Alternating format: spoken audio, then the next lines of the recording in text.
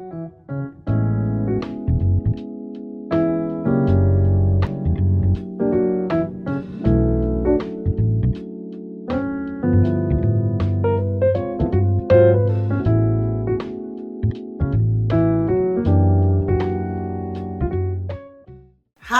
How y'all been? I know it's been a while. Welcome back to my channel. This is Coffee House Confidential with me, your hostess, One-san Neko, or for my non-weeb or otaku native speakers, Big Sister Neko. And you already know this person. This is ALS, my friend, and we are continuing on Whose Life Alchemist was this? Yeah, and I apologize for the delay. Life be life. Life was lifing. And we'll get into all of that too. But yes. the glow up. I know. Hey, We did a little something, and you ain't stopped me, you dead bitch. Okay, anyway, so Neko, I noticed that I know we were in a rush to get here. I know, because I'm trying to get it out for you guys. But rushing. I don't have the drink, and it's Coffee House Confidential without the coffee. I know. I wonder what's going on. I got something special. You want to have one of these? Okay.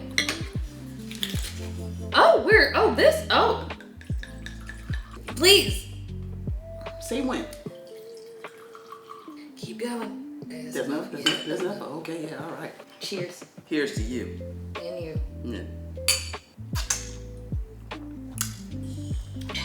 I gotta breathe a little bit. It's all right. It'll do the job. For a special video requires special drinks to get us through, because I am more than certain there will be no hiccups. This is gonna be the final part. We're gonna pick up where we last left off, which was April. Now we are in May.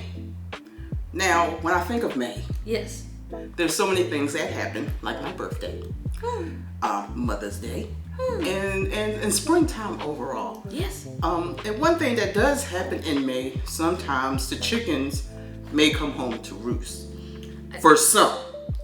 Apparently for her, is what she's trying to say. Yes, so we're starting off May right after April with the canary in the mines. She had some warnings, didn't take heed. So we're gonna see what those turn into. May 7th, it's in the DNA. The robbing Peter to pay Paul shit I be telling you about. My mother does shit like this. The stuff my mother does. Like my mother's a cutting corner type of.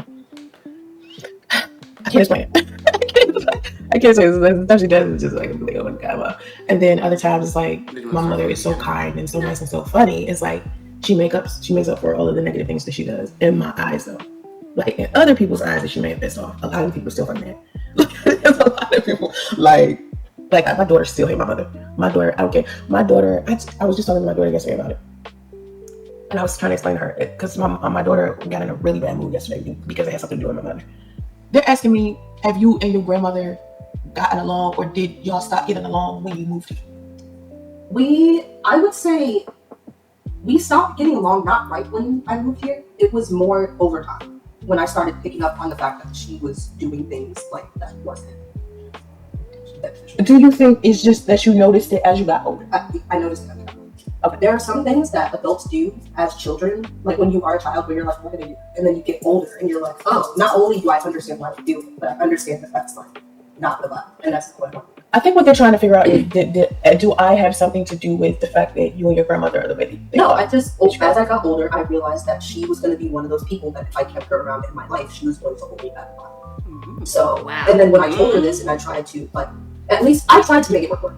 Yeah. And she was not happy. So I was like, okay. We're good. Well, I mean, I think she's better with it So now. much to get through. I know. That's what I'm explaining to Yeah. them. I'm explaining to them that I'm trying to forgive, right? Because that's part of the healing process. I need you guys to forgive because it's part of, being family. And like I was telling you about Kira, with time. But the way Kira was when she was younger, you could relate to this. I'm more comfortable with making it work with Kira. I'm a data analyst, data scientist, business analyst. It needs to be remote, motherfucker, and it needs to be $120,000 a year.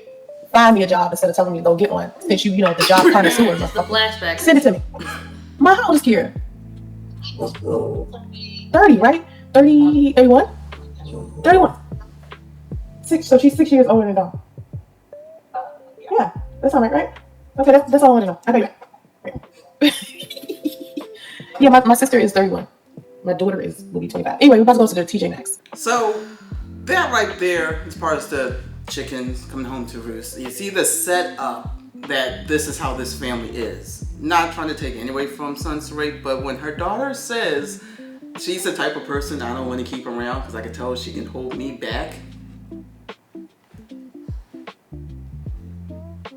Mind you, and if I remember correctly, this is from when we had left off with our to be continued, was in April, where she finally explained why Dominique had walked away or stayed away via the bathroom of a Safeway. Yeah. To now Dominique is present in the space. So forgiveness, talking to, I don't know, but now she's present for videos. Yeah. Visiting. And this is something that I just picked up on. Like, you have the ability to call your mother up for some nonsense. Oh, of course. To verify your sister's birthday.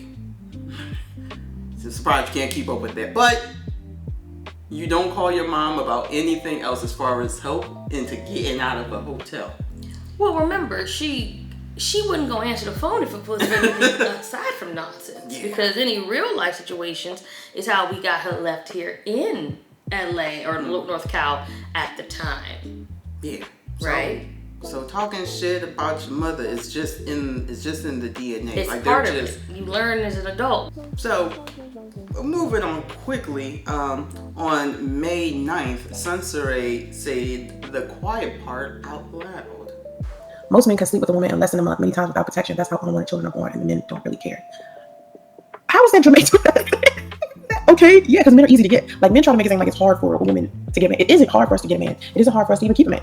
It's finding a man who's a good man. That's the hard part.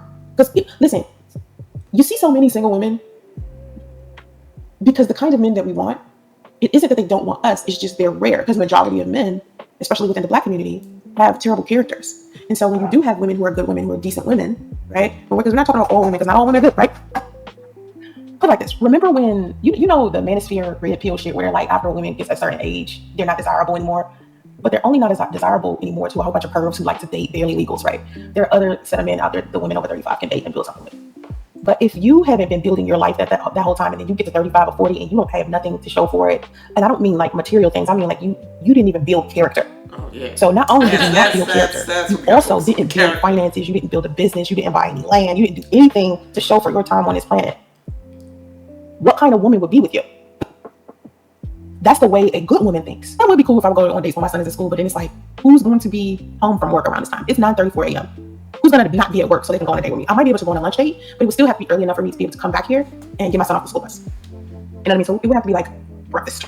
But it's just like most people are at work around this time. Unless they're working remotely. I mean, I may be able to have lunch with a guy, but we're going to meet a guy. I don't online date. I had like a Bumble up. I had Bumble. And then I had OkCupid for a little while. I like it. I like online dating. I never liked online dating, honestly. It was never something I wanted to do. She never liked online dating. It's something that she never wanted to do. And what's so crazy is, like, you failed at not getting on an online dating. You weren't there. You met these men.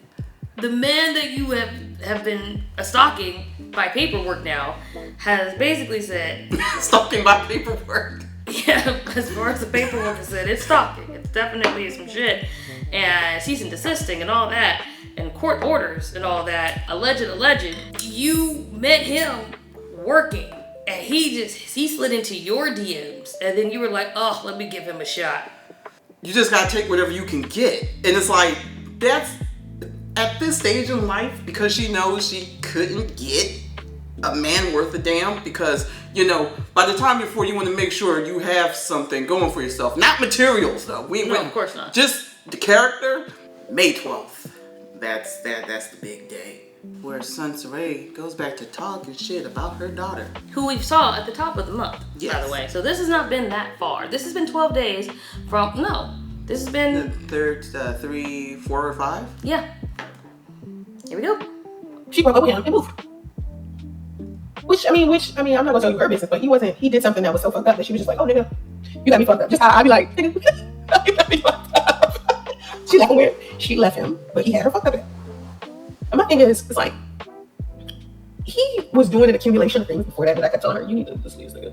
You should just love him the first time. That's why I always tell women, leave their ass the first time. If you don't leave their ass the first time, all you're gonna do is a derivative of the same shit that's getting on your nerves. It doesn't change because they're showing you their character already. I was never using her for her money before. Because this shit right here. We don't post shit like this. Okay, where are your proof of receipts that I was using my daughter for her money? What magical money did my daughter have that I was using her for? We're gonna put a pin in that. Oh yeah. Okay, explain to me what magical money I was using my daughter for. Where was she getting all this money? That are coming up because this is hitting me, and it's not even. It's like you're actually like lifting up. They pay something. They pay a nickel. No, they're just in her chat. Right, but that's crazy that you don't turn that off. Well, otherwise nobody's talking to her. That's also maybe because it's not great what they're saying to you when they talk. Wow. All right, couldn't be me. What was the money? Where was the money that I was using my daughter for? How did I use my daughter for money when we living in the car? Think about what you're saying. If she had all this money, why would we be living in the car? If I could use her for money, why would we live in the car? I think I would be thinking. You don't even think about what your content. And she known me to always do content. And so she pulled me away from doing my content. So she felt like by her being around us, she was holding me and her brother back. So she went to go live with this dude. That's what she said. I don't know. That's what she said. Wait, how do you not know? Wait, hold on. Wait, how do you say you don't know? But that's what she said. We got the, how do you say you don't know? Don't go to the red. Fuck. How do you say that's what she said, but I don't know? See, that's that internal shit. It's the whole. It's the internal shit that she thinks. Thing, Neko. It's the idea that I was doing better than her anyway. Yes, but I'm in a car, but she needed me. Okay. She thought she's being selfless. And then to say you're pissed that she then told you she was being selfless, and you're pissed by that. Oh, I'm gonna yell. Okay. I mean, she did that on her own. All I said is we both have money. And either one of us could pay for it. Like me and my daughter are not one of those people that be like, so which one of us gonna pay for this? It don't matter. Like one of us gonna pay for it. It don't matter. So when we went to see Sinners, I already had money. I already got my Facebook check. So even if it was me that would pay for Sinners. Okay. So we don't have to even play any games anymore because y'all can see this on screen. This person says exactly what we're talking about. Yeah. You said yourself that she was paying for storage. Mm-hmm. You've said that she's paying your phone bill. Mm-hmm. You've said she pays for the hotel. That magic. And even those little outings when the boyfriend was around, the two of them were paying for you guys to eat that food and shit. Right. What do you mean? Imaginary money. I just want somebody who doesn't have it. It's a movie call ticket. It imaginary. It's not a motherfucking. Call it imaginary. It's a movie ticket.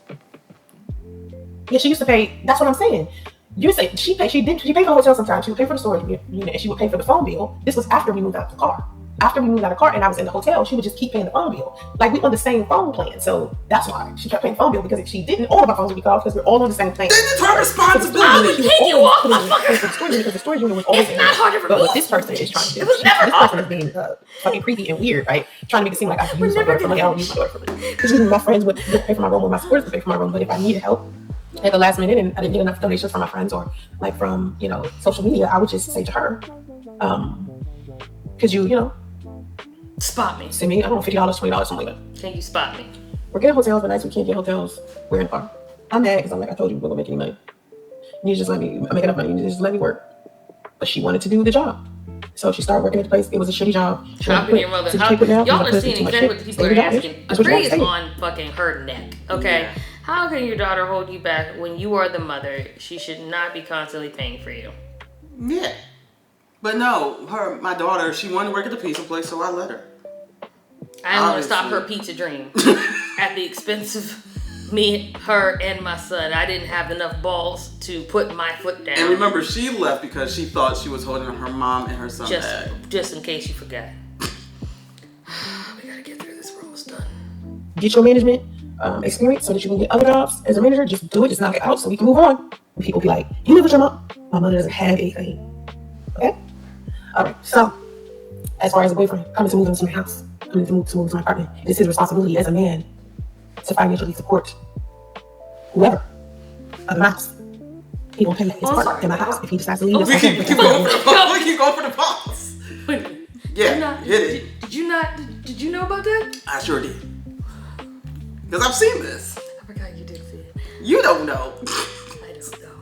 I don't. And you remember? I mean, in Now it the all previous comes section, you back. were like, I don't like learning about this stuff. I don't. I hate it. I still hate it. And we've been a whole another fucking 7 Yeah. months or plus. But now we find out why the boyfriend left.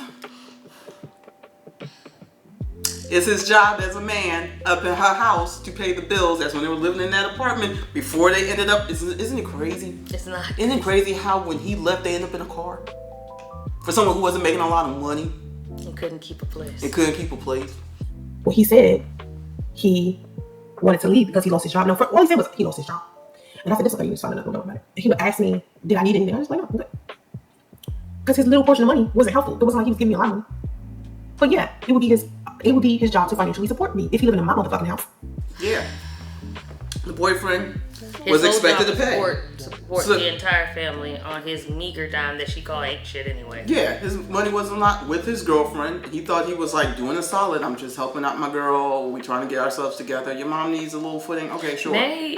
The title of Chickens Have Come Home to Roost. Yeah. They plop their asses down in this roost. Yep.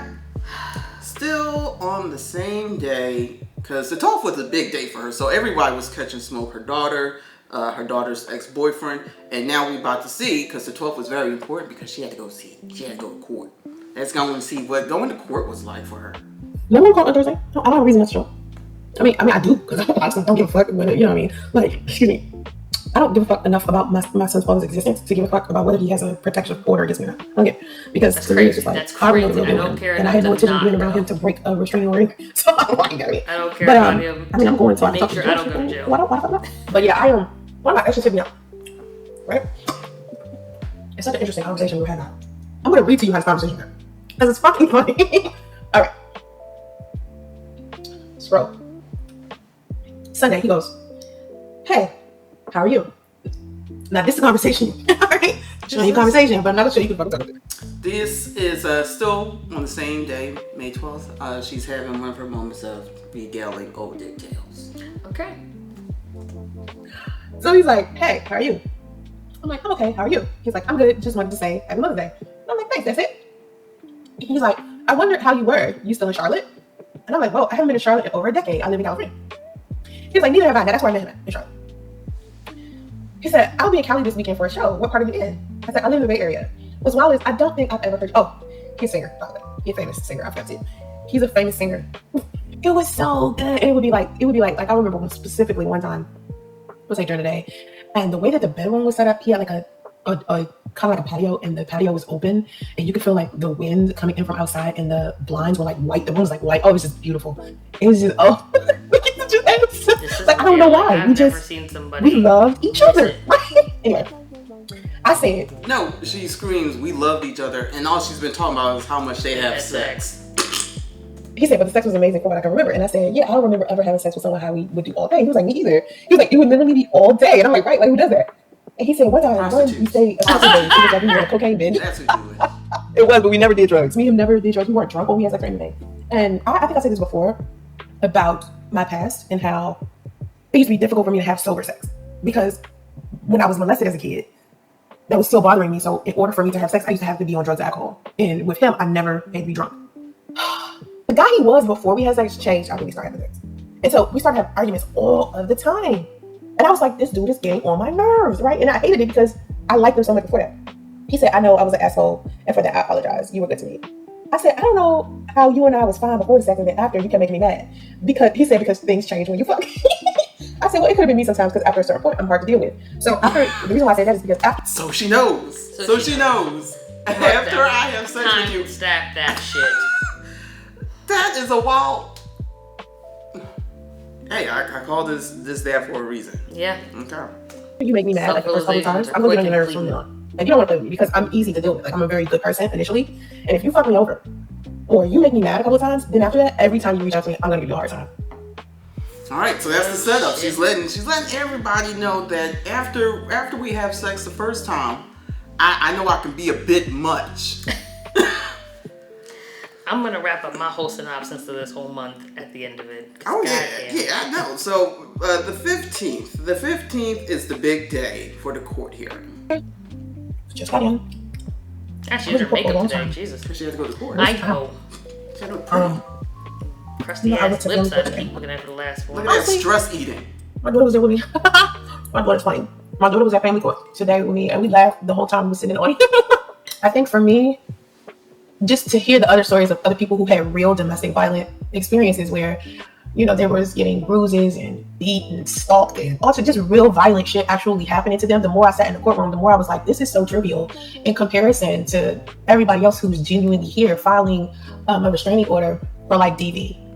Pay someone back for something that they did to me. I totally accomplished that shit. Yeah. And I was thinking to myself, when someone is a victim of something, right, and they're trying to be vengeful, you say something like that to them, like, okay, you paid them back, that's enough, right?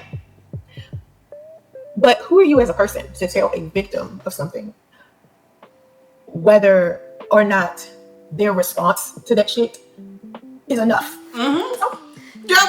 Don't tell me I'm done. I know what I'm done. Literally every plot of any verse of Kill Bill and John Wick you've ever seen. Yup.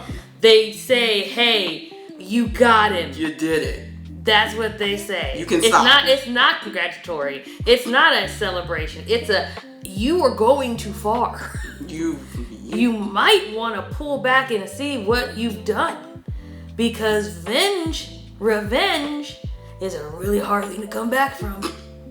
And they're trying to give you an out. God damn it. And the judge is trying to teach her. Is trying to tell her, look, you did it. And she's like, You want a cookie? yep. And she shoved fries down her gullet. Go ahead, Soncerae. Let us know how you really feel. Something.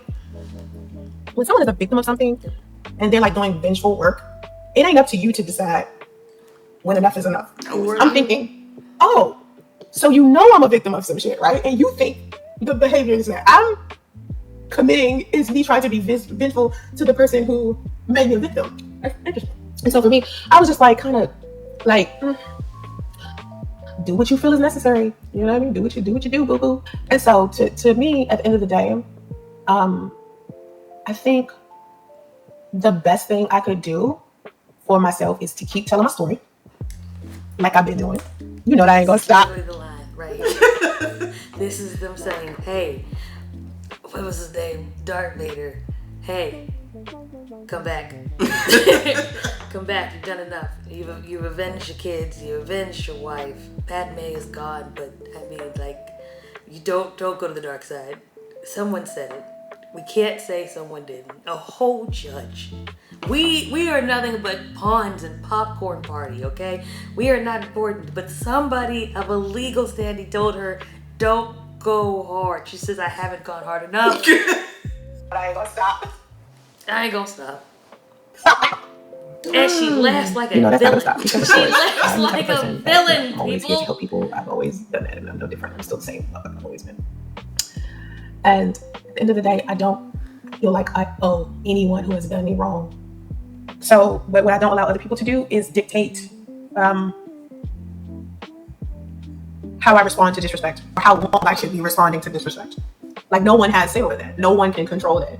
Not Like, even a once judge something and a is court done order. to me, Fuck 'em. I have every like right in the world to come for their throats. And I think when you're the type of person who is that way, you still have to deal with the consequences of being that way. But I did want to be like, just show up, you know, like a responsible adult. But I didn't fight it at all. I was just like, nah, whatever. And I think I was supposed to like wait behind and get some paperwork. I didn't wait. Child, once that judge was like, say what that judge said, I was like, all right, I gotta I think I was supposed to stay and get like the file clerk to give me like a copy of everything. Like, and I did. I just left because I had been sitting there all day, and I was like, I didn't want to be there to begin with. I had been sitting there since like 9, and it was like, I don't know, 12 or something. Like, All day. I don't know what that was. 3 hours. I've been sitting here too long. All I've been sitting there for day. almost like 3 hours. I was like, All day. That's why she ain't got no She had job. so much to do. Graphic design work. I should do that. Clean up. She had It so much. got cleaned up, but it's still. It's still a crazy. It's still. She had time to, Oh, what to a make perfect this. screen. Shoveling more food in her mouth. So that's her and how she feels. And obviously the takeaway is if she feels slighted, how she responds afterwards is appropriate. And you can't tell her that it's not. Listen here, Judge. I don't give a God about it. I'm gonna keep going. And I'm gonna keep being that same. He knew and I stepped on his neck. I'm never giving up. Well, here's the other part about that. Like, she doesn't even have to fuck a man to have her vengeance. May 16th, please. Basically, if you get him So away. let me put this. And I remember when I was sworn in, and the judge asked me, did I want to just go ahead and be okay with the filing? He then asked me, did I want to continue it to another date to gather more evidence? Or did I want to just have a court hearing that day? And I said, let's go ahead and have a court hearing that day. When we're in the middle of the hearing, and so I document everything, I don't delete anything, and if I can't prove what I'm saying, I just don't even bother saying it, or I say it and say, I don't even have any proof of this. So I'm gonna say it, but I don't think that this is, I don't know, right? I don't have any proof. So with everything that I'm gonna say it, but I can't promise you a paper. That's what I heard. I'm gonna say it, but I don't know where that's at. But I'm gonna say it. So if you got it, that's crazy. But like, hey, paper trails. The idea, and I can say this stuff for afterwards, but like the idea of being summoned to court where you have to prove your innocence and your attitude is, I don't care. I don't care what you say. Do what you gotta do. I give up. It's so telling of the guilt. But it doesn't. Oh, we need to finish because the thing is, it doesn't matter that she doesn't care. Yeah. Because she keeps saying, all this is my son. So she's already making up her excuse. Yeah, it's about my son. And right. It's like, it's about my son, and it just so happened that he's the father, so he gonna get this smoke. Yeah. But again, it's about my son. Why are we doing this? Yeah. And that's the crazy part. It's the delusion of, I'm not going to take care of myself because I don't care if I go to jail. I'll care if they try to put me in handcuffs. And then you can take care of my son. My son. His son, my son. No, we're going to keep going. We got to keep going. On the 20th of May, we go straight to her blog here. In the blog, she puts it all out there. Can't stop, won't stop. Talking about the judge, we got the date. You can pause if you need to. But she got this whole man's face of the judge. Yeah, yep. She goes into full detail about all her feelings. She got all little bits of evidence of where he was, quote, wrong as a judge.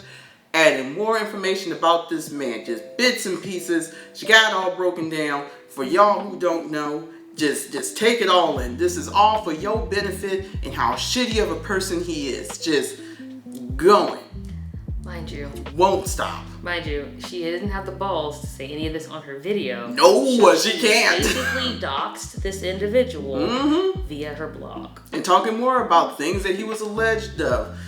Showing whatever courthouse she was at, so you know the building. Going into dates of his, incidences. Yep, that are public records. More pictures of him, because obviously. And because he's a man. Black man. He has a penis.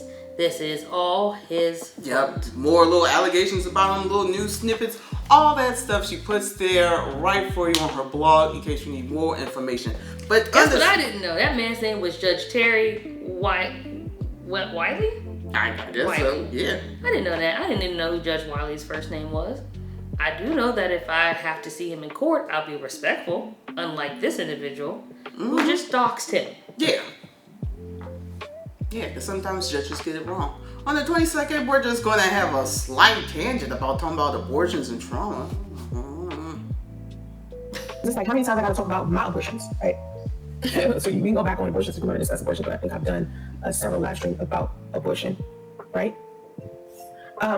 Abortion, that's why I think it's cruel, because I did it before. That's why I think it's cruel. That's why I didn't do it when I got pregnant with my son, because I think it's cruel. I think it's a bad idea. I think it harmed my body. It harmed me psychologically, so I'm sure it harmed the children that I was supposed to have. My mother made me have my first one when I was 15. Okay?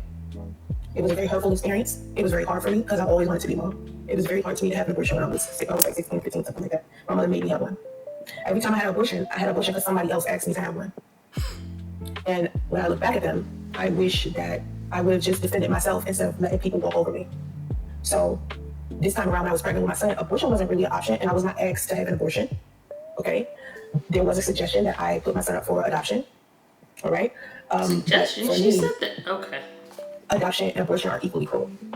Adoption's wrong. You're giving your child a chance. Of everything that I'm going through associated with my son and my daughter and things like that. So as a mom, and remember, Mother's Day just passed, my son's birthday just passed. So I've just been going through a lot in this little bit of time. I went to family court, all of that stuff happened. I found out, some fraudulent stuff about my judge. Things like all of that is like a lot to deal with at one time. And a lot of people don't factor in that I'm a human being and I'm going through things that are just fueling up or making my trauma from the past resurface.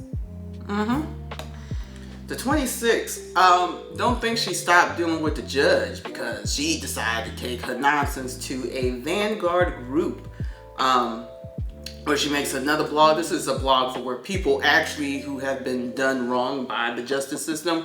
Obviously, she tossed her hat today. So everybody can know what she about. May 26th, we got the date. We got a couple of comments, but she puts up her whole thing on this actual website where actual people who have been done wrong. So she wants to throw her stuff in there. Even so much so she has to mention that she was a life coach for 20 years. Don't worry, you're going to get her whole life story in this thing that's meant for specifically where the injustice happened. But just in case you need like her full background, going on down, that's where it's all located at. We got a couple of comments here. Maybe one or two people believe her, but that's all she had going on. And to end May, on the 29th, Kathy, her mother, is supposed to help. John Adams Sr., I'm aware that every time you post in my comment section, you got something weird to say. So I'm going to give you one last try. Okay, but I'm going to answer this question. It is my mother's responsibility. You know why it's my mother's responsibility? Because my mother volunteered her services because she knows that I am here alone, handling everything by myself, and I need help. So my mother has taken on the responsibility to handle my phone calls, and that's it. Because my mother is not here. She lives on the East Coast. So my mother, when I'm handling my son and I don't have time to sit down and have a meeting because I'm dealing with other meetings, my mother will handle it. And if I'm overwhelmed or emotional or angry about something associated with the IEPs that I have to go through or the misconduct of my son's teachers or them not watching him and doing things that they're supposed to be doing, and I'm already stressed, a little frustrated, my mother will come in and have the conversations because my mother is a lot calmer than me because she's not here dealing with it one-on-one. Okay. After we began the year talking shit about her mom, we're gonna end it with her mother is supposed to help because she fucking volunteered. My thoughts on May? There's a lot of groundwork being set up here.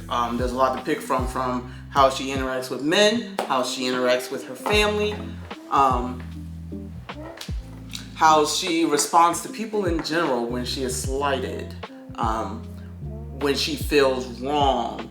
She feels completely justified to do whatever she feels she wants to. There is no limit. You cannot stop her, and fuck you if you think you have the right to tell her otherwise. What are your thoughts, if you want to wrap up? Made with some big old fat bullshit. And you said it as eloquently as possible. I know I fucked up that word right now. That's fine. I'm gonna just say right here, though, that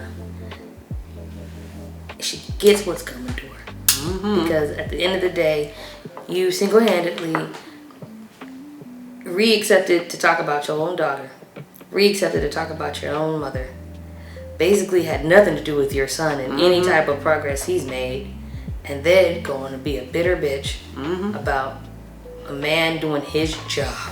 Okay, so here we are at June. New man, new year. Starting off on the 1st. Now, June 1st is a very special day, simply because it is her birthday.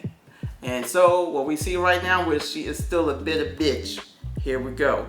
Yo ex is probably somewhere telling his new girlfriend how bad you were, and she's smiling like she just won the lottery. 2 clowns, 1 circus. Now that's her slick way of trying to still take jabs at the baby daddy, but my best she can do.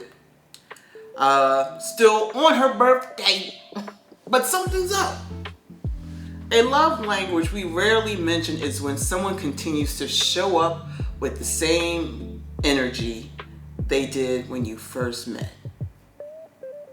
That may seem like nothing, but stay tuned.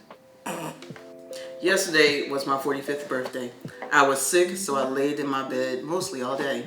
My daughter took my braids out. I went for a walk that morning. It was beautiful out. That's it. You gotta finish. You only got through two lines. You gotta finish. Pull it together. Pull the fuck together. But it was the first birthday since I got pregnant with my son, when I had fun the whole time and laughed.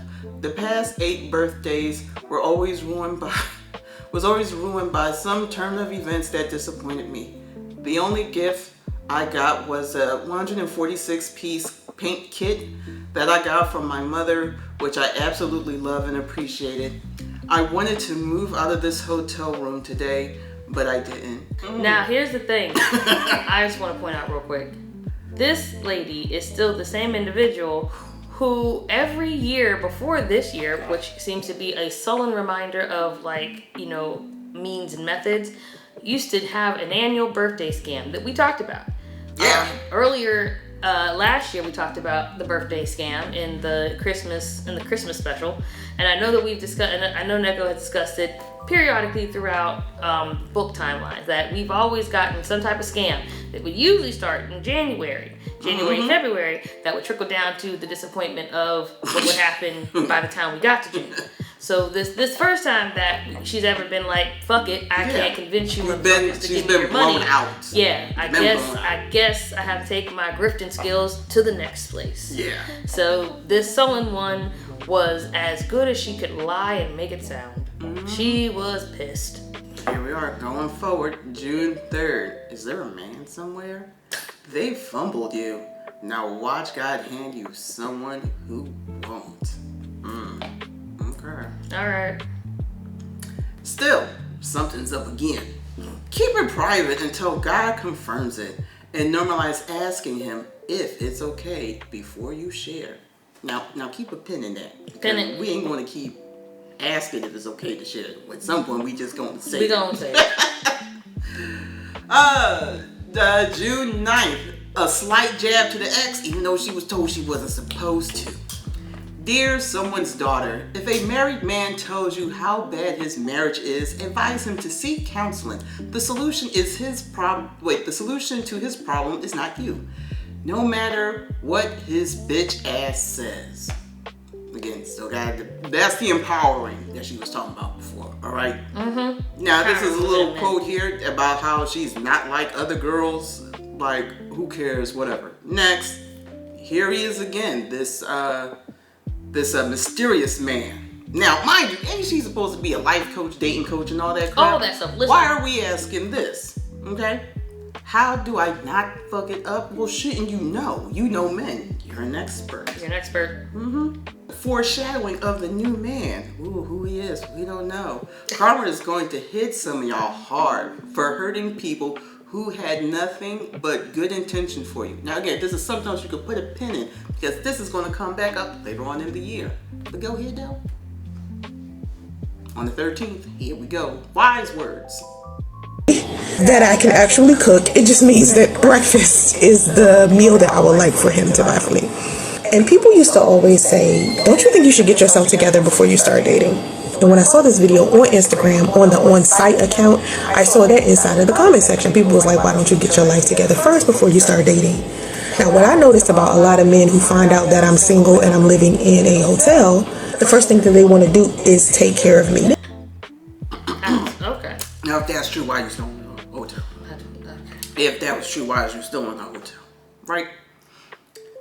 Here we go with a how I met my obsession. Now, here is just a brief overview of whoever this new man is. Someone flew in from Atlanta. They went to visit her. Now, this could be someone new. We don't know, because she mentions how she goes to the Hilton. Keep that in mind. Here we go again. Whoever this mystery man is, we gotta praise him. I don't care how dependent you are. And then she got the brown heart with the ring. Get out of here. Ain't nothing like having a good man you can count on. Here she is just reflecting on life. If I'm being honest, I've realized that love is often what I missed out on while growing up. If I could share my entire story with the world, ranging from homelessness to feelings of abandonment, without casting blame on others, I would reveal that I've been through some shit no child should endure. No shit. June 15th, something special happens. Oh shit, here we go again, y'all. Right now, I'm at one of the Hiltons in San Francisco. And I came here because one of my friends from Atlanta, who I adore so much, who I've known for about 15 years, decided to fly out here to come and stay. He was like interested in me, and he was providing for me and being everything that I needed in a man. And the interesting way that caused him to become that man was because I was posting on Facebook every day talking about I wanted a husband to buy me breakfast every day. And because he's been my friend and thought it was so fucking cute that I was on social media saying every day, I'm looking for a husband to buy me breakfast every morning, he thought it would be fucking hilarious if he just sent it to me. And the Hilton is uppity, but it's not like his uppity. Like, what he chose is a whole nother, like, I was like, nah, I'm good. Could you imagine being homeless and talking about the uppityness of hotels? It's too bougie for you? Yeah, because you're so low to being so low brow in just motels. I'm an easygoing girl. Yeah. You can put me in a Motel 6, and I don't think it's the Ritz. You know, a Best Western. Four Seasons. Give me a Ramada. Like you ain't gotta put me in the Ritz. Like, I don't. What do you mean? The Plaza in New York? Oh my God, no. The W in LA? Oh God, no. Please stop that. Get out of here. No. Island Paradise Inn? Perfect. I swear. And for me, I like chain hotels. And so this is like my first time being at the Hilton. But when you have like Hilton honors, like the guy that I'm dating, I can't believe I'm saying that they're date someone. Like, wow. We gon' see. Way you cut. It's so crazy. We gon' see. Y'all understand? Neko has to like find these parts, and I feel like she has a sixth sense for it. It's kind of disrespectful how she's able to do this. Oh, we gonna see if it's gonna work, y'all. Now here we go. On the 15th, we riding high after riding dig. When you meet someone new and you open up to them, pray. If that connection was divine, deepen it. She is all in with 2 feet. What's next? Lying to a woman to get what you want out of her doesn't make you a player. It makes you a predator. Real men don't manipulate, they communicate. Now fuck you, you asshole. I guess something happened. Something had to have happened because we were just writing poetry. Writing dick and poetry. Here we go. Now on the 17th, we're getting a little bit clingy. We get a little bit clingy. We get a little clingy, and I mean, adult autism. What she has to say about this? You know what grinds my gears? Self-diagnosing adults who claim they have autism. I don't like it. Let me explain. I'm seeing a lot of people claim they have the autisms because it's seemingly like this trend. Oh, let me say I have autism. That explains my misbehavior all this time. Like, oh, I was an asshole or a bitch or no one understood me. I have autism. That's just hard. Kind of imagine what kind of life you can have as an adult. I'm worried. So the high-functioning autistic people who may have had negative behaviors or may have been confused about life at some point, I just hope that they're not blaming autism on the negative things that happen to them. Do you understand what I'm saying? But no, how she's eating. Why do you always do this? You know what I'm saying? You have this is terrible. Oh no. Let's move on. Let's move on. I hate being a baby mama. They're like, don't date single mothers, don't date single mothers. Like, why? What's so bad about dating a single mother? Got a decent schedule, we cook all the time, we got sex. Most of us drama free. Maybe I'm only thinking about me and the baby mamas I know. You know what I mean? Because we be chilling, like, I ain't got time. I got time for the drama. I live in a hotel, yes. I've made it my home. I've made it my own. I've been here for about 6 months. I was trying to figure out what kind of life I would have if I stayed here for over a year. Maybe I'll move in with her. I don't know. We're talking about it. I don't know. That's something to think about, though. I'm about to bounce back. Tough times. They gonna last long, baby. So, as we can see, she's happy. She's got herself a man. She's dancing and shit. She feeling good, right? Okay. Let's see how long this lasts, huh? On the 19th, we're feeling a little bit insecure, you know? Fellas, how do I know if a man is showing up like a husband in training, or a friend with benefits. I don't think it'd be hard to distinguish between the two. But now we're going to go into some subliminals again. 19. I'm not the only woman who would make a good wife, all right? But I'm definitely the one like me. Sure. Desperate for a stepdaddy. It's very clear right here. My son took one look at him and said nothing and went back to sleep. So obviously the kid don't care about the guy. Sure. The insecurity intensifies with this one. Very, very apparent. All right? Let's go to the next one. Now she's being a little bit defensive. I see why you're single and nobody's coming to save you from that hotel. Actually, he came for me. That's why you need to mind your business. Loud and wrong, he saves me. He saved me yesterday in a way you will never understand. He comes through for me. Don't you worry about what he's doing. Try to figure out why your dick is dry. Again, we still insecure on the 21st. No matter how handsome he is, if he's accessible to other women, he loses value. Sure, okay, fine, lady. Now, we're still insecure and we're doing this thirst trap shit. What you're missing is insane work. Let's go. Just insane work. Keep going. Okay, now she locked in. I'm only getting... So this is already a red flag for me. For someone said I'm only getting married once, that means you are really taking this death do us part shit for real. It's crazy how, and maybe this is the thing that women do. I love women with no man that say, I'm only doing this once. Like, you have no basis yet, sweetheart. What do you mean? Like, you don't, anything could happen. Anything. He might be the one marrying twice. Okay, now she's pressing the issue in regards to marriage, right? Like, you just met this individual, but you already are like, we're in this, and I really want to emphasize how important marriage is to me. Now, we're going to see on the 22nd a Facebook post about her breaking her celibacy, just going into gross details about all that took place between her and this man. So you, the man who already tapped that, don't you forget that it's still there. I don't know where you at, but it's still here if you ready. Yeah, thank God that man didn't choose me. Really? Is that what we're thanking him for that when you were whatever? Okay. He chose the one who can suffer well. I just can't deal.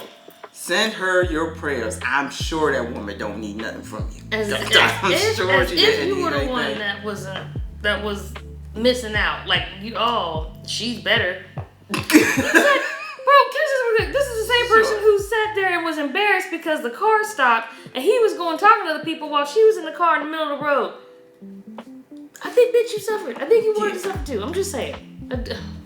Now, on the 23rd, she's being a little bit defensive. Men told me I was celibate for 8 years because I'm undesirable. Now I finally let someone hit that. Didn't marry me and y'all mad. Now I don't understand how that even works. That you were celibate for 8 years. Mm-hmm. You slept with another man. Now they mad that man slept with. Allegedly, men are pissed. Yeah, that's what she's basically saying. Okay. All right, let me. I finally let someone hit that. Marry me because marry me. Yeah, you know she don't got commas. So I let someone hit that comma. Didn't marry me, comma, and y'all mad. Laughing emoji. Okay, she has 52 likes and 77 comments, which always make sure that if there's a comment, that means she clapped back. So yeah. It's actually half of that, so it's about maybe 34. And 1 share, which probably was her to another post, to another channel. Let me be clear. Nobody cares the way she thinks they do. No, this isn't 1,500 likes or... There's not even a single mad emoji. There's nothing here to indicate that there was a bunch of men banging down the door calling her a harlot or anything for you to have to post this like somebody's supposed to care that you finally got some.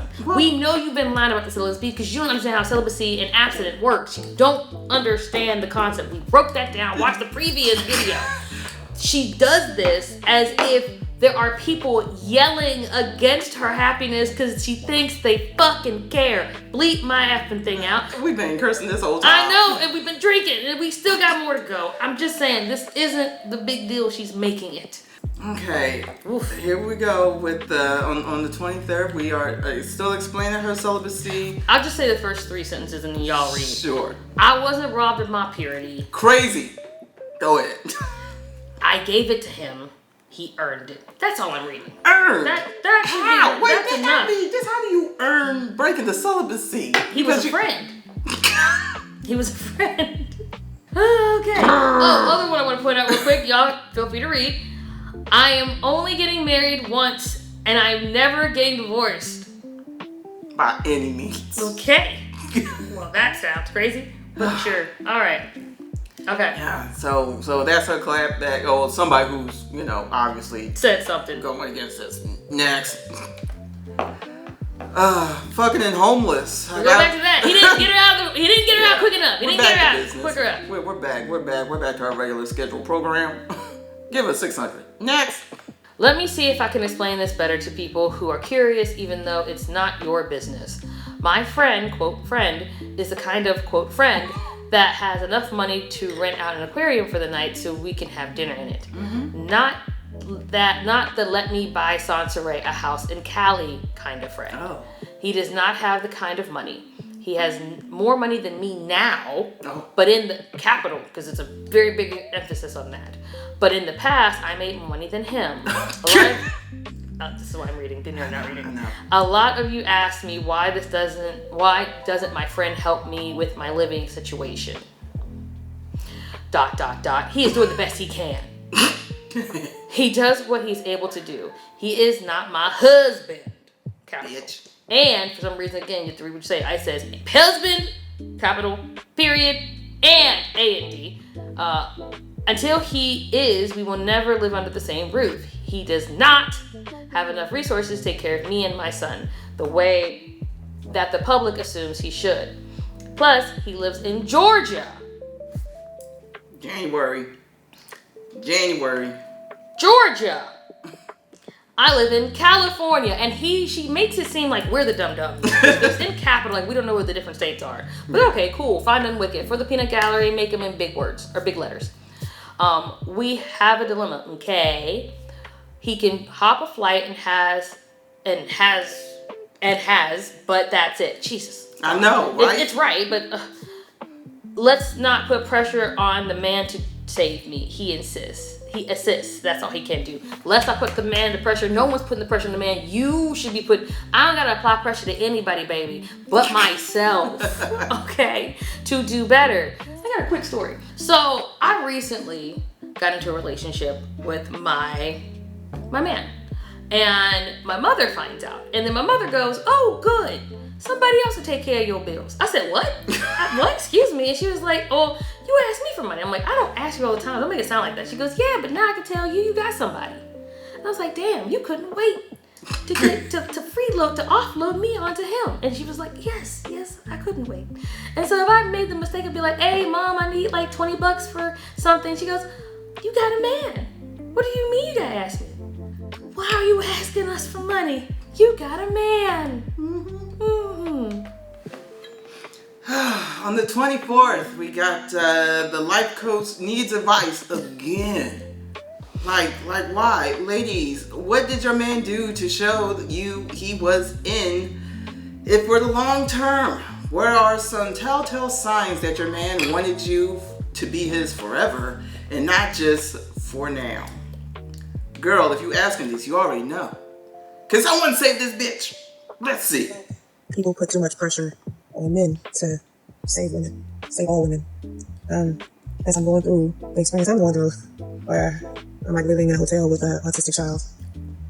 When we start talking about me trying to date someone or someone is interested in you, the conversation around that then becomes, well, if he's interested in you, he at least needs to be able to provide you with a place to stay. when he doesn't know whether it's going to work out, especially if he's had broken relationships in the past. He had a People in whole my life marriage. do the best that they Talk about can broken with relationships. what they have.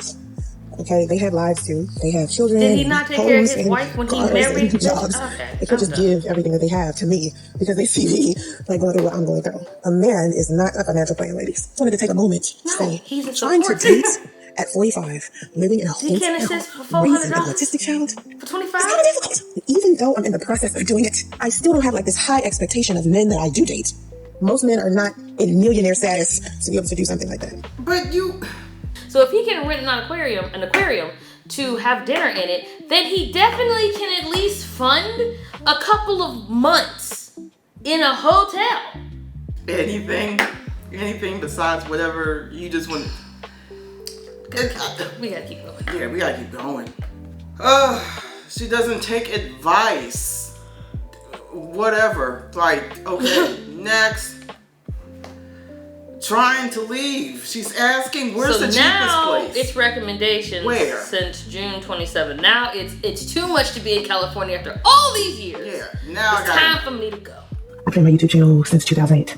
And let me just tell you, I've had ups and downs on this motherfucker. The same way I've had ups and downs in real life. The current stage I am in life is such an interesting one. If you didn't see my last video I hated.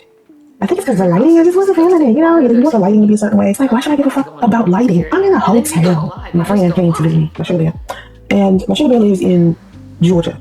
People ask me about him all the time, like, why hasn't he stayed you? Like, why are y'all not living together? It's like, honey, I know this man for a very long time, but I'm not trying to rush into a marriage. Like, a man is not a financial plan. I'm not trying to rush. Because I'm going through something, I feel like if I want to be a decent partner for a man, I have to do better. I have to be better. He understands, he knows. So he knows I can get myself out of this with his help. And that's what he does. But people are expecting this man to like sacrifice everything he has and then suddenly just pull me out of California. Men have lives too. They have kids, they have houses, mortgages, rent, car notes, and all types of stuff. And for people to just automatically assume that a millionaire is just going to fall from the sky and save me from my situation is just strange to me. It's just like, I don't see that happening. The way you end. I don't see that happening. And then the look down. Well, these are her faces. I just catch the perfect moment. But yeah, now she's stressed. Okay. She's stressed. We went from dancing and shit to now we got a literal stress ball in our hand trying to control ourselves. She did do that. This is she. Well, June 29th. Someone who sits on their ass with no job, no responsibilities, and nothing better to do would be able to post more. Clearly I struggle with it. So next time you want to accuse me of sitting on my ass begging for donations, use your head first. Sure, ma'am. Now here we are halfway through the year. In January, I started back up again after one of the toughest years of my life. I've been working on improving. If y'all see it happening, then let me know in the comments. These are her long-term plans. Somebody just asked her a simple question, and that's the answer that she gave. That's June. A year older, and a new man. And how quickly that relationship fell apart within a month. Well, wait a minute. No. There's no. Okay. I will advocate to this. It didn't fall apart. Okay. Not yet. All right. Right now we are still in defense mode. We getting some good mode. We got some good. and now we're in the I'm defending him because he's still by my side. Fuck y'all. Yeah. Y'all want him to be my Captain Save-A-Ho. He's not gonna be that. He's gonna be my rider, my side guy. I can still do this. I have faith in me. But also give me a recommendation for where to move to. Because this guy is here and we're good. July, to have and to hold these L's. The L's are love and lose. You could not wait to chapter these fucking months, dude. Pour me another glass. Yeah, we gotta refill. We gotta re-up. Oh, July, right? Now, coming off of June, we got a lot going on. Now, shout outs to STL for allowing me to use his footage because we're going to address why I had to use his footage because I was not able to access the raw footage because Soncerae did a thing and that will pop up in August. And I'm going to hold that anger when we get to August. So again, shout outs to you, STL. here we go with July 2nd with her talking about Sugar Bear. This new man, he's got the cutesy name of Sugar Bear. What's she talking about? That shit, just I don't see that shit. It's wig. I can't with this wig. It's wig. It's wiggy. I don't like it. Yeah. I don't like it. Yeah, it's fucked up. It's like Yeah. slime or something. Like, Yeah, I don't like it it. is. I haven't liked wigs in a long time. So anyway, Sugar Bear. So I wanted Sugar Bear to make a decision about me and whether he wanted to take me seriously or not. And I gave him an ultimatum sometime in like February. And I was like, well, he kept saying he wanted to come here to see me, and I would not let him come see me unless I knew for sure that he was serious about actually being with me. I was not trying to play him out. He was paying for my room when he could. And in January, after he had been paying for my room for a while, I started my GoFundMe. I started asking for donations more because I felt like him and my family, just everyone who had already been sending me money for the room, it was beginning to financially drain him. He makes decent money. He has an amazing job that he loves very much, and he is an executive, so he kind of just, he has the bread, but it's just like I wanted to be smarter with the bread. Because he'll send me anything. Like he will send me anything I ask for, gives me. But I was like, we gotta find a better way to do this or you won't get financially drained. So I started asking for donations to help. I had my birthday and I said, I miss you. I hate the way things went. And he was like, I'll be there next week. He came. And he got here and we talked and I bought myself a seat. And I'm glad it was him because I was ready. I'm ready. I'm ready. Finally. But you know what I'm talking about? Like, this is no click. Like, I don't have to do shit by myself. It's okay. You need a relationship. You know what I'm talking about? So, he got a time frame. Yeah. So you're seeing how it's taken hold. And the thing that I find most disturbing is that you see the break, the mental break that she's going through of this man and what it could be, what it should be, yada yada.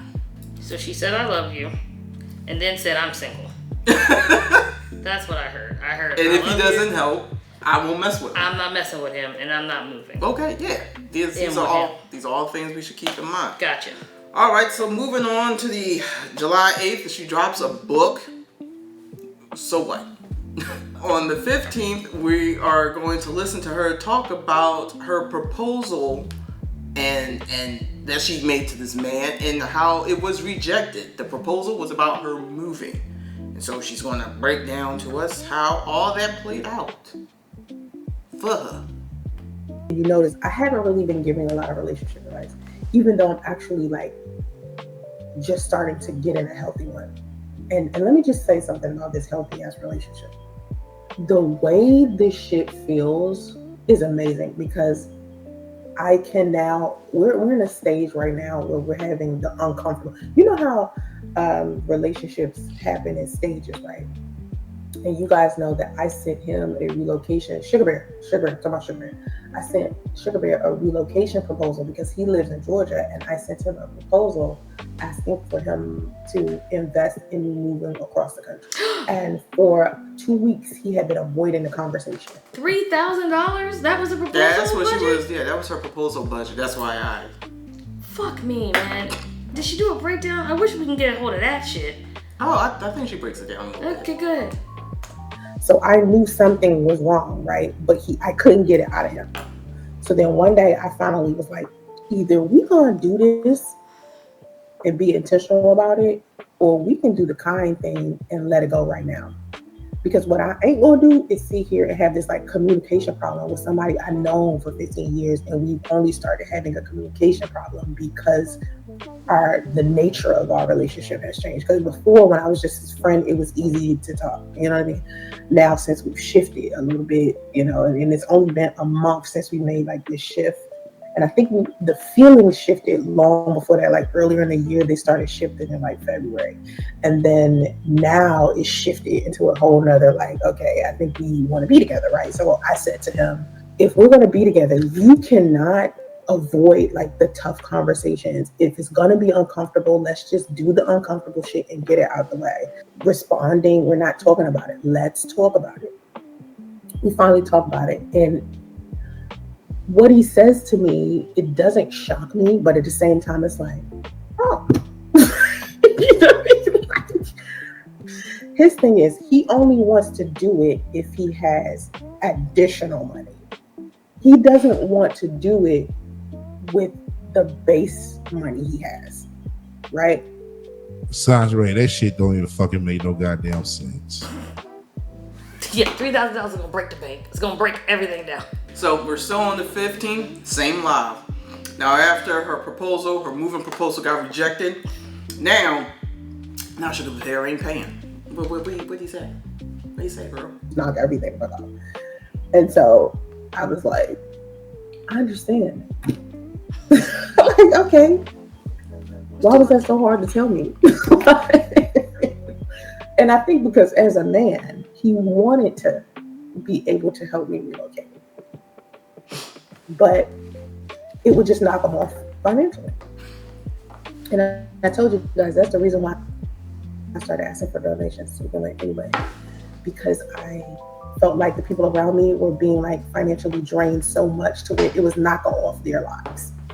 Remember, I would post and I would say, this is how it all started with me. I was posting, I want a husband to buy me breakfast every morning. This is how it started. And he started sending to me to be funny.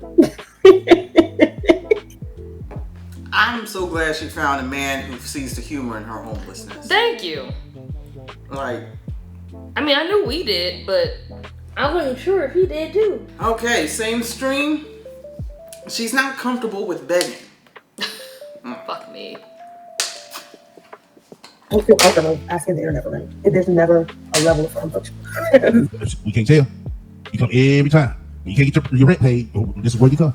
So I can make it look like it's easy, but it's very difficult being the kind of woman I've been most of my life. She makes begging look easy. My life was very, You still was digging in. but most of my life I've been very successful. When? Where? Boy, I tell you. I've been very interdependent. When? Where? The only person I've really ever depended on is probably my mom, my daughter, maybe someone that I'm dating, regardless to what you're asking for. And the reason why, and I'm just speaking for me, I don't know about other people, but for me. Yeah, speak for yourself. History of Soncerae being on the internet has been begging and scanning. That's all it has ever been. Specifically. The reason why it's extremely uncomfortable is because of the negative responses. It's been difficult because of the negative responses, i.e. people don't want to give it.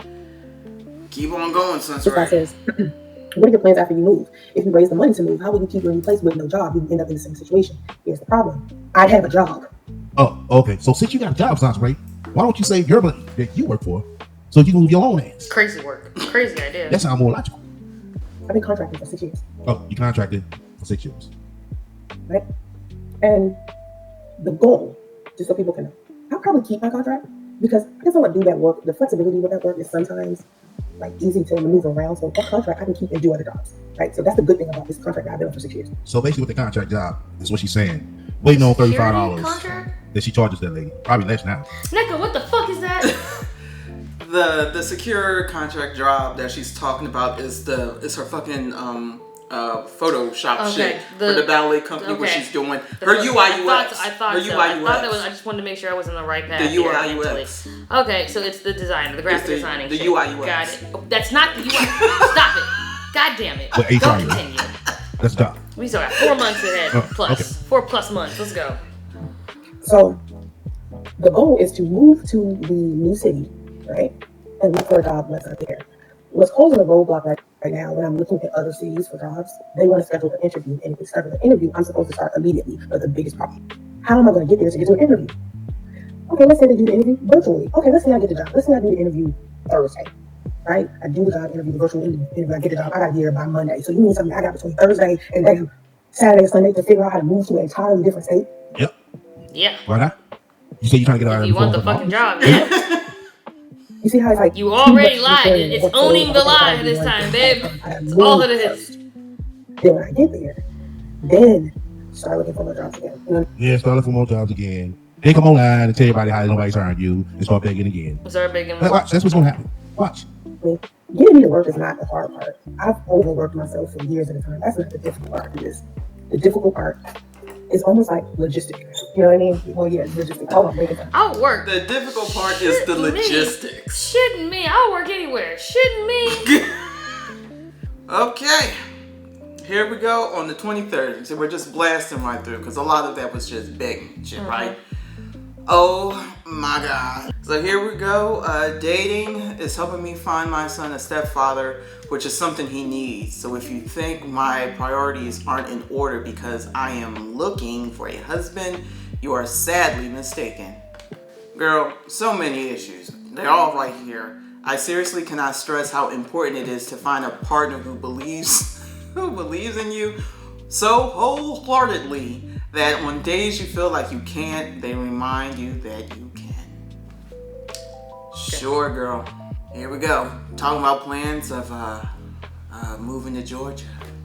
I am in the process. I'm dating right now.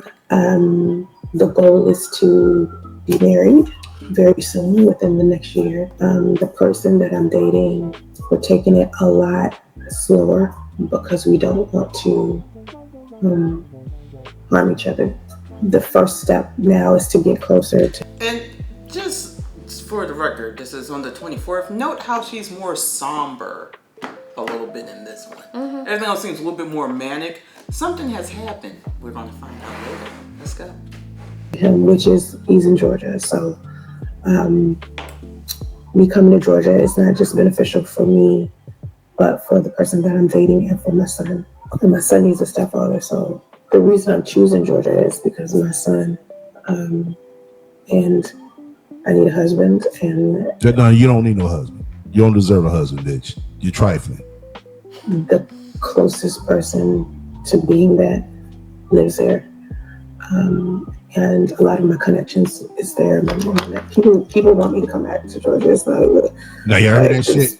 Yeah. Y'all heard that? Oh, people want me to come back to Georgia. But as soon as this bitch get down there, nobody won't help me. Watch. Can I just say too that there was a conversation done in our previous video that I lost my shit. Yeah. Collectively. Because I was under the impression that this was the first time this was being discussed. And I didn't know that she was already having machinations on moving, because she was giving you the okie doke and the fake fade with, oh, what about Nebraska, or what about Vermont, or Connecticut, like all these places, when she knew she wanted to go back to Atlanta. It was always where she Georgia. was going to run back to the same bullshit nonsense that she always did, and that was the only other place. Okay, here we go. Trying to defend her relationship. What you gotta say about it, Soncerae? No, that's just you being messy. You just being messy. You, a lot of you think this will want to block you because Now she want to block her. every time in my chat bringing negativity. I already know you're gonna How be does negativity when you're the one that said that, Soncerae? blocked from this one. So just for the record. So when I share things about me and Sugar Bear, I tell you certain things. I don't share everything about us, but nothing about he and I is like a one-sided thing. It's always both of us. What we're trying to do is get out of the old habits of being toxic towards each other as far as communication. As I get patient, put it like that. So I'm working on being a little bit more patient and being more open-minded to the goals he has and things that he needs to accomplish as a man, instead of demanding something from him that he may not be capable of like handling, you know what I mean? Because of all of the things he's already juggling. I wouldn't already have kids. He wouldn't have been married twice already. I wouldn't be in California alone by myself to begin with. I am a social media personality. I am an author. I'm like this big person that has a lot. I have a large plate, and to expect just a basic man to be able to take the plate out of my head Now I see why I left and that. carry it to the table. Yeah, It's just not realistic. Baggage and shit. I'm gonna take this plate and I'm gonna bring this heavy ass plate to this table. I mean, that's the my sister. Yeah. Now she mentions a big plate. there's a reason why she does that. Let's go. Let's see why she brings that up. We already behave as a couple. We don't have the "are we dating" conversation. We already act like we're married. It's I can't explain it. It's You never can explain that. It's like you will only know what I'm talking about if you've been in a healthy relationship or a healthy marriage. Like anyone who's been in a healthy relationship or a healthy marriage knows. You don't have to act like you're married and claim to be in a healthy relationship. It's natural. Someone else might say, "Oh, y'all act like you're married." Her, this one over here, hers and her. You can't tell me they haven't been married. But I'm not expecting her to say that about it. I'm expecting to be telling people, "Hey, do you know how she acts with her man?"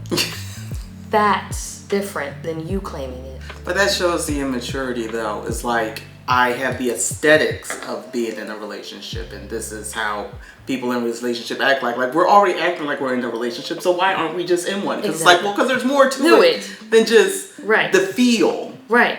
The conversation, there's no where we stand conversation. There should. We talk when we can talk. We both are busy like shit. We send videos to each other when as far as when I moved to Georgia. For him, it's... When she moved to Georgia for him, it's what now? When you get here, it's on. Yeah, that's my guy. I don't see us not being together. I just don't. But, you never know. But we do know. We do. We do know. Because you tell us. And it's also the signs. The signs are everything's there. Pretty obvious, but you tell us. Yeah. Now, what I meant by the whole big play thing, if I have the clip, I'll just insert it where that comes from. But essentially, she crashed out on this man. What? That's why I mentioned that she seems way more apologetic. In this one, she seems more docile because she crashed out on him. She made a huge post going off on him, talking about, I'm trying to think roughly about how, she got into a big thing with him about how he is responsible to do A, B, C, and D. And his response to her was like, look, you got a lot going on. You have a big plate and I can't carry your plate and my plate at the same time. So after she heard that, he's saying, you're doing a lot. You got a lot. I don't think I can take that on. She was like, oh, okay. I'm going to delete all this bullshit because she's notorious for that. Saying wild shit and then delete it before the man sees it. I know STL for You did touch on that, so you can go to his video to get the full context. But essentially, she crashed out, deleted the post, and act like it ain't never happened. So here she goes, sound like I'm way more level-headed. More composed. I'm more composed. Like, look, you guys, stop thinking he's supposed to do this, all right? I have a big plate. I got a lot going on. I have baggage. And so it's wrong for me. It's wrong for you guys to want me to put this on him. I did too much and I listened to y'all. And now this is my fault. So I'm going to be the bigger person and be like, naughty, this is my plate. I can't make him grab this too. Oh my God, he's got enough on his plate already. He got his own What am I doing? Yeah, as if you're in a healthy relationship, he has to carry his baggage. I have to carry my baggage. And together, we can carry ours together. We can hold hands. Yes. Anyway, that's where all that comes from. Here we are on the 25th. Bitch made herself tired, which is easy to do when you are a borderline schizophrenic. And so now she's just gonna slow down. She's exhausted. I mean, I'm exhausted, and I think you would agree just listening to her. Yeah. Moving on. Whose fault is that? Well, my child is supposed to have a better life than me. I mean, yeah. Sure. It's all same day, folks. What the hell is this? What the hell?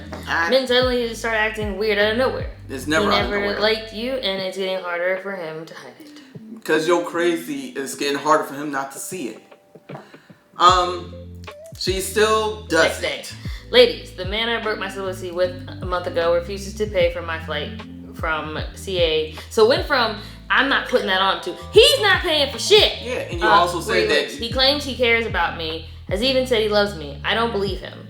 Should I hit him up with when I touch down after paying for my own flight, or should I be done with him? She's asking us now. There's 300. Now, remember I talked about how like ain't nobody care and ain't nobody in the nonsense.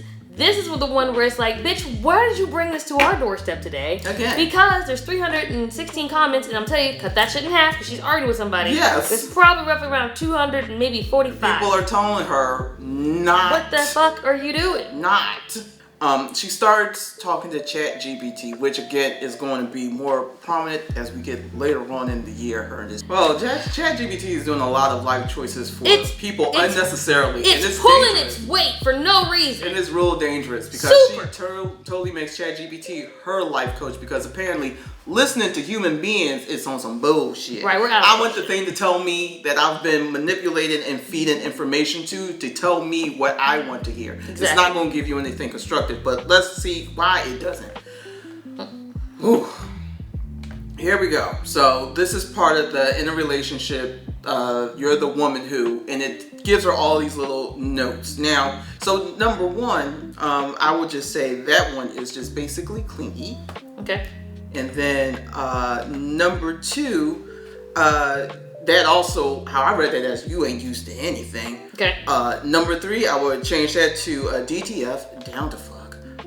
Number four, we're going to hit that as another clingy scenario. Okay. Number five, I'm going to just call that one desperate. Okay. Number six, houseway. Number seven, I will say that is insecurity. Number 8, I will call that no she won't. Okay. Number 9, F that kid. Okay. And number 10, I'm gonna call that one clingy, chaotic, and catatonic. Okay. Okay, now here we are when we move on to her green flags. I skipped that because they're all lies. Moving on to her yellow flags. Now these are the caution signs that I didn't think she needed to go to ChatGPT for. Now, sensitivity that turns into assumptions. Absolutely. Overgiven to feel secure. Absolutely. Yes. Comparing yourself to his past. Yes. Struggle to sit in silence without reaching. Yes, absolutely. Guarded vulnerability. I will say that's also true. Sir. Deep fear of abandonment. 100%. Duh. High standards, low patience. What are we doing here? Go to the next one. Difficulty trusting masculine leadership. I would assume so because your daddy wasn't around. There's plenty there. Plenty you there. had to have chat tell you. Had to have it. Romantic idealism that feels like pressure. Nobody told you that you needed to tell us how there wasn't a happy ending for Cinderella. We know that. We're adults. And then you end it with emotional loyalty before emotional safety. I mean, Do you know the difference? I don't Seriously, want to give people fuck that one up all the time. Yeah, and throughout these little paragraphs, if you catch it, it talks a lot about emotional intelligence, which I'm like, she says, I totally have that. Every person who has said that to me, it's been an idiot. Yeah. It has been an immature or a youngin telling me some YN telling me that they understand that term, and that term just fell out the sky in 2010 or 2024. Like, that's just a new thing. Don't you dare come to me with that. And then this is just a wrap up about how ChatGPT knows too much about me, and it's like it's a LLM that you feed information to. It learns predictive behaviors, and it knows what to regurgitate back to you. It's not thinking. It can't critically think. It's just. And you know what's funny? It's almost like a damn near a mirror. I have faith in the generation of my niece. You know why? She and her friends at her school all have these little badges that they made that are anti-AI because it uses so much water and electricity, and they're just data centers. So I have a future where I know that these motherfuckers that are stuck here won't succeed. They won't succeed. Okay. All right, here we go. On the 27th, normalize talking about credit scores. Unless you got something to say. Go to the next one. Go to the next one. Go to the next one. She needs the education. Okay. Next. Thinking about those ChatGPT results. Now she's hung up on them shits, which again is a clear sign of someone who is starting to form, if they don't already have it. Dating coach needs advice again. Next. Now she's scared. on the 28th. I'm so scared, especially with me not having anyone physically here to help me move. You got a daughter. You got a daughter you're supposed to be talking to. Yeah. Supposed to be. On that note, someone explained to her what she did wrong. Yeah. I can give you ladies context about my dating life so you can possibly understand my posts better. Remember, my posts always provoke thought. So look deeper. Don't you dare call that. Always consider the context. Think of me as Carrie and he's Mr. Big. You wish. I almost want to throw my computer. Yeah, don't you throw your computer. No, I need this. Carrie and Big. She's already broken one computer. She's not breaking another. That's right. WTF indeed. For the record, ... the man that I broke my celibacy with that refuses to pay for my flight is getting alerted the second I get to Atlanta. If you want to know why, tell me in the comments. No. Cause he should be alerted. For any man who would think, Like an Amber Alert. Yeah. Cause He this should be is notified. cause this is for real scary. I know a lot of men don't take female women stalkers with the seriousness as they should. But like, this man should be alerted. He should be very afraid. If anything, we're better at it. When we go crazy, it's literally a I don't want credit for this. Well, I'm just saying, like, guess. we have stuff like, what's those shows where the women went crazy? Snapped. The ones where they be stabbing folks. Anything on Netflix. Anything on Netflix. When women have a means to an end, for the most part, even the most sane, even the most crazy, they're methodical enough. Here she go explain why she had sex with him. It's not even. Well, here, keep this in mind. I'm gonna keep this in mind. I didn't break my celibacy for him.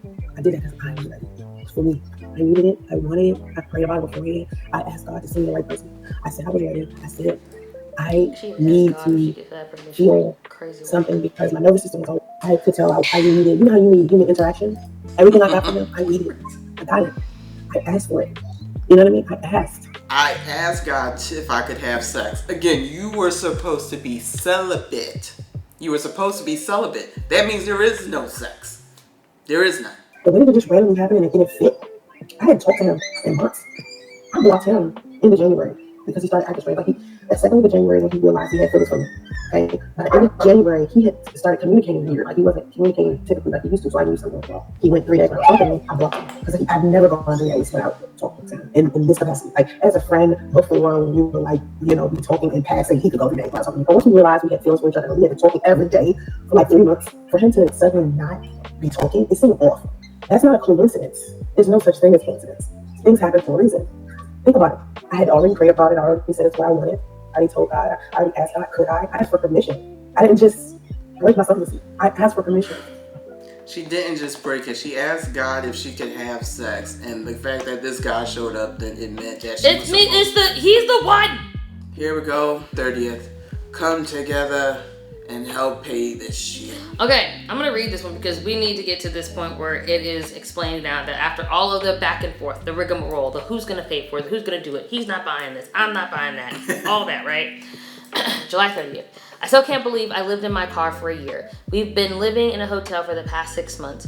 After 8 years in California, I've made the hard decision to relocate us to Georgia so Justice can finally have peace, stability, and a real home. Let me be clear, this is the first time, and you will be bleeping so much out, Neko, that she has mentioned having this move be with anything having to do with that boy of hers. This is the first time we have gone through this entire month. Y'all can't find the timestamp that we missed, editing, post, or after, where she mentioned that boy prior to it, other than it being in the encompassing, I found a guy. I'm gonna move for a guy. I ain't moving for him, I'm moving for me. Yeah. Now it's for him. Now it's for Justice. And don't include that stepdaddy shit. That was still because she. That was her. That was still her. I'm scared, uprooting everything we know, starting over from scratch. It's not easy, but I know he deserves better, and I'm choosing courage over comfort. We need help covering the basics, though, so just in case y'all forgot, I'm still doing this on my own. Flights, ground transportation, storage unit transfer. Every bit helps us take the next step. If you felt led to support, share, or pray for us, Thank you. Your kindness is carrying us through this transition. Got to GoFundMe and got to Cash App. Thank you. Gotta get it rocking and rolling, y'all. We gotta go. And then she ended on some crazy notes, on some DC shit. Thank you for joining the Justice League. It's the Justice League, y'all. To Georgia. DC, get a corpse. Sorry. The 30th. Keep donating. You gotta keep doing this. You got 2 hours. Gotta pay for this room. She needs food. Finna move. Yada yada. No judgments in the comments. Don't though. say shit. Don't say a goddamn thing. Just give the money. Give the money up. Next. Here she is saying that now she is not leaving for a man. Now, understand, this is going to be a whole whiplash thing. First she's leaving for a man, now she's not. First she's leaving, then she's not. Now I'm leaving for justice. No, I'm not. No, I mean, I am, but I mean, that's not for a man, it's for justice. She's not leaving for a man. Get your facts right. Moving on. Damo's fault. She gotta catch this one. There we go. Here's the thing that she wasn't paying for that she actually was paying for. I just give up. And I'm tired.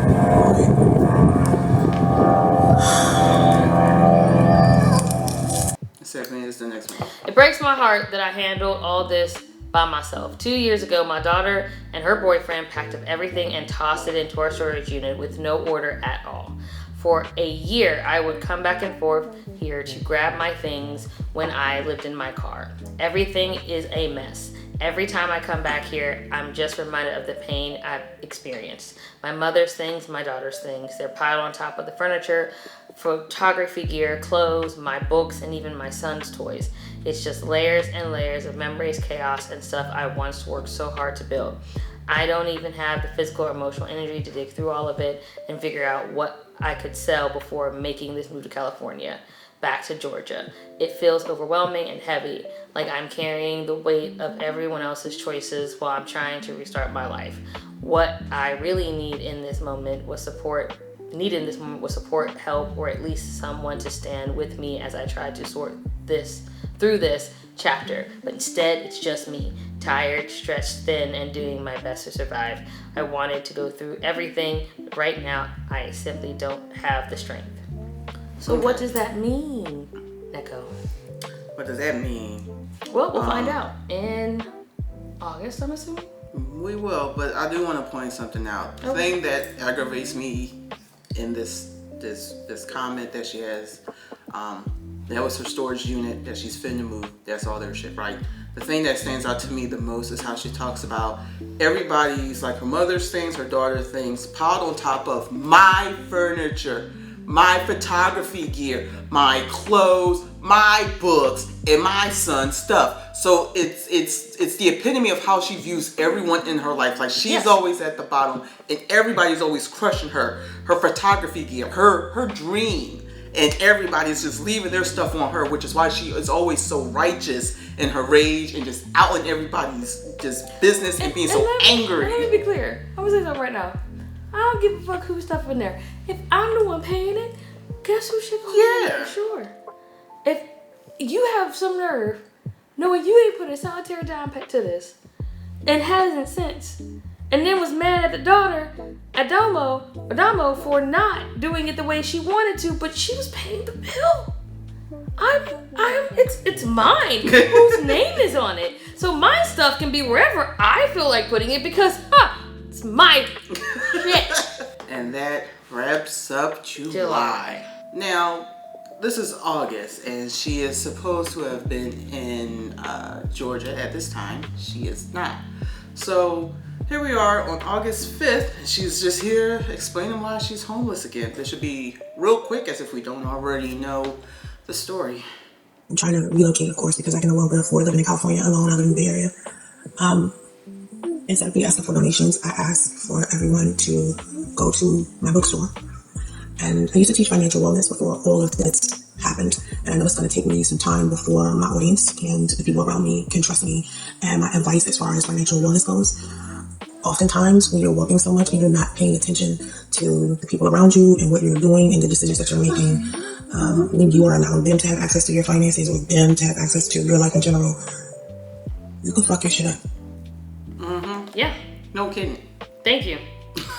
That's the only advice I could even say was worth a damn she's ever said. Now, here we are in Georgia, the 6th. We finally made it. But don't forget, y'all gotta send her that breakfast. She is single, ready to mingle, because what man? I came out here for my son.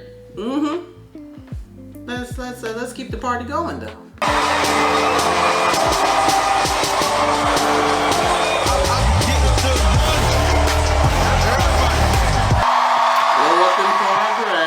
First one is, you probably are wondering, well, guys, do you guys know what happened to the storage unit? Oh yeah, no, she sold everything. Well, no, she sold some of her stuff. She got out some of her and Justice's stuff, and then she let the storage unit people have that motherfucker. Got whatever she needed. She had, her last post was, I don't care what happens. If their stuff gets sold, if it goes into foreclosure, it is what it is. I got mine, I sold mine, and I'm out. Daughter stuff, her mama stuff also got sold in the wreckage, if you will. There's so much that's happening in the Welcome Back Georgia Peach segment of August. But you know, we see people in the comments, they all happy for her, like, yeah, girl, you doing good, you gonna be okay, glow up and process, gang, gang. Gang, gang. Yeah, they're all there for her. Now, here we go on the 7th. Wasn't too far from the day of the dancing on the 3rd. Yeah, now, when you see this, it reads like a memorial, right? Essentially, rip the Damo, rip the buttons, and here we go. Yesterday, I broke down crying and held my dog for an hour before someone take him to the Valley Humane Society.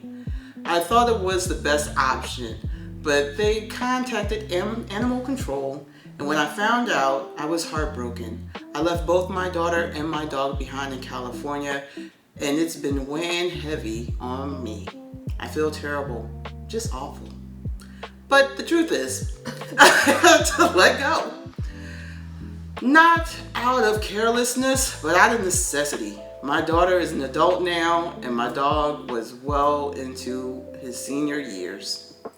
I had to release so much to rebuild myself and create a better life without neither one of them. Neither one of them. Because, you know, they were holding me back. Here we go, the rules of engagement. Don't date me to see how it goes. Date me because you know where you're going and you think it makes sense to take me with you. That only got 4 likes. Here we go. Men buying her stuff. Yeah, sure. Every man wants a piece of you. It's fantastic. Great. Next. Rip the buttons. I miss buttons. I usually take them for a walk every morning. It feels strange not to have to do that this morning. Yeah, because he's dead. He's not having to go to the bathroom and do the bodily functions of a living being. One more time, we gotta send it up to the great big B up there. I miss buttons. This is the first morning I woke up and didn't hear him barking. Again, 3 likes. Really, just a tough crowd. I like you hurt me. Only sum it up if you deserve me. You really can't be missing them if you dance. Like, I think you're not mad that he's not barking in your videos or running that singling free, right? Oh wait, there's a child. Nope, I hope y'all read the message as she shook ass. Don't worry, the groove doesn't stop.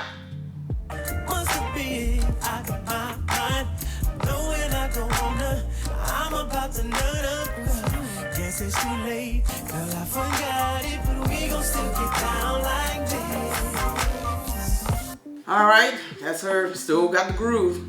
And still into what celibacy means. Mm-hmm. Yeah, breaking it down. Lessons have taught me something extremely valuable that I would like to share with you. And I learned this from the man that I'm currently dating. And it's interesting that I learned this from him. He has no idea that he taught me this. When you're dating someone, please from the very beginning try to figure out what could that person teach you by their actions and the things that they say and what they're doing with you from the very beginning. Here's what he helped me understand.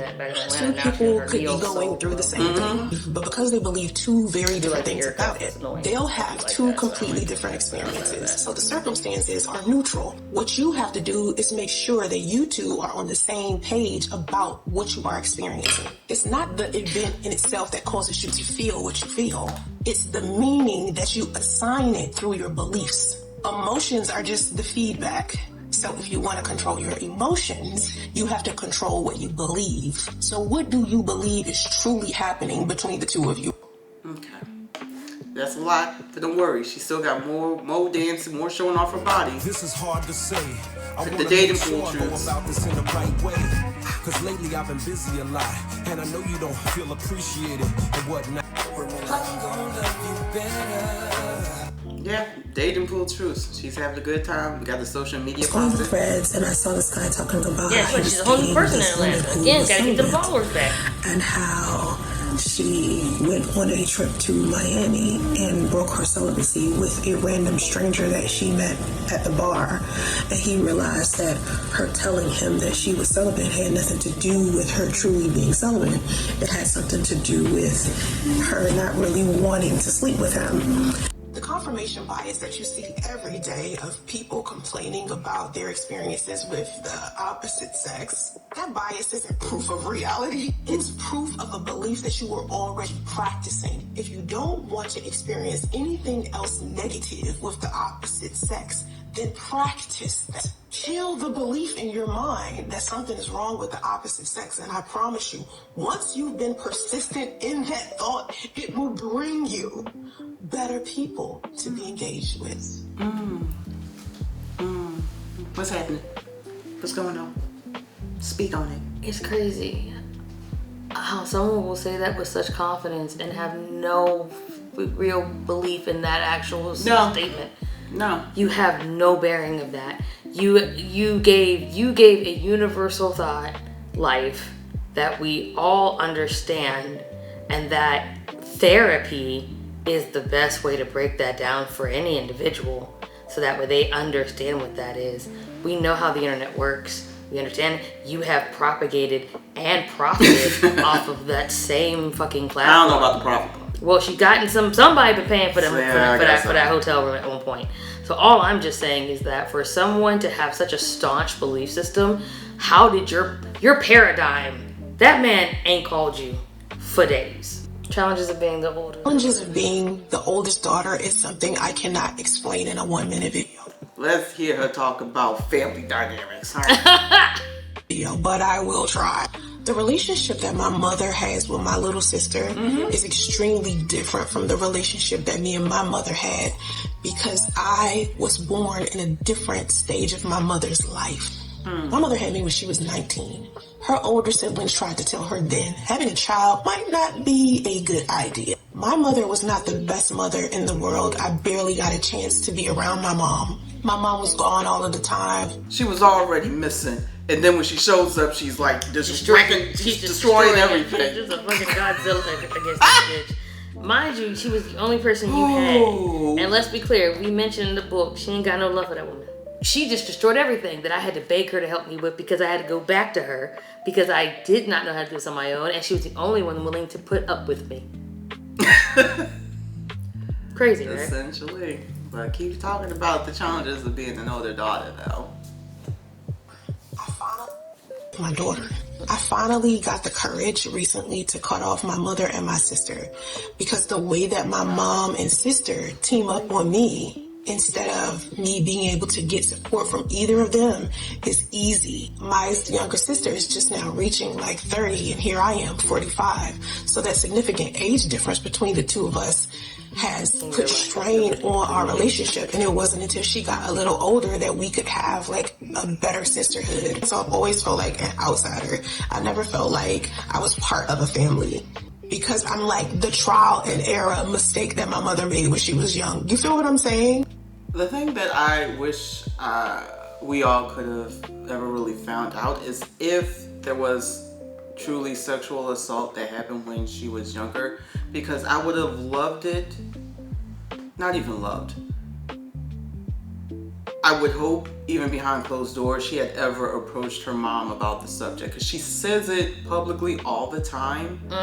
She's been around her mother often enough that we've seen on camera and shit, and I truly wondered, has she ever approached her mother about this?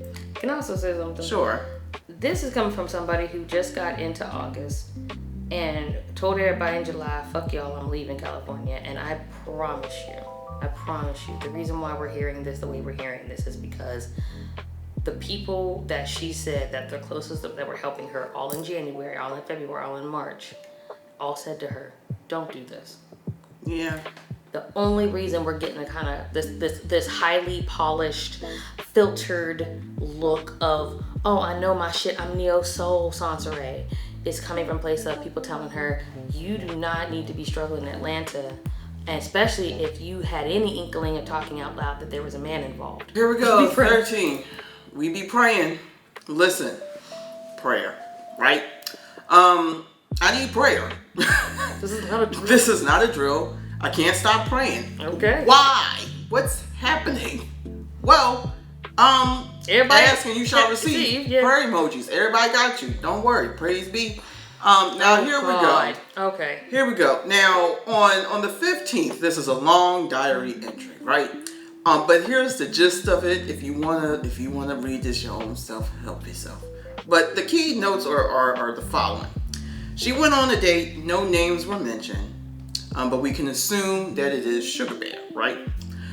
So many men wanted a piece, as she describes, but their date was rotten with insecurities that she tries to mask as dating with purpose, right? Untrue. Asking this man a billion questions and displaying that she's living in survival mode, i.e. asking if she can budget a date, then want to call it a flex.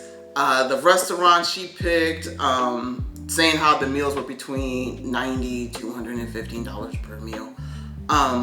Then she followed on with her date, saying how she's not going to allow anyone to disrespect her.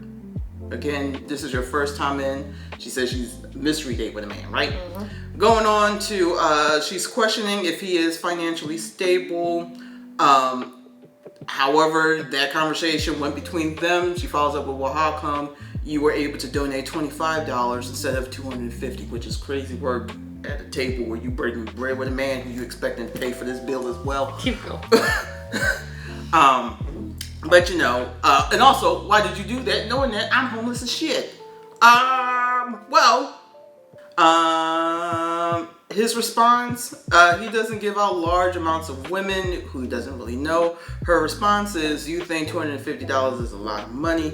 Wrong answer to what he just said. If you're financially stable, why do you think that? Which is crazy work, because $250, no matter how much you make, is still money that if you don't want to give out willingly, that you ain't getting no type of return on, I guess.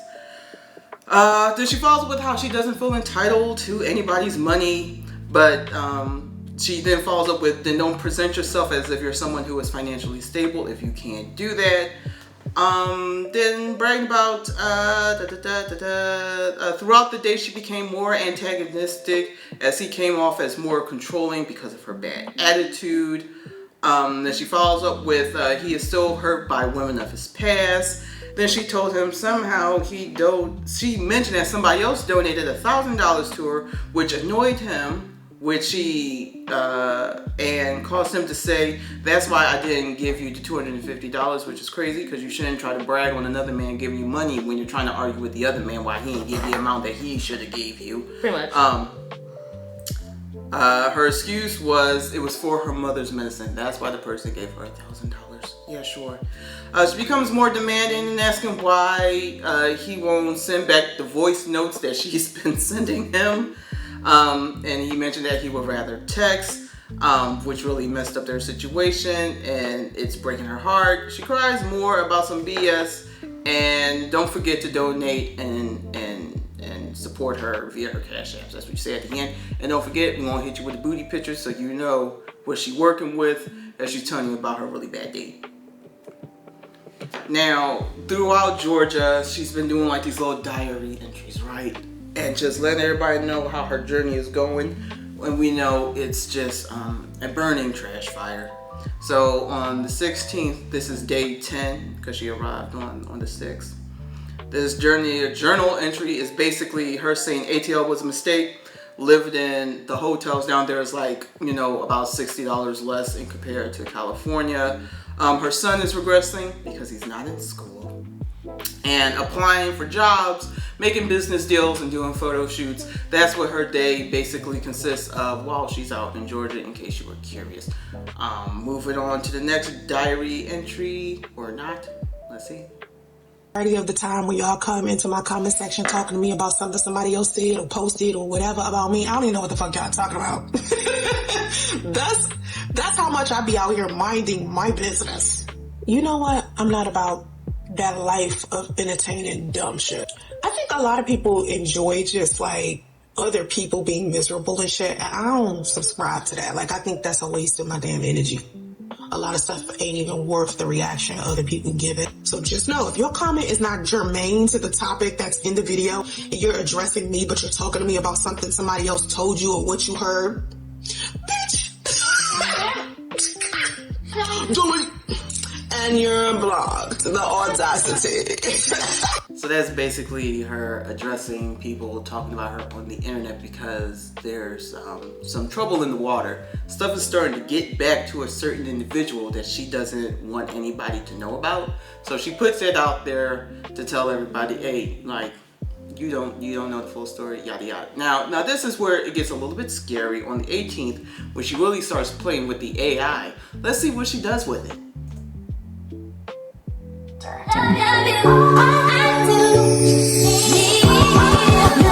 If you want to look at it again, do it again.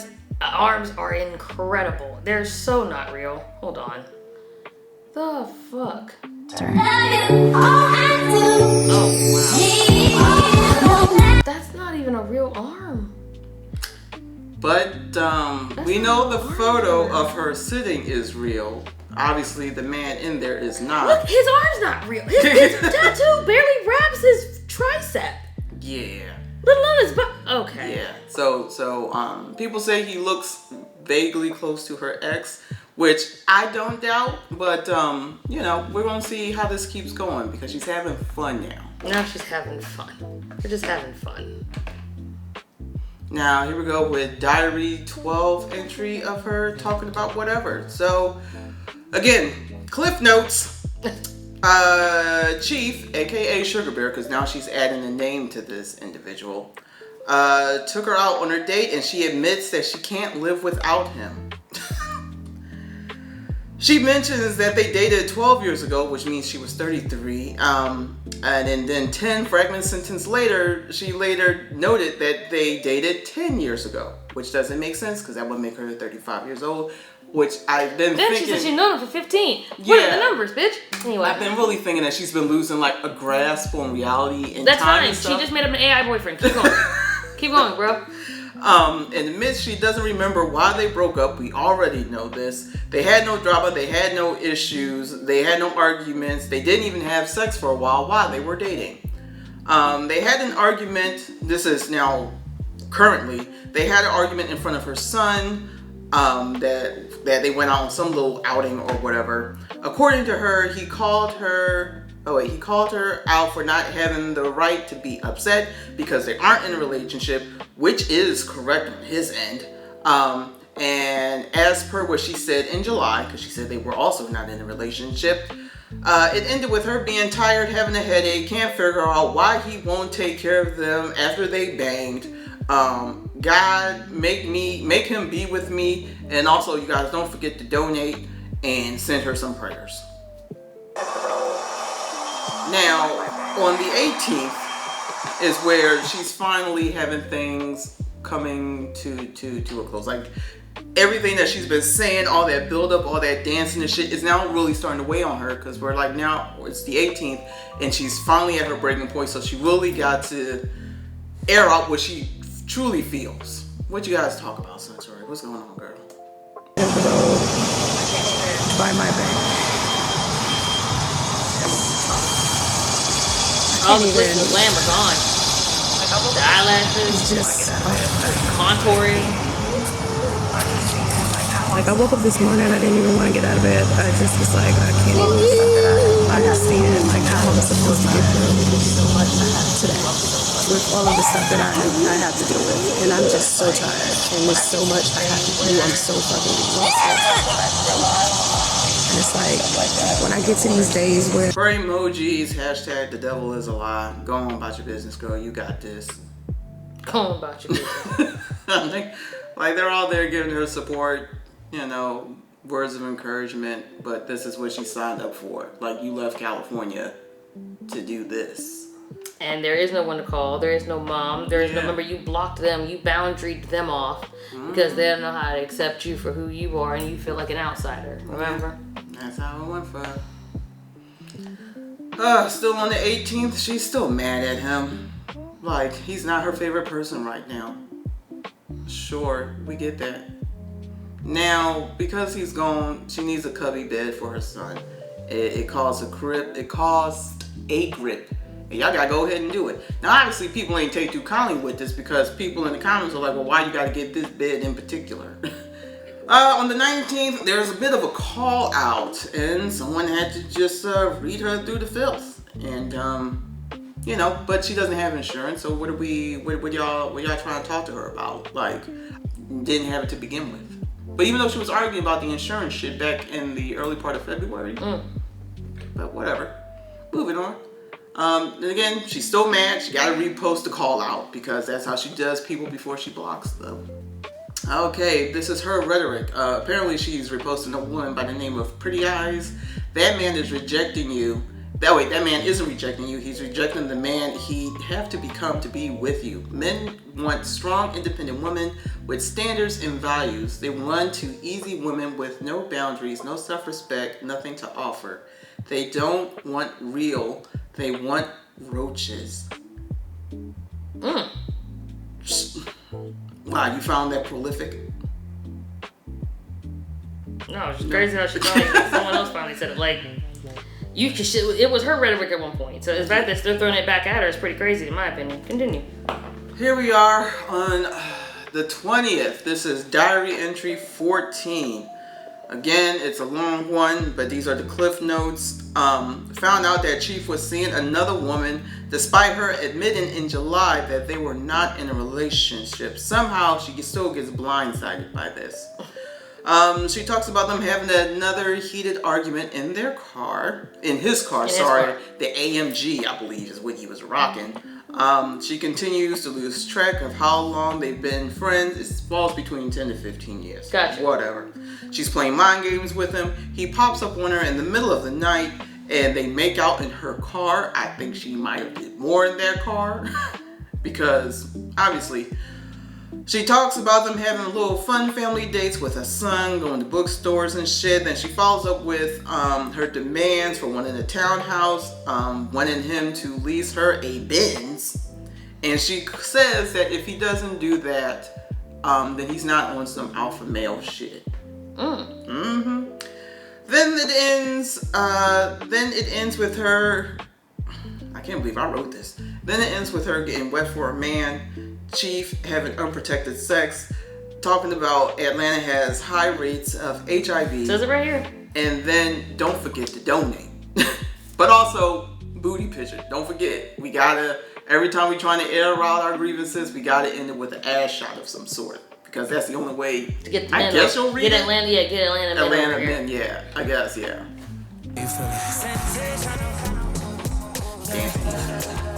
Dancing ain't never thought. No, she does look thin. She does look thin. But again, homelessness and brokenness will That's what I was about get to you say. thin. Homeless and broke will definitely get you thinner.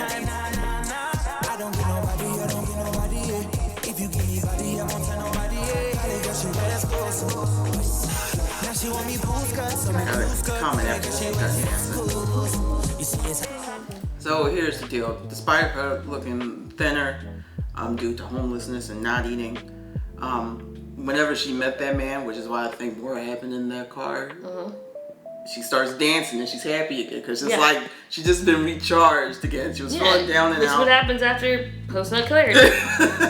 I plenty of times, I'm ready to go do that. So that's her on the 21st, still dancing, moving and grooving. Now put a pin in this. She's talking about how she owned a Tesla. She missed that Tesla. Don't you ever say that she never owned that some bitch, all right? She had it. She wants it back one day, right? Next. Now, over here on the 27th, we're talking about how she finally got her flowers. You got women out here saying black men don't get flowers. And she's like, well, what are you talking about? Of course they get flowers. Because look at what Chief did for me. Yeah. Daddy, it's right there. Those my flowers. What you doing? Those my flowers. They look well watered. I can count those. They look well watered. Definitely not a full. He got those off the corner. Don't matter. No, it does. No, it doesn't. Those are flowers that you ain't get. Oh, I get mine. I get mine. I can prove you. Whether I buy them myself or the man brings them home, I definitely know. And there's more in the couch than that. Just gonna throw that out They there. look a little dry, but don't you little worry. dry. A little thin, a little dry, but all right. I'll shut up. Oh gosh, on the 29th, homeless and dating is fine. Shut the hell up, you guys. God, it doesn't, I can multitask. I can do it all. And then you got the one person that says, don't listen to them. You deserve love now. And here she go. I'm not. I know better. I don't have to. Sorry. Shit. I don't have to be perfect to be loved. Nobody's ever said you have to be perfect to be loved. You just gotta be sane at the very least. At the very least, just be that. Gosh. Here we go with the why this. Why does she keep telling us about these? I've been engaged seven times. Like, that's not a brag to be engaged. Sure. Next. Now, after all this moving and grooving, we got flowers, I've been engaged, now I got a -7 in my bank account. Now, the calm before the storm, this is serious.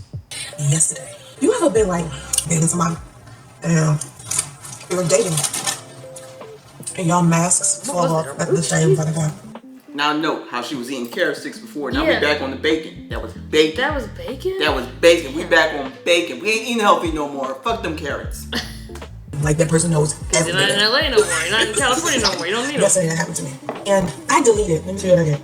I deleted 4 months worth of paid content. And I want to say to that, I paid a membership for that content. So when I woke up to retrieve whatever I needed for July and there was nothing there, I was hot. Because I paid for content that she took upon herself to delete because she was on that bullshit. No, that's what you're talking about. Yeah. You be getting got. It's not right. I don't. It shouldn't be allowed. Yeah, she shouldn't. Like, be you able to do it. can't. That's crazy. Whatever. I mean, okay. It's But okay. thank you STL for me to get the shit because I paid for whatever. Anyway, she just deleted it. Eat that bacon. Big mouth. This morning. Because usually I'll put my live streams into paid content for members only, so you can't watch the playback. This morning I deleted 4 months of paid content. And I did it out of friendship. It's difficult to be friends with someone who is a public figure and who is as transparent as I am, if that's not naturally your personality. You don't want to talk about it, you don't have to talk about it, but I would like to share with you what I've been told. Now I'm the type of person, when I'm dealing with other people and like the public finds out I'm dealing with this person and I know that whether we're I'm sorry. Do we suspect what this was? Oh, why she did this? No, what the soft launch was. What was she soft launching? Oh. The soft launch was her putting their relationship on display. Oh. That's the soft launch. friends, whether we're business partners, whether we're dating, whether we are, whatever it is, social media is going to try to dig up this person's life, figure out who they are, or they're going to try to figure out who this person is so they can reach out to that person and tell them anything negative that they could say about me. I just because I'm like, to me, don't worry, you gonna bypass that? if it's not beneficial, like if it's not generating some income, if it's not helping promote a product or service, if it's not beneficial, there's just no point. If it's bringing drama and issues or stuff that is trivial, this is not worth it. It's not worth it. So I'm like, I'm just deleting it. And then I'm going to try to compare the story of me and Soncerae to maybe her ex, or I'm going to try to interview some other people and sensationalize it and try to make it seem like Soncerae has this track record of doing fucked up shit to people. You put that on social media. Next thing you know, that bit of information harms my aunt, because maybe my aunt decided to go to work one day and she's like bragging about how good a person I am, and then someone at her job's like, pulls up this video of somebody negative saying a lie about me. My aunt's perspective, thoughts, and everything is now being questioned. When my aunt wasn't even the person that Michael was trying to harm. So, yeah, the soft launch was her trying to talk about this man.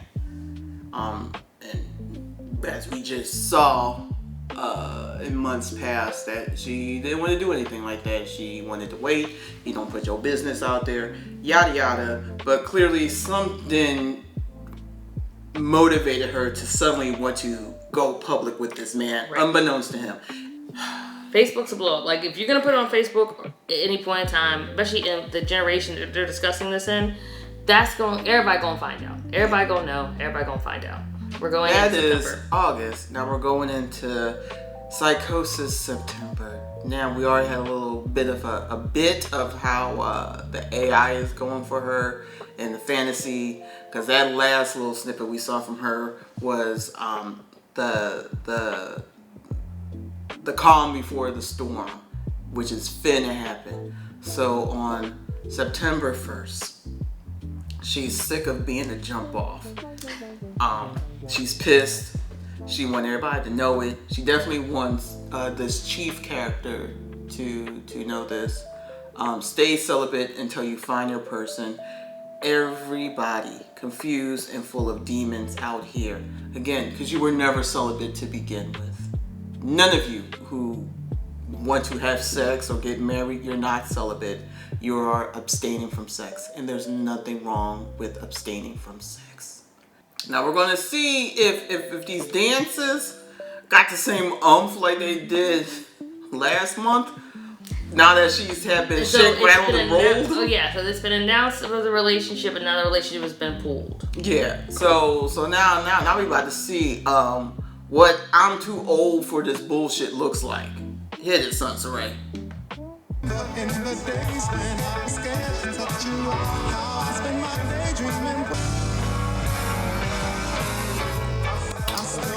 Yeah. So now she's fanning the carbs in her face, cause like we're definitely off the health. All those other videos, there was we're off the wagon, relationship. And we're gonna see how off the wagon we get with this. Now, on the 3rd, she does this. She puts Sugar Bear on blast, and this is not something that is out of her wheelhouse. I will not show this man's face to the best of my ability, but right here is where she is showing and giving bits and pieces about this man and whatever history he has had with the law, because now she's mad and she's got to burn everything down. Now here's the crazy part. Burn everything down. Here's the crazy part. She just got out of some legal shit back in May, and we're gonna start up again. But in a new state. Okay, and let's be clear. There wasn't a resolve where she was abdicated or she was exonerated or any type of aided. There was none of that. She got thrown the fucking hammer.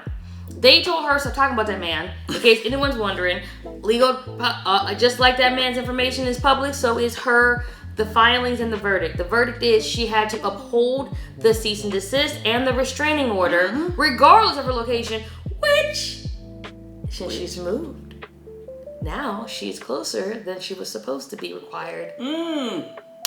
Yeah. Since now she's in Georgia, and that is where her ex and his lovely wife currently reside.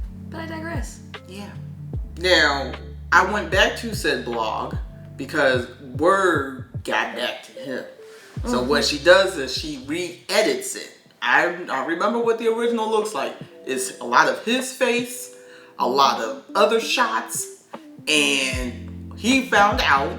So what she does in true Soncerae fashion, we're gonna go back and rewrite history as if it never happened. So she takes his face, put her mug up there, but keep a lot of the same verbiage of her out and out. Anything else about this man, whatever video she did, she took that off. Putting up alleged text messages between her and his ex. Well, like a cousin or someone of his. We're gonna look at that a little bit closer. But this is the full blog that she has done about this man, and just now here is Soncerae on her warpath. This is another snippet that I was able to acquire courtesy of STL for You. Again, that she had on her YouTube channel got it taken off as usual. But we about to listen to what was going on with her and what she's been doing to this man. Before we start, top me off. Yeah. Because I was like, ooh, my glass a little shallow. So here we go. Why is Soncerae on her warpath against Sugar Bear? I thought everything was great. What did he do? First decided that I was going to move to Georgia from California, and I remember talking to Chief about it. He was the only man I talked about it with.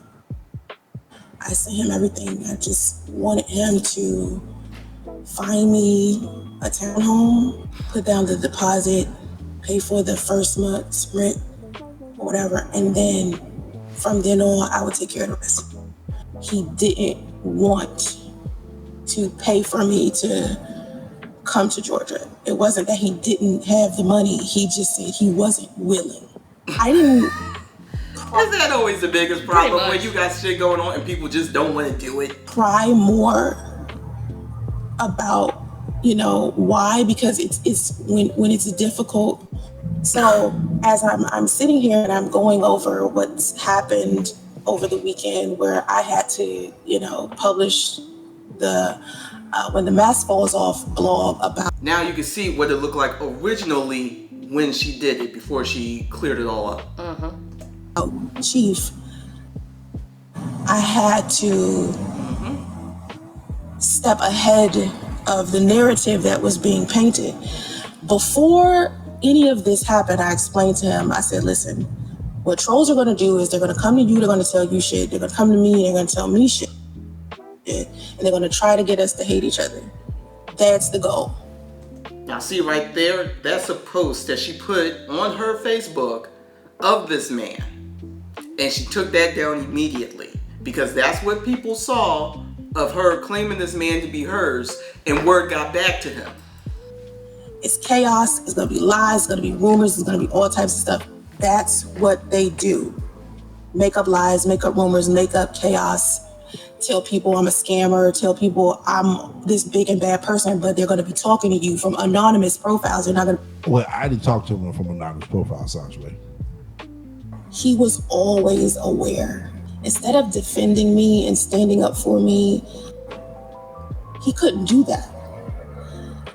And that's some beta male shit.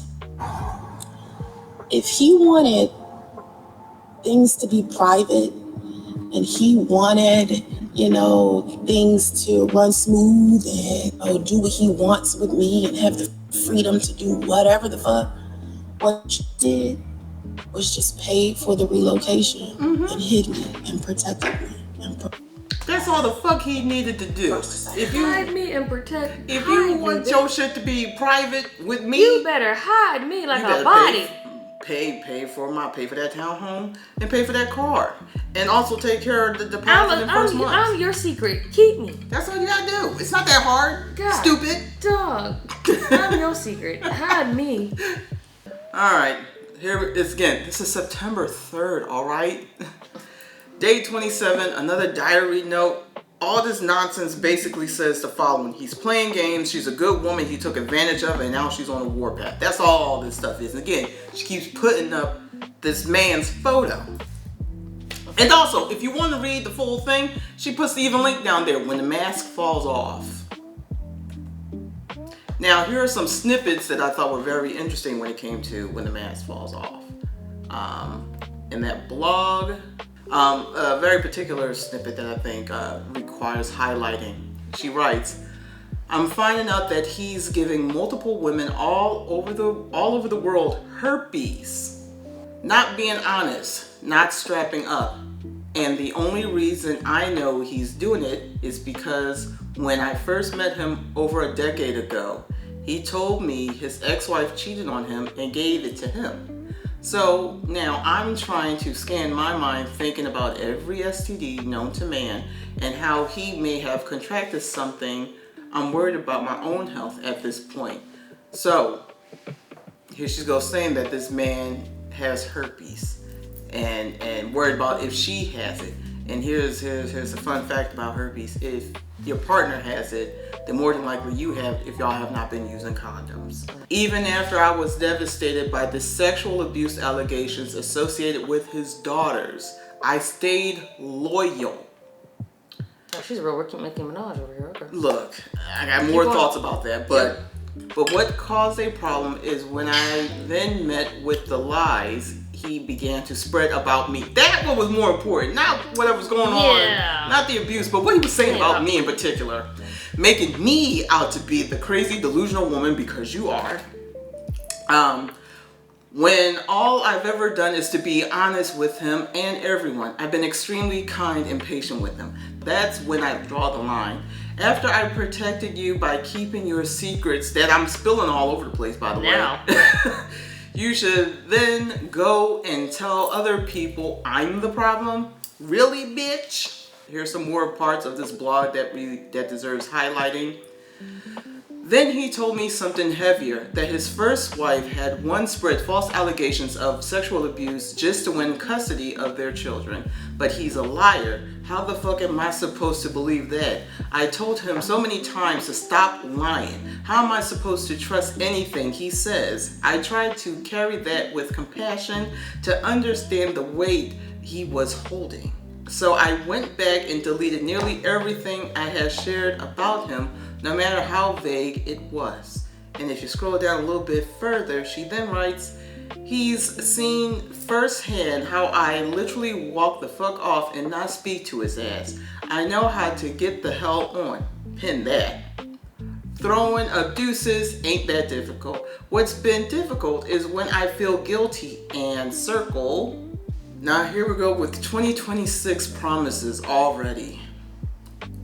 Be another engagement that she wants to have by New Year's Eve. Sure. Next. Yeah, this is it. 7. Oh yeah, and this is the last bit. You can read that for yourself. See if you can find the error. The way that I live my life, right? If I don't like something that I'm currently observing in the moment, I won't focus on it. Like, I'll reject what I'm currently viewing and focus only on what I want. So I'll replay in my mind scenes that I want, or I'll replay affirmations in my mind over and over again that give me confidence and self-esteem. I gotta tell myself, oh, it's easy, but then sometimes it feels like I'm lying to myself, or I'm pretending, or I'm, mentally unstable because I'm sitting here being a fucking coconut at the Delulu casino of resort. It's just like, Lord. I just wish things was different, and I want to manifest something different, a different experience, and it's happening. It's just I want it to happen a lot faster. Okay. So she knows what she's doing. She's lying. Yeah, she's lying to herself. No shit. I'm so tired. Like, my head hurts. My eyes are hurting. I've been crying a lot. Like, I just been like praying that it just take it away. Like, I'm in so much pain for some reason. And I know it's multiple reasons, but because there's so much going on at once. While I was on the walk, Child Protective Services called me and started doing an interview. We was doing the interview, and she put me on hold. She put me on hold for like 25 to 30 minutes, and I was like, okay, maybe she forgot I'm here.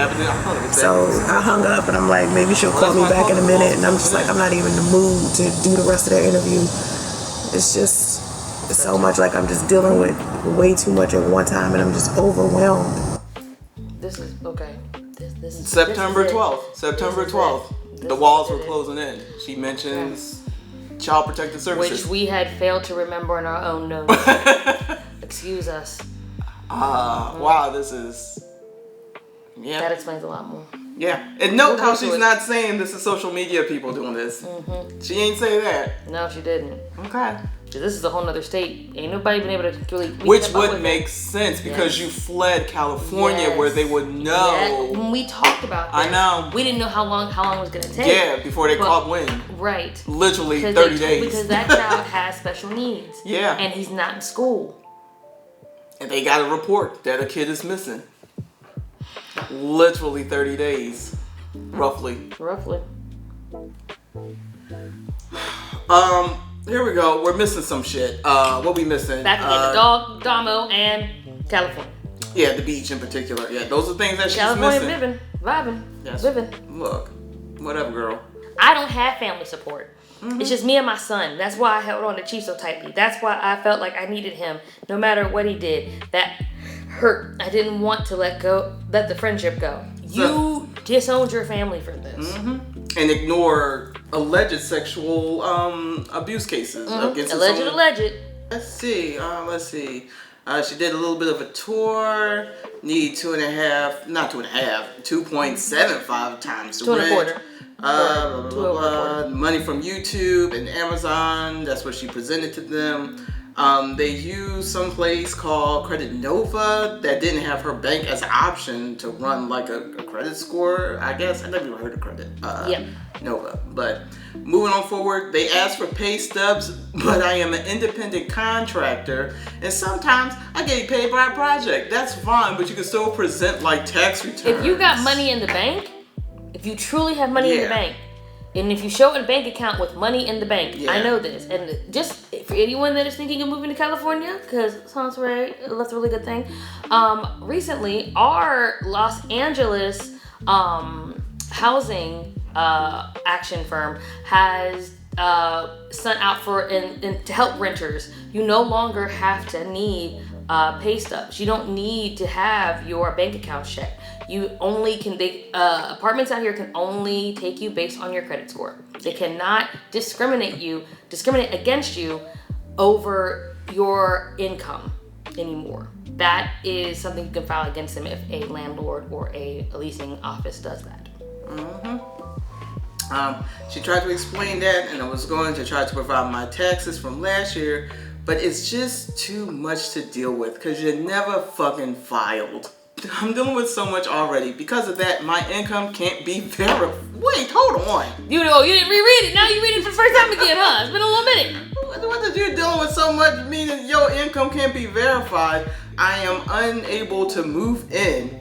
Now I have to start over and find another apartment. Look, it's gonna be the same shit everywhere. It's gonna be the same shit. Another apartment with all the juggling, getting my son Medicare, disability benefits, and care he needs. Well, he should already have, whatever. I'm not gonna keep arguing. Plus working and managing my social, that's the one thing you ain't gotta care about, is the social media shit. I'm dealing with a lot. I'd rather just move on and find another complex, which you will not get. Because you can still provide bank statements, at least 6 months of a bank statement. Remember all that dancing in August, guys? There's so many things that could have been provided if they existed to get into an apartment. But whatever. She's learning the first time. That's why she never applied for an apartment to begin with, because her daughter and boyfriend got that shit for her on top of her mom getting one. AI Ray. Let's see what AI Ray is doing. There's 2 of them? There's 3.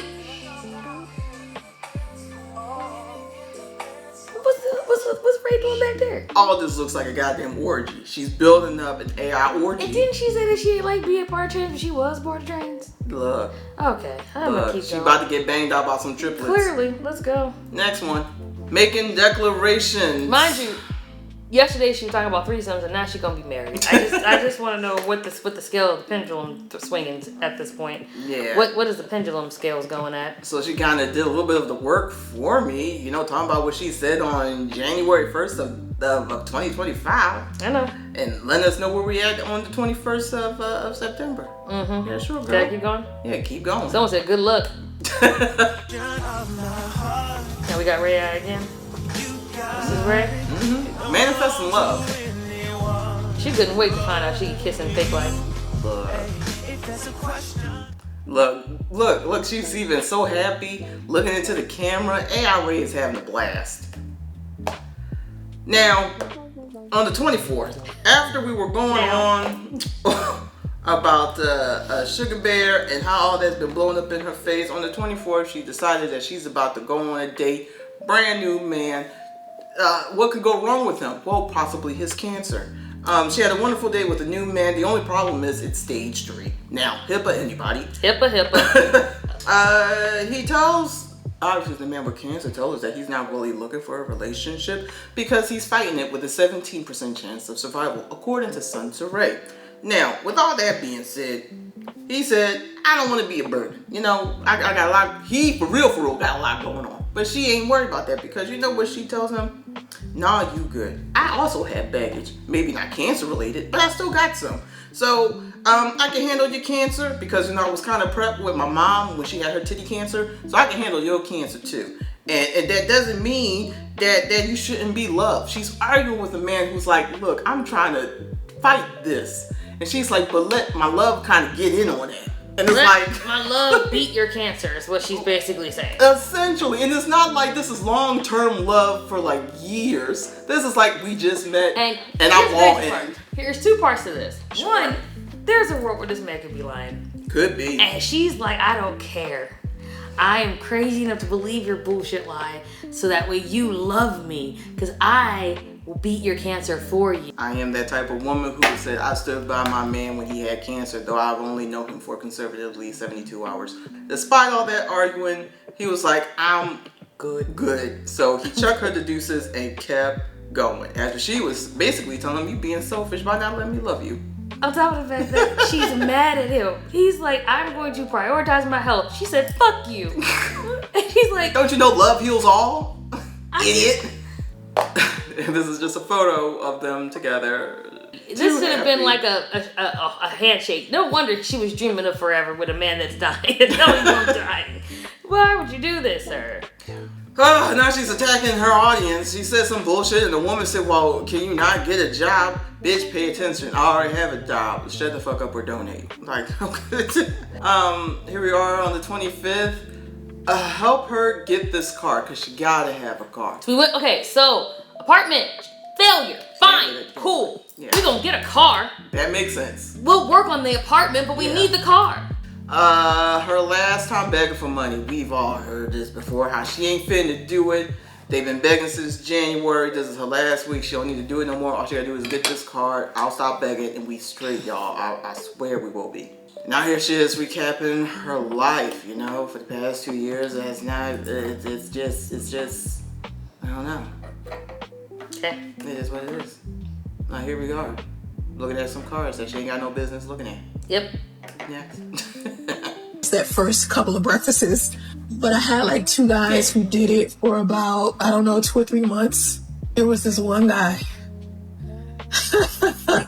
He lasted longer than any of them. And the funny thing is, he was one of the first ones to send me breakfast the first time I asked for it. Sugar baby. And he had been my friend for many, many years, for over a decade. And from the very beginning, I always had like this mindset of him being my husband, right? And I stopped talking to him because I realized he couldn't necessarily do a long distance relationship with me, right? So the universe was giving me everything that I was thinking. So when I started like trying to reprogram my subconscious and start trying to revise my self-talk, I realized that I was basically manifesting us not being together. Because before that, all I kept doing is saying all of these positive things and thinking all of these positive things and saying all of these positive things, and we were fine. And then something happened in our reality where I was talking about relocating from California to Georgia. I live in Georgia now. Bitch. But I was Something in happened. California It was for man- like a thing that I 8 kinda years, said. and he and I were talking not be about true. me relocating to Georgia, which was where he lived. And when we started to get a little friction about that is when... Ooh, yeah, because the girl that he just wanted to fuck the 1-2 times is now saying, I'm about to move to I'm your moving state. to your city. I'm moving to your state, I'm dog. gonna be in wake up mornings, Yeah. California to Georgia. I'm gonna be right so there. close. It's like, yeah, wait a minute, bitch. This is crazy. What are you doing? Crazy. What you doing? This is What you crazy. here for? You were here before. You ain't wanna go. You ain't talking about moving back till now. That's a lie. It's a goddamn lie. I almost said your proname. January, which was she was talking about moving, wasn't it? Yeah, she's been thinking about it. When did she stop talking to him? Initially? She said it here. She stopped talking to him in January. Like, they stopped talking for that. Oh. Because he started they stopped talking because it happened in January. Yeah. And she was also talking about food, and he was the first person to give it. Yeah. That was like October. And Yeah, then they had a falling out, and she didn't talk to him until June. Yeah. She said she blocked him for 3 months or some shit. Meaning the first time we heard about it. So 3 months, June, May, April. Yeah. Meaning from January to April they were speaking. Mm-hmm. Meaning that's in January we heard about her going to the East Coast. Mm-hmm. She's been planning on doing this to him the entire time. She's been, damn. She was planning on doing this the entire time.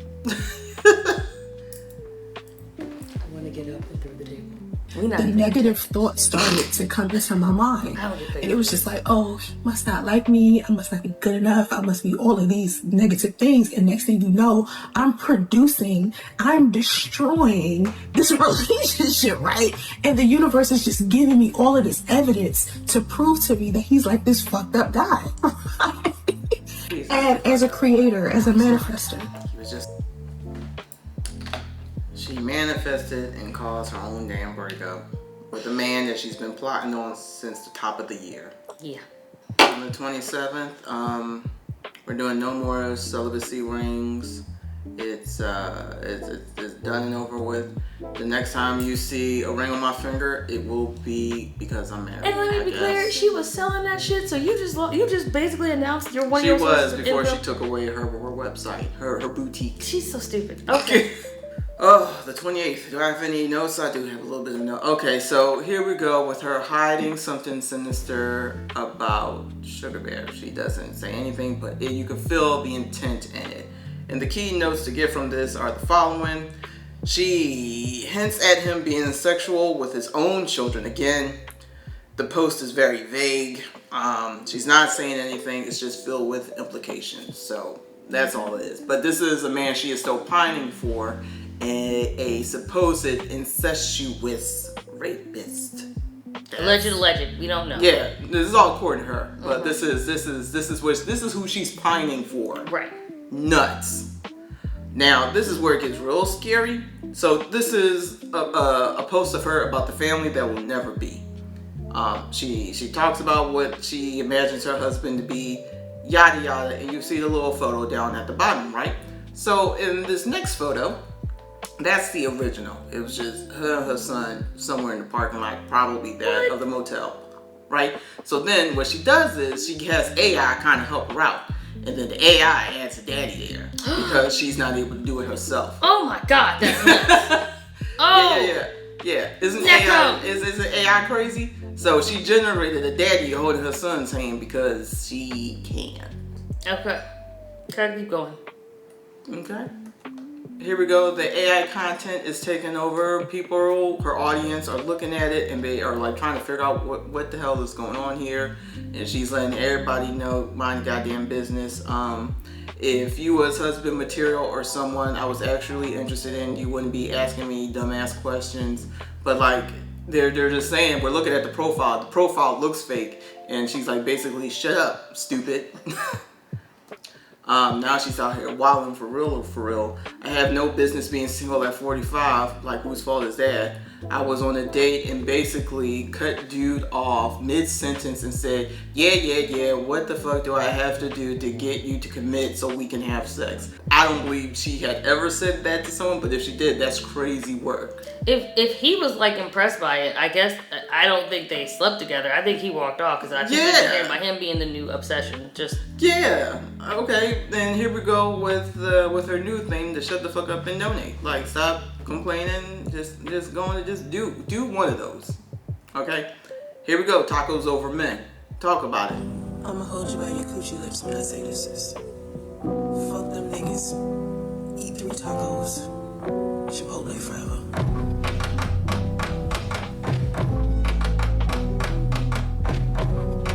She said it for real. Eat tacos. Chipotle forever. Yeah. And I hate Chipotle. Why is God making mistakes again? God, now you gotta catch some of the smoke because everybody else been having it and I forgot about you in a minute. So let's talk to you about your problems. Hold up. Yeah. Why did you put this man? God, come to the front. Why do y'all suggest I wait for God to pick someone for me? I was celibate for 8 years. I broke it in June and tried to stay with the man. I tried. Unfortunately, he was not ready. Do you think if God wanted part in this, he would have kept that particular man away from me? As if Satan ain't a thing. 44 comments, meaning 22, and she's arguing with another 22. Yes, God put this man in front of me. Because remember, she asked God if she could have sex with him now. And God said, yeah, you can totally do that. And you did it. And now you're like, well, God, why you make me have sex with him? It's your fault. Why am I complaining? Why am I hurt? No. Why you do this? Okay. Here we go. Again, God is manifesting mistakes. Day, it's the same day. Because look, it's the 30th, right? Yeah, we're it's almost the 30th. in It's time for rent. Yeah. I got shit to do. So, God, you're doing this to me. Stop being an asshole. That's September. Now is October. So spooky season, right? It's gonna get real scary. On the 1st, here's the first spooky thing that she says. Thank God she didn't come to California. I mean, she left California to go to Georgia for a man. That's the first scary shit. Because we know she's been saying that several times. Yeah. Again, God, she ain't done with you yet. You did some more. You did some more stuff to her that she mad about. It's your fault. And don't you ever forget it. It's all your fault. It's all on you, God. Yeah. Here we go. Her and ChatGPT. Does anybody else's ChatGPT? No. Reply, see, that's what I love about you. As much as mine does. Ew. Psychosis. Okay? Still manifesting the husband on the 1st. This is all still the 1st of October. I'm manifesting a husband who loves me like the ocean and funds my breakfast daily. We come full circle. She was starting this breakfast shit of October 2024. Here we are, 2025. We gone a full year asking for breakfast. Yep.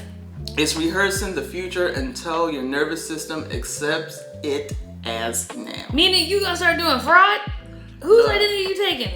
Look, remember all this identity switching because it's gonna, the downfall really starts to show its head in October, unfortunately. So, this is the post about her in chief and what triggered a lot of his aggression towards her, and rightfully so.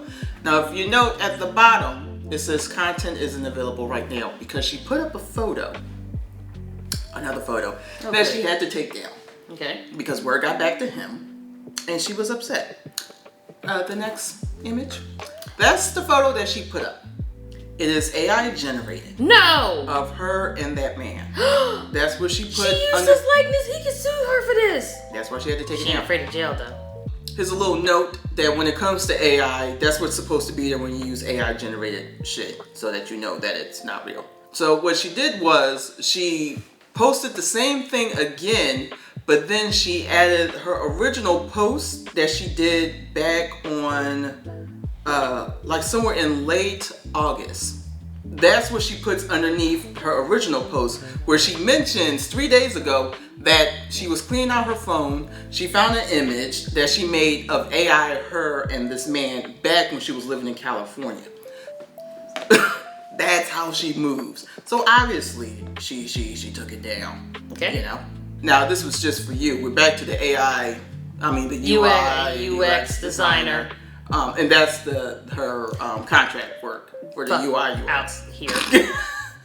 Okay, here we go on the 7th. Now we already talked about Chief X amount of time. Now it's called Chevy.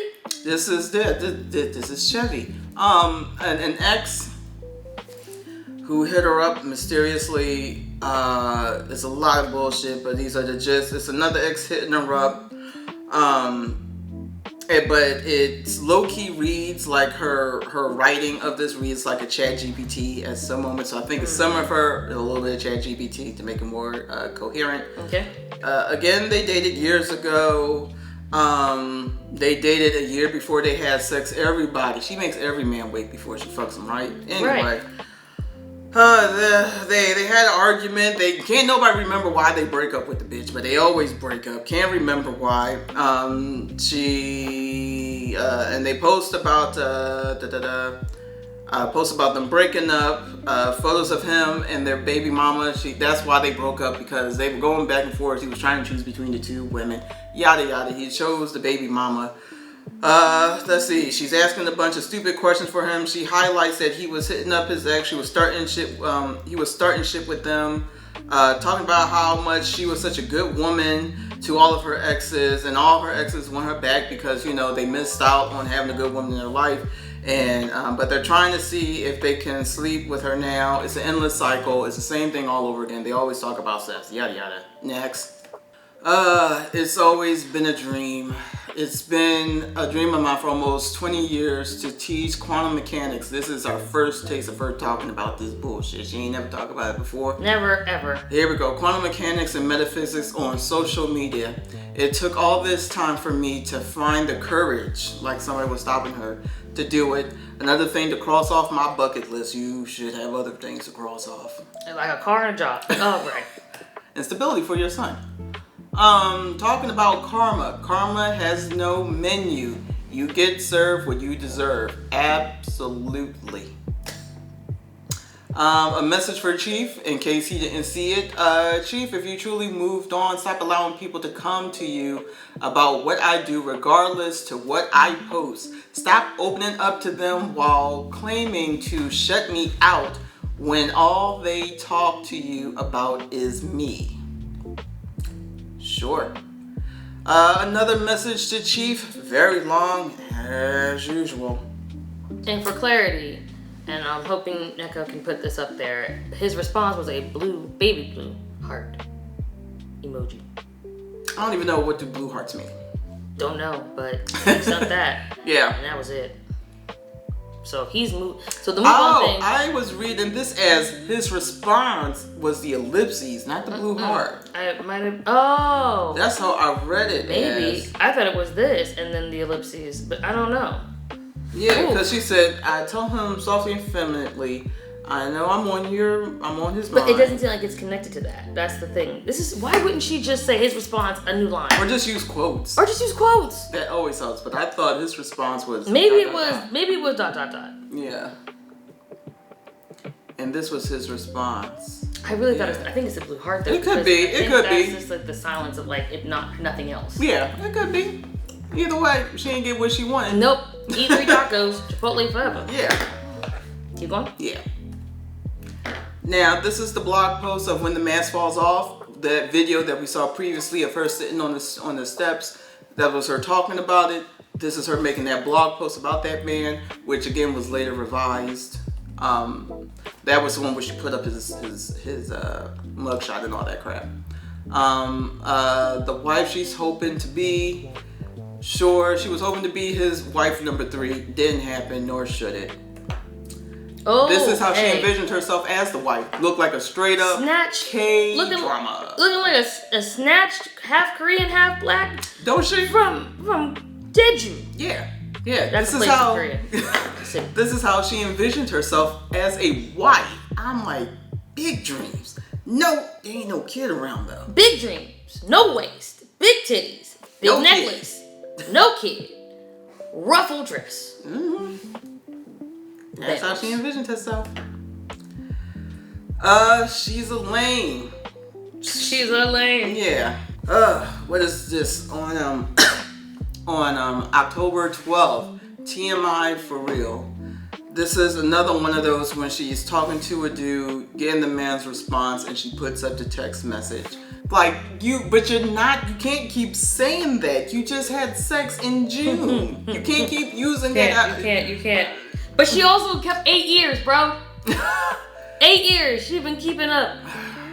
And there we go, following down more with what's going on. But this is what she looks for. If these are real text messages, not fabricated, that's what she's looking for down at the end. Wish she would have broken it with me. Again, it's not that's why, if this is true, this is why she keeps saying this shit to these idiots. It's like, I'm gonna be the one who breaks open the package again. Like, it was resealed. What are you guys talking about? There's nothing brand new about this. She had 2 whole children and 45 and homeless. What you mean? I wish I could have slept with a celibate homeless woman. Aim higher if this is what you find appealing. And the other person down the bottom was just being mean. But sure. Yeah. Oh, here we go. The price for asking for help on the 15th. So I have a negative $39 in my bank account. Oh, from 7 to 39. I have to pay for my hotel room by noon. It's 10 a.m. when I'm posting this. I don't have any food. There is so much gratitude in my heart for you. I never feel entitled to your money. All I do is pray, and I ask God to send me the people that can help me, and to bless those who can only send me prayer, because prayer is just as powerful as you sending me something monetary. Now, yeah, something was happening at the end of that clip. In June, I broke my 8-year celibacy with a man I wanted to marry. He ended up breaking my heart so bad just recently, and I cried so hard for weeks. I was so... Am I still hurt? Yes. I tried to get a rebound. People told me not to. So I got to deal with my emotions. And I am dating, but... Has 7 non-negotiables. There's 7 non-negotiables indeed. Oh no, the 16th. Now, on the 21st, what we got going on here? Whew, on the 21st, basically, he wasn't man enough. Wasn't man enough for her. He didn't have a backbone. He was selfish. Didn't have big dick energy, which is very important for her. He had no integrity, and more importantly, he had no sexual discipline. Okay, so if we remember when we got introduced to this dude, Sugar Bear Chief, go all day. 15 years, they were mad, they joke, oh, go all day. He has, as she put in the book, erectile dysfunction. I'm not making that up. I don't have to put out alleged. She said he had it in a book. Let's go. Can I keep going? Yeah, and then you ended with that photo. Okay, moving on. She has no money. She went from negative 39 to now she's up 12. Sure. Now she's dating a whole new man by the name of Mateo. Gotta keep him going, right? On to some new dick. How this basically goes. Going on to Mateo after Chief. Now everybody gotta sign NDAs because being with her, you gotta be hush hush unless she goes and run tell that to the internet. Here's something of note from this post. Before we went on date 1, he was already speaking to me like I was his girlfriend.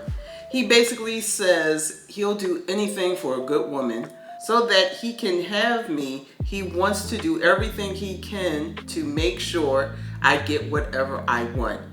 Is his speed a red flag, or is it me wanting to slow down a red flag? I think me and you ended up seeing this in real time and discussing it for about a day or two in our conversations. Because obviously we are friends outside of our studio sessions. And I believe he's the one where I think initially when we first talked about this individual popping up, we were like, she's gonna scare him away. Yeah. But his pace is more trying to see, I think, if he's kind of sussing her out. Yeah, just like the guy in January. Exactly. The angel dude. Mm-hmm. Should I go? Yeah. There's a little photo of him. Obviously. That looks like AI, but alright. Look.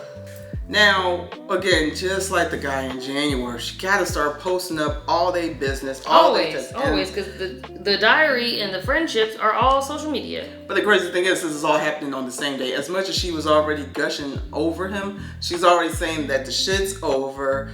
She claims that red pill ruins men, but I would also argue that it equally ruins women like her who consume the same amount of content just to reject the ideology. But whatever.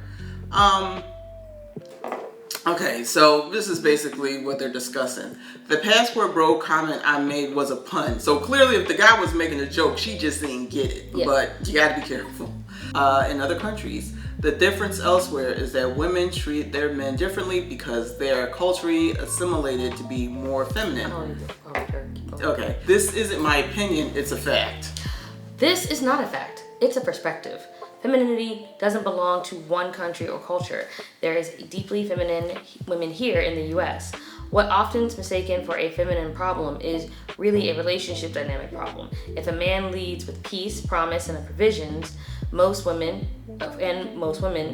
American or not, naturally relax into the femininity energy. It's not geography, it's chemistry. Also, if a man does well financially here in the U.S. and another country, they would be considered wealthy and highly desirable regardless of whether they're an asshole or not. Now, all of that being said, like, what are we talking about here when y'all are trying to go on a date? That's what it boils down to. Him arguing his points is one thing, her arguing against it is another, but it's like you guys are trying to date and you guys are talking about social media shit. In the previous post that we saw at the very top that Neko had mentioned, he says obviously like, oh, he already messed up. That conversation didn't have to go left. No. It was a conversation that probably he would have been like, okay, we have differing opinions on it. Maybe we'll meet and we'll talk more about it. She's like, ew, he's giving me ick. You have the nerve to take any conversation with a man and dismiss it as, okay, well, he just doesn't get it, so he doesn't understand feminine energy. When merely the thing is, even if you're having a debate can still end with you understanding that you might not agree, but you guys can have another conversation, another go around. You don't want it to work. You don't want him to be as the 7 pillars that you were requesting from him. Again, on the 21st still, here we go. NDAs are now required to be with her. Like, crazy work. So what? Okay. Like, next. As if they're, you know what, they're not even signed up to be with her without the NDAs. So now we're going to put more unnecessary paperwork in front of that. Like, where'd you even have the document drafted? Like, is the shit written on a napkin? Did you pay for a service? I can't think what else. Legal Eagle? Whoever else? Sure, ma'am. In the comments, obviously, men did not take too kindly. You worried about an NDA, and the dudes out to are dead looking at you like, I gotta get a prenup. Yeah. She's admitting that she's crazy. I mean, we've heard that before when she was talking about the other shit about her being delusional. Nothing new here. She's lonely at the Olive Garden. She's lonely at the Olive Garden. Now, this was just the rebranding of the YouTube. Okay. This I was need a drink. Oh, my head. Go ahead. Fuck me. Oh, shit. Witnessing karma. Let her speak on it. I've always heard about karma coming back on people. I have never, ever seen it happen in real time. And as fast as I seen it recently. I was just dating this guy recently. I was so hurt. I was so hurt. I'm gonna just forgive you. I'm not gonna be bitter. I'm not gonna give you the satisfaction of me hating you.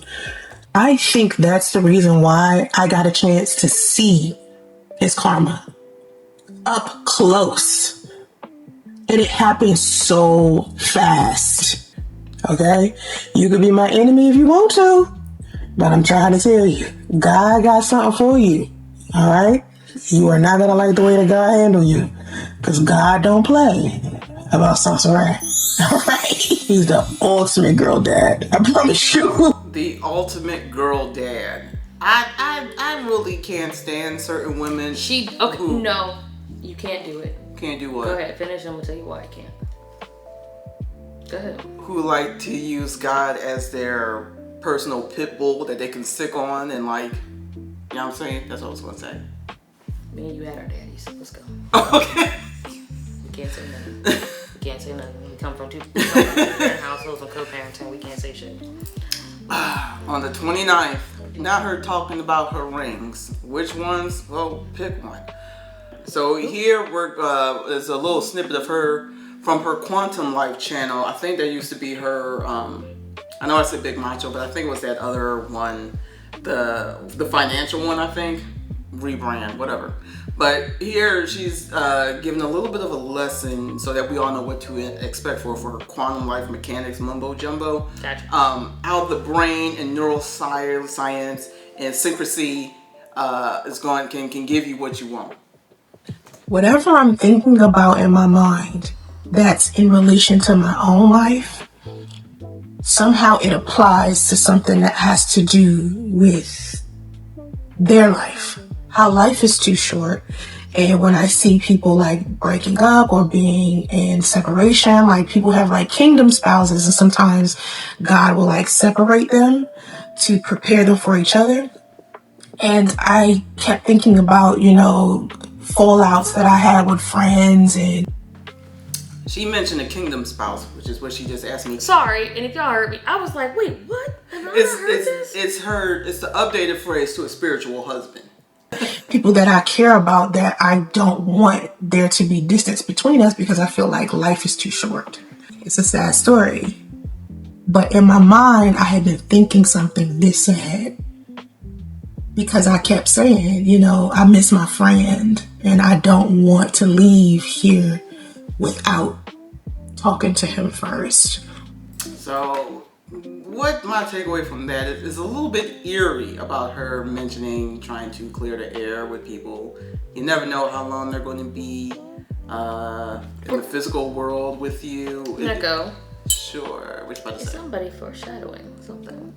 Or speaking of a foreshadowing. Look, it's spooky season. I said it for a reason. It's getting spooky, right? I'm pretty sure I was at a party. I'm pretty sure I was. It was the 31st, so I'm pretty sure I was at a party. Yeah. Was that a 31st of October? Yeah. What were we doing? No, we were going to Thailand. Oh yeah, we were in a country. Oh we shit. We were in another country. We were in another country.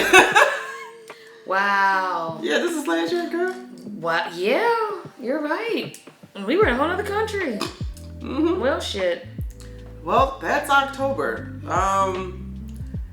The talk of karma, the talk of trying to, make amends and shit. It's very eerie to me for what's to come. Again, truth to power. You gotta watch what you say about certain things, right? So here we are in Know Nothing November. It's pretty dry and it's pretty sad. Let's go. Now, I just did a follow-up with what the GoFundMe is looking like, right? This is November 1st. It ain't making no waves. It's 2 coins rubbed together. That's all it is. And I think some of those people who are on auto pay finally realized that they were still paying $20 a month. Give, send, go. I don't know why she go there. Black people ain't supposed to be over there. Now, here she go talking about dating her Ivory King. Speaking of give, send, go. Her Ivory King, this is, she was always so scared of dating white men, but now she ain't no more. Apparently, this man is everything grand. You know what I'm saying? He's funny, he's flirty without being sexual, he's confident, he is non-aggressive, and he likes to cuddle. Black men don't like cuddling, if you didn't know. According to this woman. So black men need to fall back. She's done with y'all. And also this man has not been married, so you have to worry about the divorce. So they're like on the same page as far as what they want, because obviously trying to prey upon divorcees, because you're like, oh well, these men are so used to commitment, they should be desperate enough to want to commit to anybody now that they're single, and the answer is no. So it's like, well, maybe I'll just stick with a man who has never been married, who is interested in marriage. Maybe that's the ticket. And maybe that's the ticket. So I made a post on my Facebook asking people, why do they give me advice telling me not to date while I live in a hotel, which is the same hotel I've been living in for 2 months in the same hotel room. That's stability. The fuck? We weren't the ones expecting that. Nobody we asked you to stop asking us to pay for it. Because initially he used to invest in me financially and help pay for my hotel room when we was just friends. And when I finally did move to Georgia from California, and he and I was having a conversation about it, he said the reason why he didn't help me was because a woman wouldn't have done that for him. Fuck me, we have so much to get through. Wasn't that what she said? Wasn't what she sorry, my friend. Didn't she say that he didn't want to do this because he didn't have the money. The way my bank account works. My checking and my savings, they're not connected, and I need my savings a little higher than this. And I did that with my Neko! son's phone. He said, and you see where that got you. Damn! That's a genuine fear. You were asking for a townhome. You weren't supposed to be here. You were asking for a townhome. Fuck the townhome. Neko, she wasn't supposed to be here. Multiple people said, do not read into this. I try to tell people, heal before you start dating somebody else. Because you can ruin a perfectly priorities. Just because I want to date doesn't mean that dating is on the top of my list of priorities. The top of my list of priorities is my relationship with God. And then it's me being a good mom. Okay, my son is at the very top, like with God, him and God, right? And women were telling me, oh, leave him alone. He just don't like you. He just don't blah, blah, blah. Nobody because said he that didn't shit. hurt me We didn't have time to with say my that situation. shit. You already. So there was it's not very that many odd to people me when I leaving see you. people be Even in like, the comments, you didn't you need care. to get yourself together first. And then sometimes people be like, you need to find a man to be with, like, let a man take care of you. That sounds like a... And it's just like, he was taking out on me something some other woman did to him. Oh, right. I'm just gonna say with 100% certainty, that shit sounds like her mama. Try to put me in a box I don't fit. Try to make me blend in, I won't quit. I'm not for you. I'm built this way. Okay, the That's White cute for a Alchemist. complete AI. All right. Yeah, Alchemist. On November 4th, she's willing to put herself in danger. Now, here's a little snippet that she puts down about before she moved out to Atlanta, Georgia. Now, that's weird. That's weird that you want to move your child in with a man who has romantic feelings for you. Now, also, keep a note of that as well. Everybody's saying don't move in with a man who has feelings for you. On the 7th, we have 2026 promises. Getting a man is easy, according to her. Getting a decent man is not hard, okay? For those women who do not have all of these negative thought processes. We're at the point now where I call it the EI syndrome has hit, where emotional intelligence is going to be on everybody's fucking tongue coming into 2025 or 2026. Yeah. Now, guess who got a brand new car with no income? Soncerae. Manifestation works. Here we go. Little Buttons, he's gone. He's been long gone. We cried him more than we cried our daughter. Yeah. But hey, it's all coming back. Everything's coming back. Full circle. Yep. Also, she dropped a new book. If you didn't buy Black Motherhood Ship or whatever, you got another chance to get another one. With a better cover. The new book dropped. She wants everybody to read it. It sounds great. It doesn't matter what the context is. No. Whatever. Now, here we go. How she manifested shit in Atlanta. Listen. So I manifested my car and a new dog in the same week. And the way I did it, you wouldn't even, I can't even, oh my God. I moved to Atlanta in August, right? And when I got here, things went left real quick. And so of course I have been asking for donations since I moved into the hotel in last October, because before that we were living in my car for a year. And then when I moved into the in order for me to feel better about he and I breaking up, I had to think positive thoughts about him. Instead of not forgiving him and being vengeful like I was with my son's father and hating my son's father, right? This time I was like, okay, this is what I'm going to do. I'm going to forgive him, and all of the negative thoughts that I had in my mind about him, I'm going to revise them. I'm going to revise our bad stories and give them the ending that I want. Okay, so if we had an argument about something, I just No, we can't stop. We have so much to go. You hear her say, I know how it went down, but what I'm going to do is revise Change it. the entire narrative. And believe what I just came up with. and gave it a more positive ending and a more positive meaning, because I didn't want to think of him negatively in my mind, and the only way I could think of him positively in my mind is if I took the memories that I had of him that were bad and turned them into a positive. And I had to make the conscious decision that I was no longer going to be the woman that I used to be. I had to decide, and the second I decide I'm done with this, I'm not going to be the woman that I was. Whatever energy that I had before, let's do whatever I can to get out of that energy. Universe, manifest me winter wardrobe. Okay, why won't her audience give a damn about this friggin' book? Somebody put up a post, obviously it's misleading, yada yada. She needs 100 women to give her like criticism on the book that's already been published. You're not going to go back and edit it. No. Doesn't matter. Next. It's her daughter's birthday, and the best she can do is put up a photo of this child back 10 years ago. You don't even have anything current, and y'all were in a goddamn car together. Yeah, for and 6 months to a year. Yeah, and even before that, y'all ain't take no photos since. Whatever. She's amazed that her daughter's father gives a shit.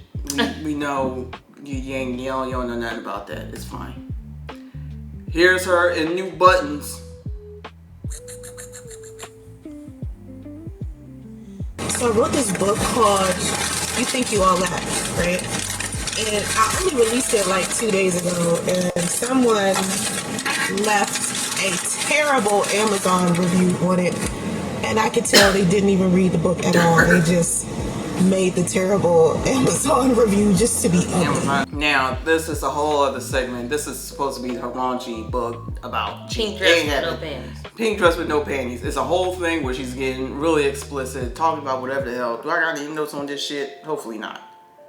No. Good. Yeah. So that's all it is. Pink dress, no panties. Now here we go, circling back. Now, do you remember the pilot we might have mentioned before? Yes. He came back into the picture. Oh Lord. Yeah. That was when I was on. Yep. Yeah. Here we go. We talking about that pilot again. He came back from last. What was that? 2023-ish? Yeah. Or 24 probably. He back. They talking shit, and she's running through their whole timeline and like, hey guys, whatever. Again, circling back, she's breaking down what it was like. She asked him, are you seeing anyone? He says, yes, a woman in Seattle about 2 months ago. Every man has been with another woman within the past 2 months, but she just can't. It's unacceptable. Right. But this is where it gets a little bit tricky. In paragraph number 2. Now here's what I keep circling back to. If he truly cared for that woman, why tell her about me at all? Why bring up the one woman he regrets losing and turn me into a running argument in their relationship?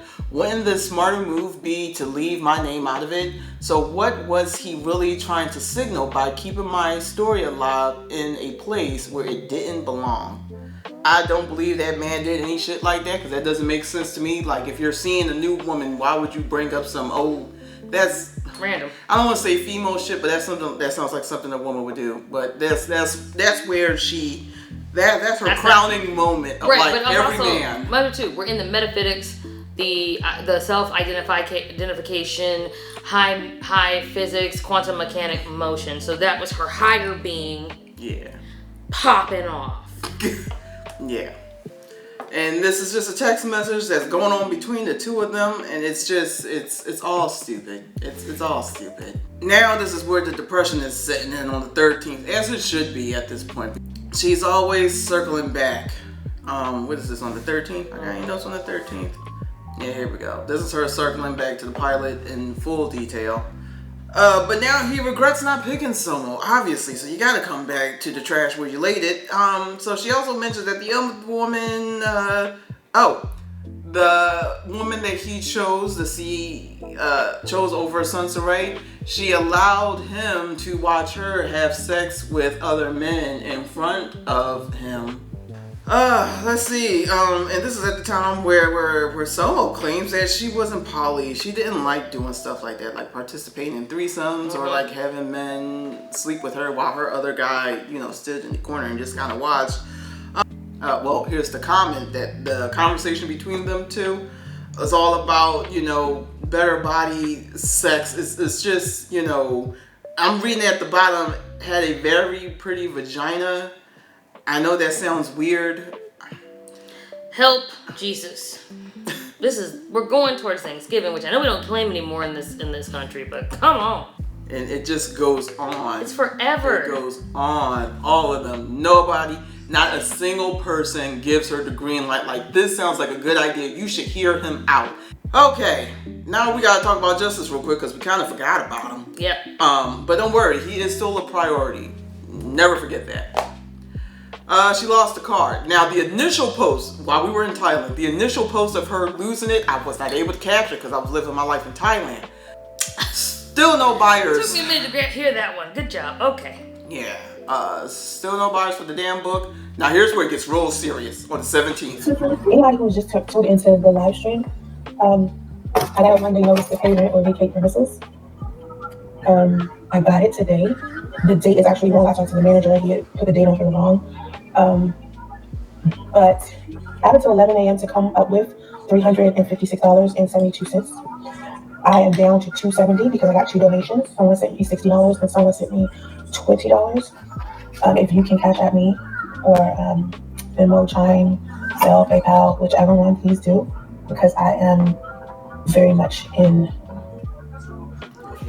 Is this not doing nothing for you? I wanted to be able to. $100 should not have been your. Oh, he can take care of me. It really should. That shouldn't have been the thing that you thought. Like, okay, he will be the thing that takes care of everything. Go for me for that. In the first couple of months until about April, I had raised $25,000. But that money went straight to like our hotel because staying in California, the hotel was expensive. It was $150 a day. It's as sad as it is, but don't worry. The next day she's fine. You say you drove the Tesla. It was never yours. I didn't need it to be mine. Oh, first of all, I would never buy a car. I think people who buy cars are dumbasses. I prefer See how you feel bad for you 1 second. You do. There's a moment where you're like, oh my god, and you rubber band. You're like, wait a minute, you back to the bitch. There we go. That's what I'm looking for. You need to be leasing a vehicle. You know why? Because they depreciate in value. And when you buy a car, you then have to pay for the insurance and the maintenance and this roadside assistance and all this extra shit. So you're actually paying more monthly than you would if you actually lease that whip. If you paying a car note right now, you don't own your goddamn car. That's a motherfucking lie. That's a lie, Soncerae. You buy the car, you buy the car. When you buy the car, you buy the car. The reason why she keeps saying like the bank owns your car is because she's so used to fucking repos. Yeah. Okay. A current situation. So I try to, like I was saying earlier about the playback.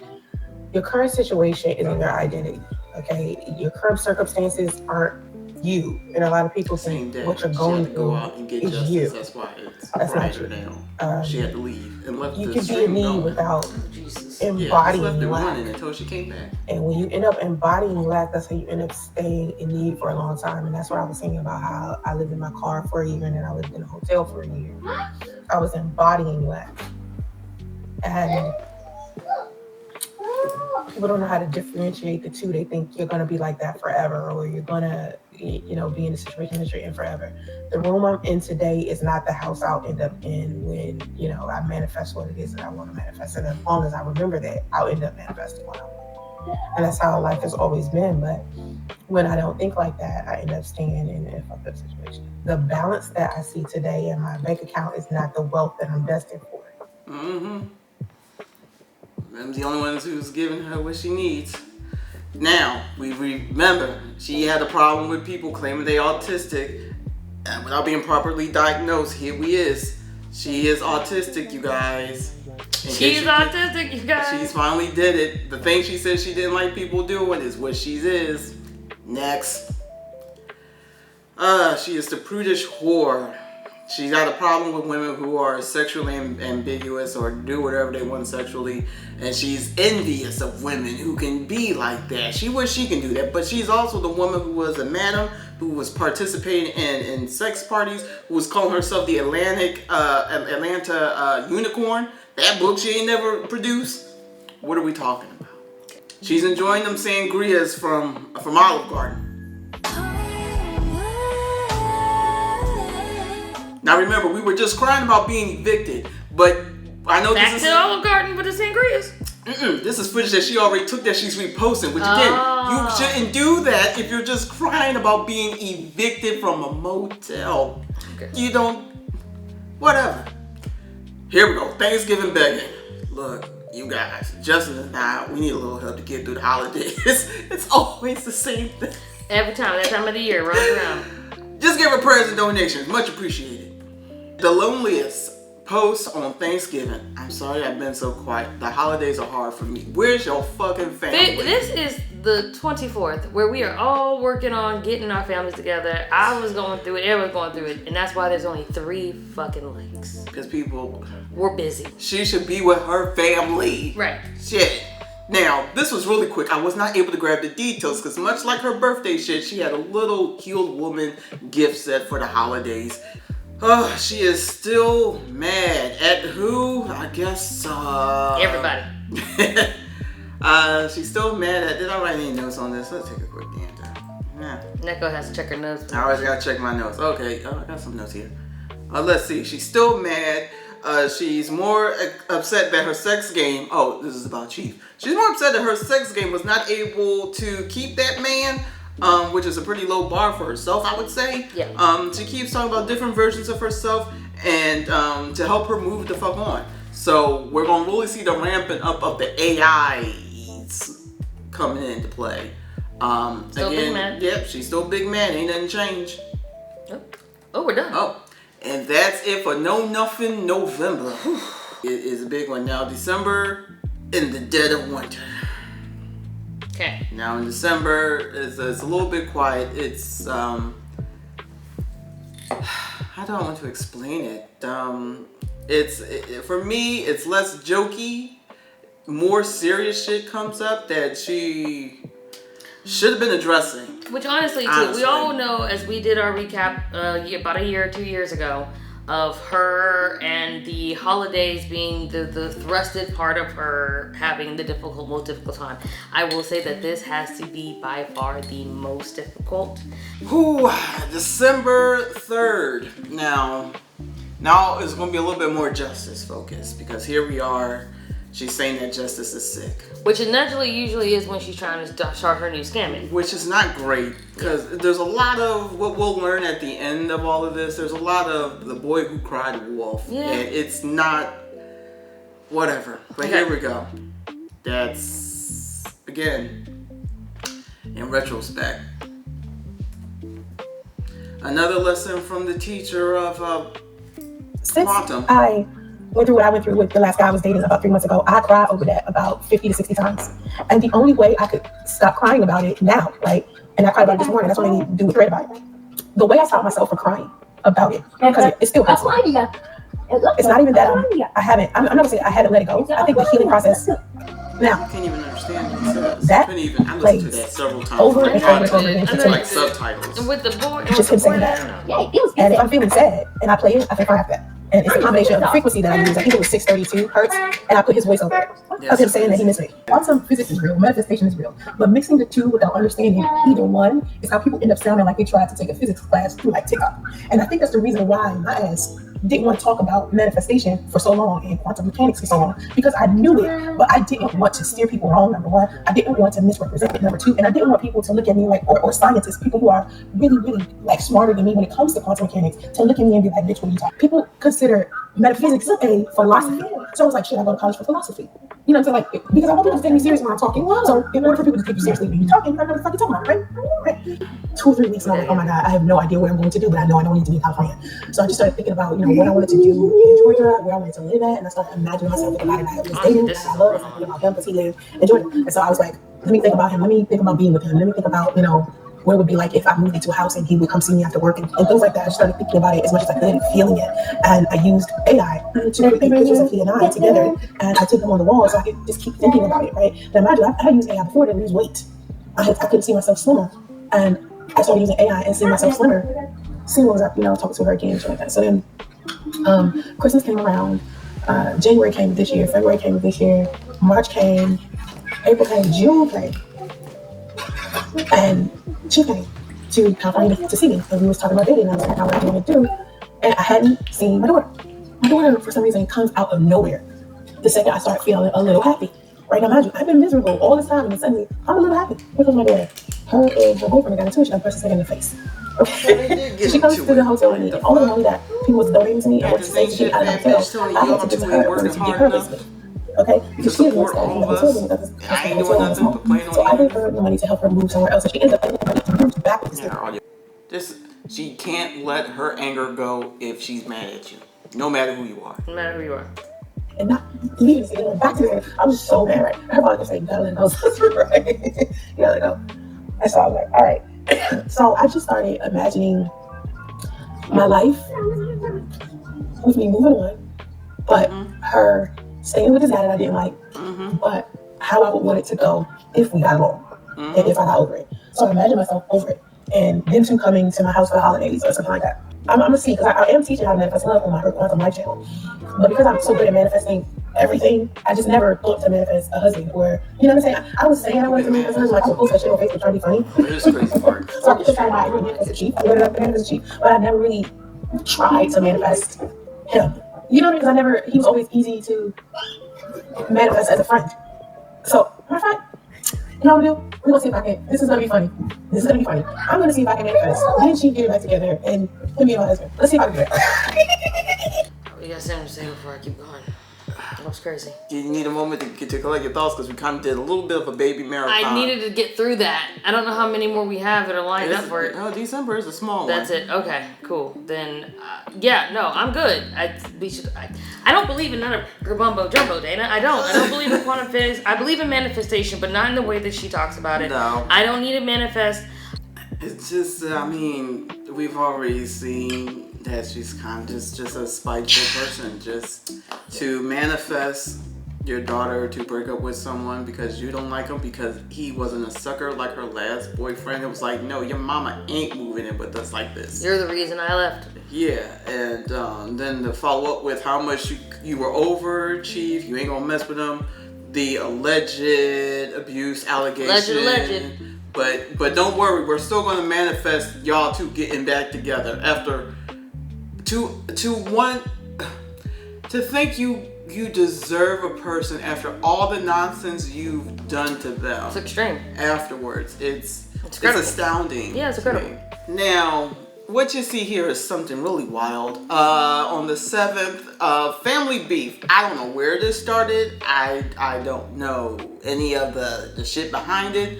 But apparently this is a woman who is of some relation, maybe an aunt, maybe a cousin, I don't know.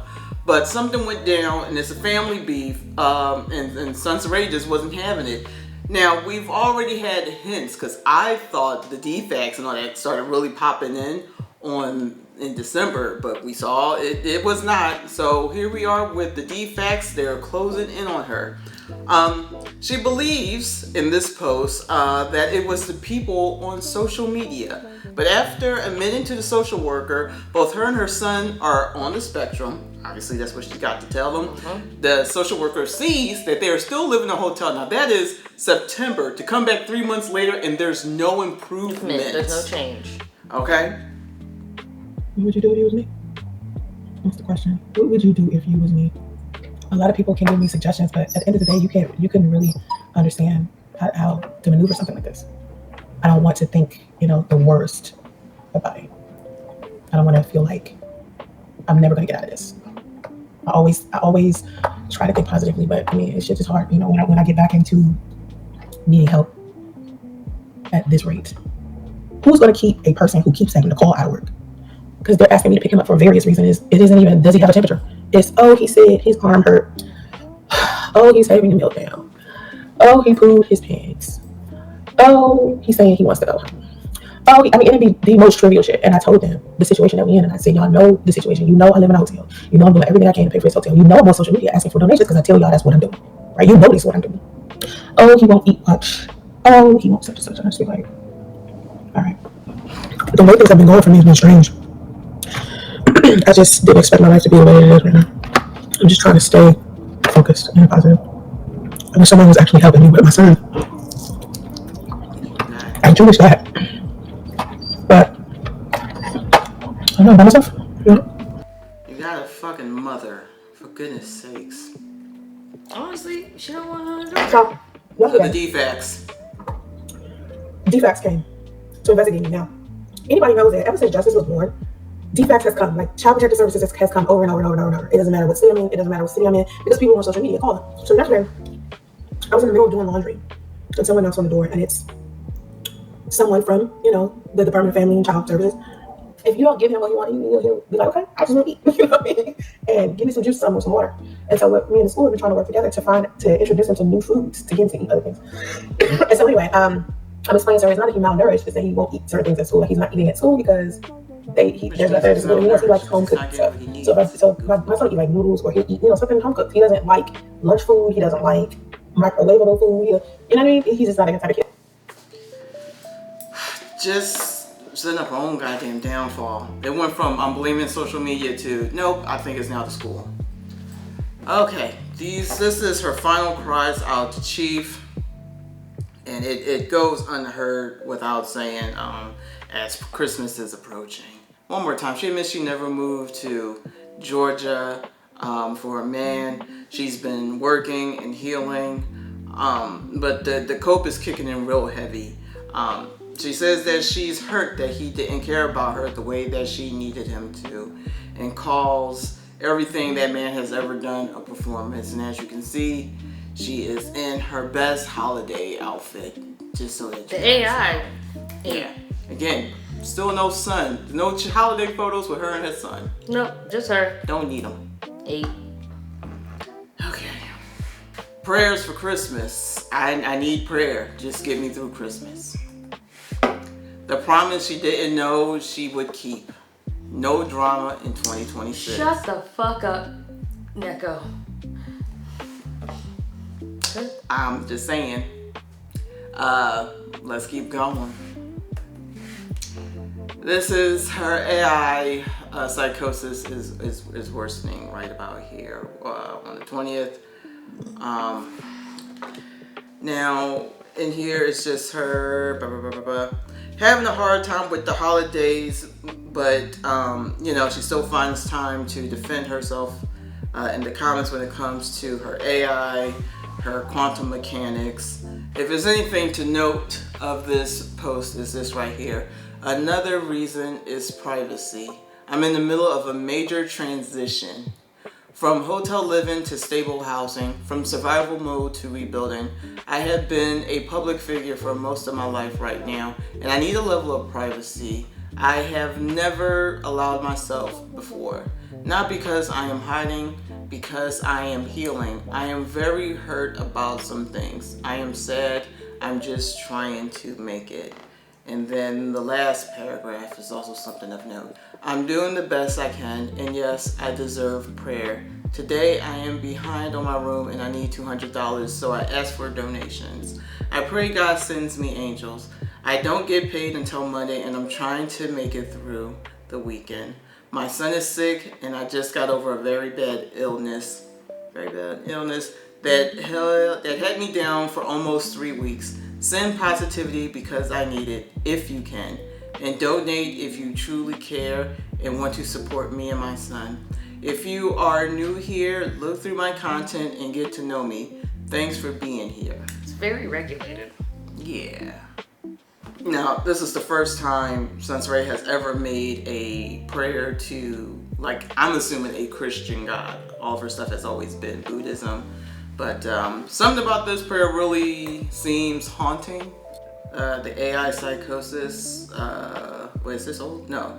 Yeah, AI psychosis again. She's still talking about it. On this post, there's a paragraph that really stood out to me again. When you see my visuals, you are not seeing AI doing its thing. You are seeing my inner world externalized. My memories, my identity, my timelines, my future versions, my lived experiences across decades. Some images are reflections of who I was, some are reflections of who I am, and some reflections of who I am becoming. That is intentional.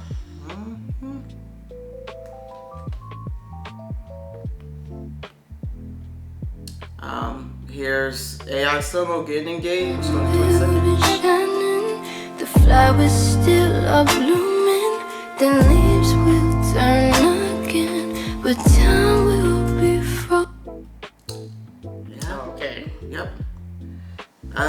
Manifesting isn't the answer, so this is her just voicing her opinions on all year I spoke about engagement into existence. I talked about manifesting a husband.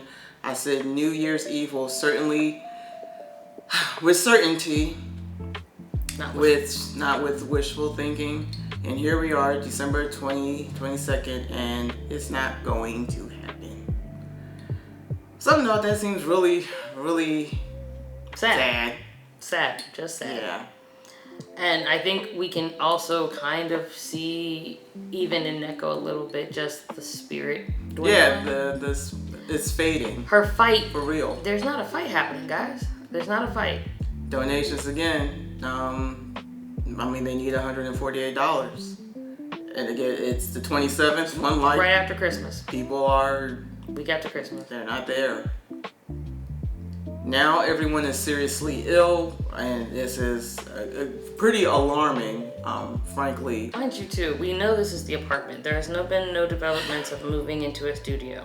Yeah, we know this is the And fucking hotel. Yeah, and 2 ill people would have not moved into a studio. And this is the thing that upsets me. If the boy is so sick, why is he not in urgent care? Exactly, which they told her to take him, even the ambulance said, take him to urgent care. They will know to take him to the hospital if it needs to happen.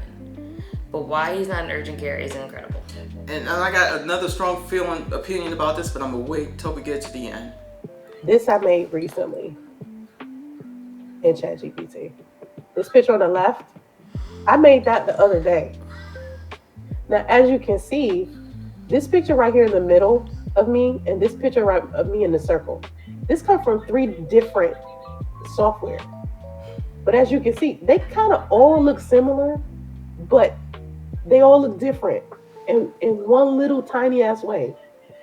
It's still me, though. This person right here, it's not about catfishing. Listen, nobody's trying to date people. Like, in order to catfish someone, you have to pretend that this is what you look like, lie to that person, and then try to date them and take them off of real life. Don't nobody give a fuck about y'all like that to be trying to That's not what AI is. AI is not catfishing. That's something that dumb people say. That's fucking stupid. That is a brain what on I a be sitting higher here plane saying is talking AI like is that always now. catfish you. No, this will probably be maybe my last live stream of 2025. I haven't live streamed a lot lately because me and my son have been extremely ill.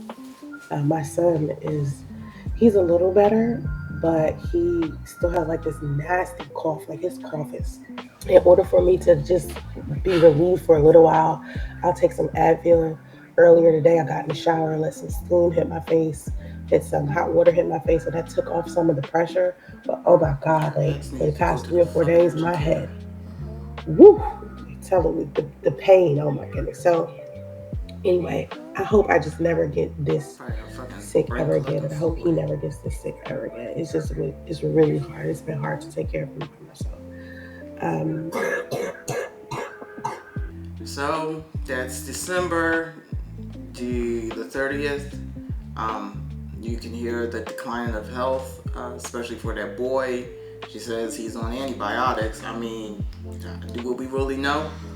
We can all assume, but she's also talking about her health. Yeah. And how she's having pressure. She doesn't mention anything about her getting treated for anything. Exactly. Which, doesn't prove to be the best option for her. No. Here we are in January. Happy New Year, Soncerae. Now, You're probably wondering, of course, why we have changed. Mm-hmm. And why, as fashionable as we look, it is a very somber, calm, composed look compared to what we were wearing earlier. Yes, bright and colorful. It is because we have some pretty known but unfortunate news nonetheless that it was around this time that Soncerae's illnesses were not getting better. I will then hand this over to our esteemed eulogist, the keeper of the lore that is Soncerae, if you will. Yes. The PhD in training, the baccalaureate, the masterful wordsmith that is. Yes, You gotta give me all that. okay, we'll go ahead. Well, January starts off very quiet. Not much was said or done. People were wondering, where was she? Now, on her Facebook, there are posts, but obviously all of those are like auto, like through Hootsuite. They were not her. And it definitely gave my AI life living best vibe energy, if you will. Indeed. So that's when news finally broke on the 10th. A post was made of a GoFundMe, which reads, honoring Soncerae's life and covering final expenses. The amount requested is $5,500. mentioning that, Soncerae had fallen ill, and on Friday she suffered a heart attack. She was currently in the hospital, and people, they needed help paying for her medical expenses. The post was hosted by both her daughter and her sister. And the thing that I found very interesting about the post is that her daughter's father donated $150, which I found a little strange, but it's okay.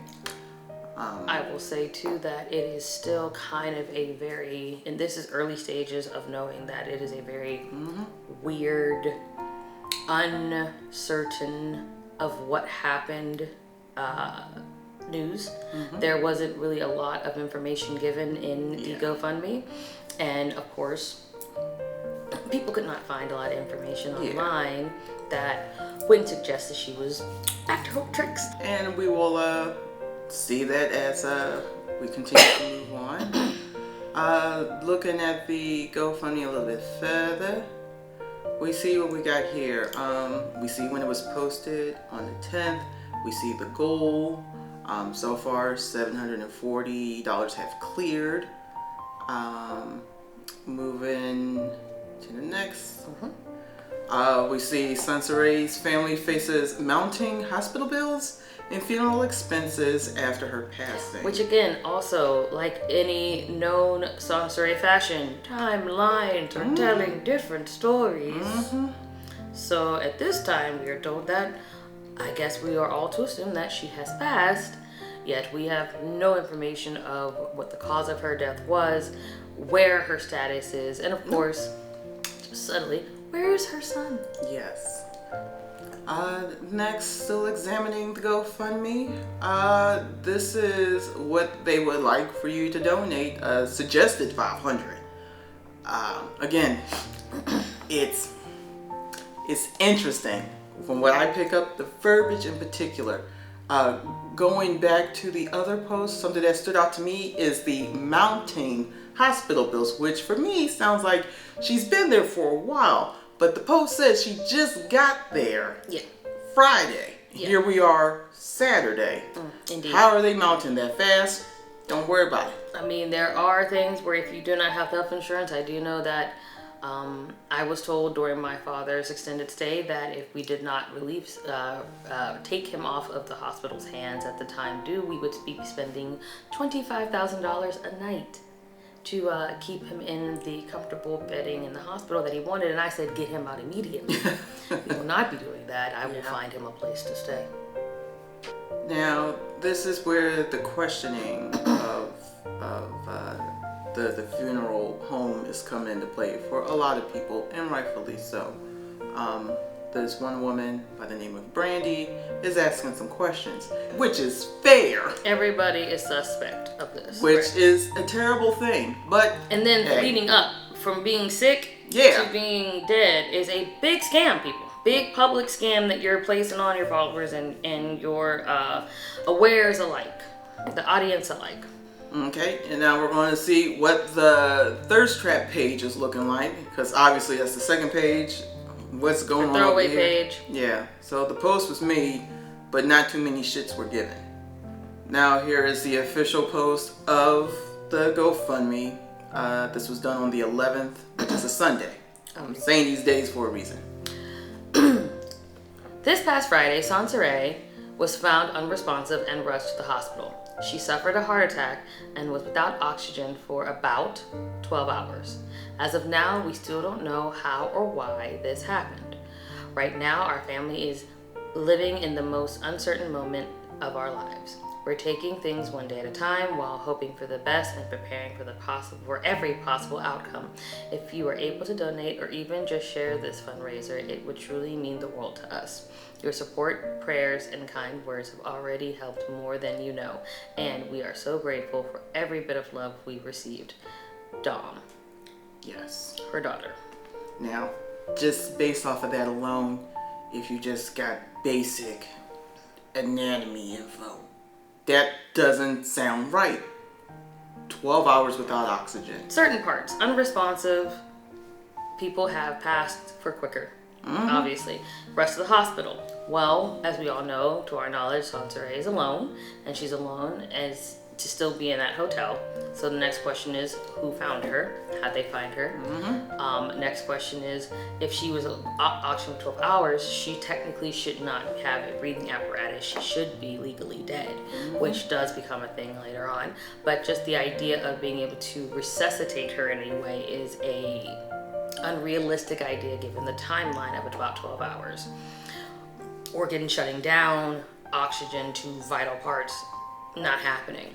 And then lastly, I think the most critical, once again, we have no idea where her son is. The comments. Obviously, people are very emotional. They are hoping that it isn't true. They're sending up prayers. They're like, oh, well, I didn't know. I noticed that she wasn't, posting as much anymore. I hope this isn't true. This is terrible. Just all of the love and support that one could get from, people on social media. Now, this is the comments 3 hours later. People now start asking more questions about how none of this stuff is adding up. They want to know. Conspiracy theories are starting to unleash themselves for obvious reasons. Yeah. 4 hours later, Tracy is fighting for the honor of Soncerae. For anybody who's asking too many questions, I don't know who Tracy is. It just could be like a commenter or whoever. But Tracy decides to say, well, she was declared as brain dead but showing signs of improvement. Now that was coming from the cousin in the post before, which again does not make sense. You cannot be declared brain dead and then have improvements. That's not how brain works. No. And, for anybody who's asking questions, how are they trying to ask for, donations and hoping that she's getting better? Again, this is her family's verbiage because they are just as remedial. And I will be clear, I'll even play devil's advocate. There's a world where the doctors don't have time. Yeah. Don't know or are giving you as much as they can because at the end of the day, you are patient 145,000 of another 1,500 or 15,000 in the hospital. I'm doing what I can, but that's your loved one. This is my patient, and I have 10 others down the line. So we're doing what we can, and we're giving information, and then them offloading that information to the public who you were asking to donate. Does real-time assistance on whether this is true or false is kind of timely, and that's what we're not getting. Yeah, and even Lil Damo decides to hop into these comments and try to answer questions, but not great. 6 hours, and me monitoring the comments because I want to see what's getting deleted and what's staying the same. And some comments do start disappearing. But, more people are questioning mainly the 12 hours without oxygen, which does not make sense. But besides that, there are no real changes besides people bringing that up. 8 hours later, Damo responds to Christine, which she should not have, frankly. But besides that, there's no real changes besides whatever Dominique says to this woman. Comments on the thirst trap page. 9 hours later, nothing's happening. Again, it was the thirst trap. That's all they really cared about, and she wasn't really on there anyway. So yeah. So they don't nearly miss her as much as the main page does. Yeah, it's basically dead in the water. 10 hours later, same day on the 11th. My God. No change for real. No change for real. Still unsure of what's going on and what's up with her as far as her update. Also, just want to clearly note it's now been 10 hours and no one knows where her son is. 21. Let's see. 21 hours. What we got here? What is this? 11H. I ain't got nothing on that. No changes. No changes. So this is the final recording. Yeah, of comments. On the 12th, Skepticism. yeah, some people are asking questions. Gwendolyn makes a fantastic point. She had 7 heart attacks and was without oxygen for over 14 hours. I don't know where she got the 14 hours from. And that's where the updates were, is that somehow Domo, when there was that moment of talking, I think within the 8 hours. I'm sorry, I was having to remember which one. Yeah. Neko did not mention that at some point when Damo was not supposed to be talking, out of nowhere she mentioned 7 heart attacks. We knew about the heart attack, and then there were 7 additional ones happening within that time frame. Yeah. So Gwendolyn says she had 7 heart attacks without oxygen for over 14 hours and survived. How is that possible? Well, Christine kicks in and say, well, because it's not possible. She was found unresponsive with shallow breathing. Like, that's a good suggestion. Like, was it that? Because again, I can't put nothing past these people if they don't have all of the information. If she was just admitted, I'm assuming on that Friday, here we are on Sunday, who knows? But Kristen basically handled the response to that. She's of no relation. Again, this is the cousin kicking in, which is a very interesting. Oh, that's where it came from. The cousin said it. Boom. Sorry, not Damo. No, it's found. And asking the shall family see. mentioned 7 heart attacks. It's real this time because she's saying like, no, she is for real, y'all, in critical condition or whatever. 700 attacks. She my cousin. Pray for her. Now, this is on the 13th where Damo makes her big announcement about what's going on with her mom. And then going back to Damo. Same day, yeah. Damo's announcement basically is something that you can actually go still to Soncerae. Let's say you guys have caught up and you're wondering where she's at, gone.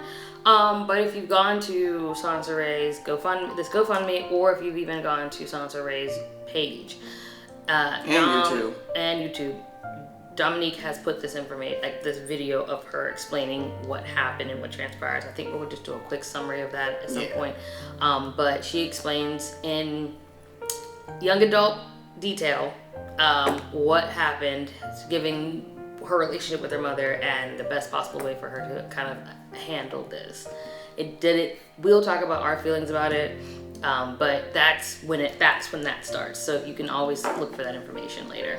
On the 13th still, I just decided to go back to those comments and see what's going on 2 days later. Folks are still asking all of the right questions because now nobody in the family is responding to people anymore, which again is not great. Especially when you didn't get half the money you needed. Basically. So people are still asking questions about the hospital. How did someone get access to her Facebook account? How is a brain dead patient on life support? Was she discharged on the 11th? Questioning the GoFundMe because people are trying to figure out where is she currently, or where is the body currently, and the family. And the final one, where is her son? Is her son safe? And the thing is, I think the cousin, if not Domo, someone mentions, I think earlier on, oh, he's with family, like he's with. Well, maybe Domo brings it up in the video. And Domo brings it up in the video. Yeah. And then we get the death card on the 15th. She passed away on the 15th. And we'll explain that in a second too. The comments 5 days later, did I have anything to say about that? No. Let's see. On the 16th, folks are looking, comments are going missing. Yeah, I mean, you know that comments started getting deleted. Folks are looking for the sister. She's officially been dead within the week. She was admitted Friday, gone that following Thursday. On the GoFundMe, there's been a bit of an update which says, with a heavy heart, I want to share that my mom has officially passed away. The loss has been unimaginable and truly cannot thank everyone enough for the love, support, donation, messages, and shares. Every bit of kindness has meant more to us than I can ever explain, especially during a time that has felt so overwhelming and unreal. Moving forward, all funds raised will be used to cover my mom's cremation and final arrangements. Any remaining funds will go towards Justice's well-being and helping secure his future, including education-related needs. Thank you for showing up for us for caring, and for helping us through the hardest time of our lives. Your support has not gone unnoticed, and I'm deeply grateful. So they have pictures of Little Justice with her in the hospital. And then in such an AI fashion, her picture. I know, that filter photo. Very AI'd. Now, here's Dominique with... Hello, everyone. For those of you who do not know who I am Dominique, or Dom, or Dommy, or however you know me. I am Soncerae's daughter. A lot of you have been wondering what's been happening and wondering, what the fuck, and we've been kind of wondering what the fuck too, unfortunately. But to kind of give you guys, to get you guys up to speed as to what has been going on over this past weekend, I'm gonna give it to you from my perspective, because I feel like I can, but I can't speak for everyone that has been, any other family members. But this past Friday, I was in DC visiting my family, and my grandmother had called my father at around, I think like 7 p.m. Then my father came to me, basically saying that my mother was in the hospital for a heart attack, and it wasn't looking too good. Didn't know anything else other than that. Immediately, I'm looking for flights, I'm looking for rental cars, I'm trying to figure out how soon I can get here in Georgia. While I'm doing that, my dad comes to me again, and this is basically when I find out that my mom had basically was unresponsive due to the heart attack. Okay. All right. Guys, that is a 21, almost 25-minute long video that you all again can find on the numerous pages, and get through it. But for the most part, we definitely wanted to get to the part where, again, where's the baby boy? Those were the final bits of Soncerea's the life and daughter death of Soncerae after she had passed. Soncerae. Yeah. Soncerae. So now that it's been a couple of months, right now it is July of us recording this. So I just collected a bit more information of what happened after news had broke, and it's been like legit. On the 27th of January, you still got people, either they talking shit or they're just trying to stir up stuff. But it's 2026. If Soncerae Smith actually passed away this time, and it's not a hoax for attention and GoFundMe funds, she died. She did this in 2020. Then condolences to her family, her children and family. If this is another hoax, may you get everything you called down upon yourself.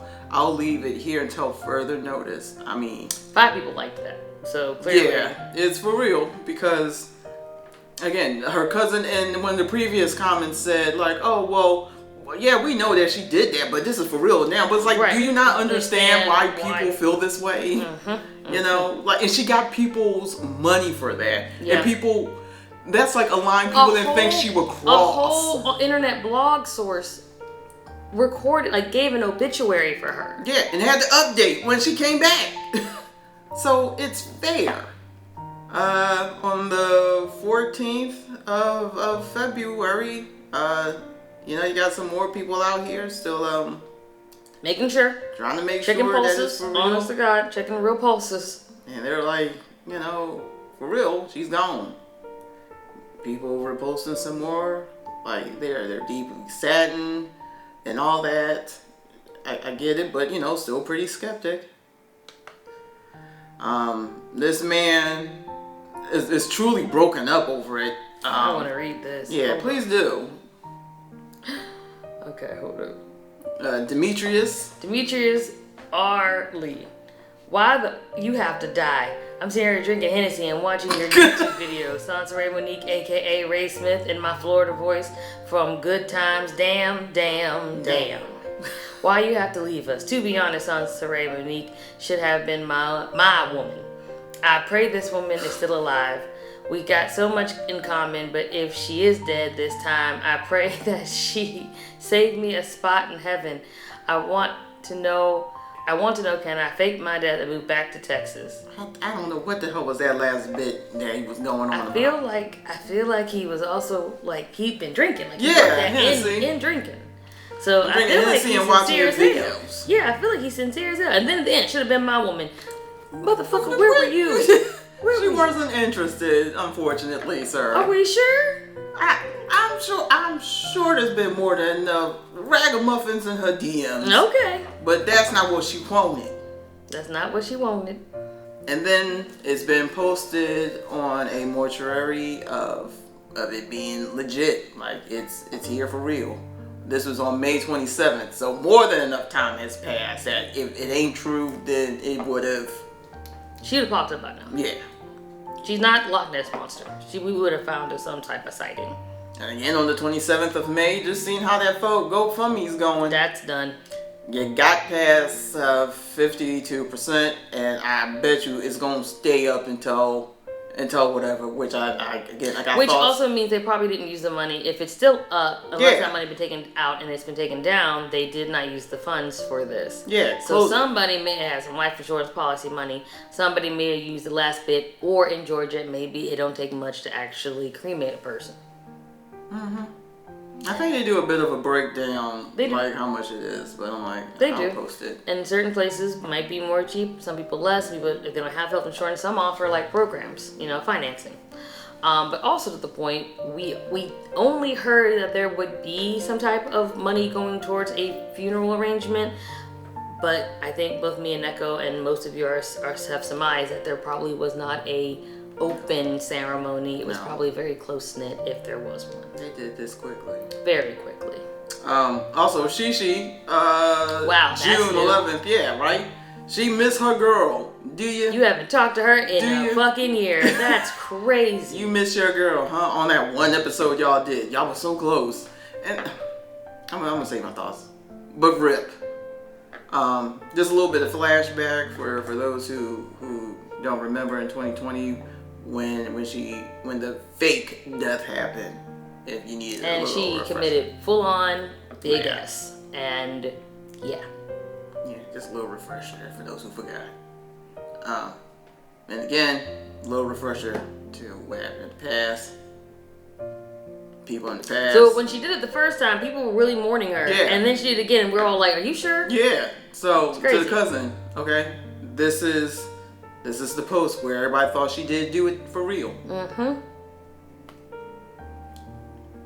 Flashback. And this is her legacy that she leaves behind. This post about her doing tax fraud, charity scams, and a bunch of other stuff. Somebody aired out her business real good. Dang, what is this one? Where's this at? The website is right up there. Someone who's got their own little WordPress. He thought I was tracking. Yeah. They have a whole list. That's Fittin's timeline. This feels like a story. Yeah. This is legit. Whoa, I gotta find this. Mm-hmm. She on Spotify. Ain't a lot going on there, but she on Spotify. So through all of this, once again, you've not heard about the conditions and safety of justice. As we left, before we paused everything, it was said by Dominique that, and you'll hear it, that they didn't know where justice was. So me and Neko had a suspicion, because I like timelines, again, I like putting things together, that DCF. DFACS, I'll just say DFACS. Came through and made good on their promise from this eluding woman who was sick and bedridden as the perfect time right before the beginning of the full year, starting the first of the month, to deal with the removal of her child. Soncerae has been very tiptoey about throughout the whole year, even before in California, NorCal, that DFACS has been on her. Child Protective Services have been reaching out to her. And yes, while there are plenty of people who had called from the internet, they don't need much. If a report's been made, they can prove time and time again. But him having special needs, which have been diagnosed and rendered true, he was going to have a higher profile of being looked at. That's why she got so much heat from the teachers in California, and that's why it was so difficult, while we didn't go into full detail of her legacy in Atlanta with getting her son into a school. While there were services, it was just as tenuous for her, which is why she was comfortable with days not taking him to school. Claiming he was sick or claiming he did something, this, that, and the third. It was just as hard in Atlanta as it was in California. So, but the thing about Atlanta is when they have their eyes on you, they really have their eyes on you.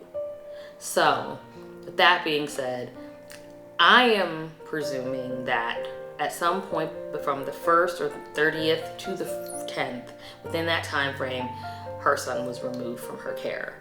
And that may have been the straw that broke the camel's back, considering her already heightened illness and condition, along with the fact that he missed more than enough school was missed. Yeah. We're starting throughout the week, like missing 2 to 3 days over sick, a collection of 3 months. If he's that's sick, too he much. needs to see certain type of care.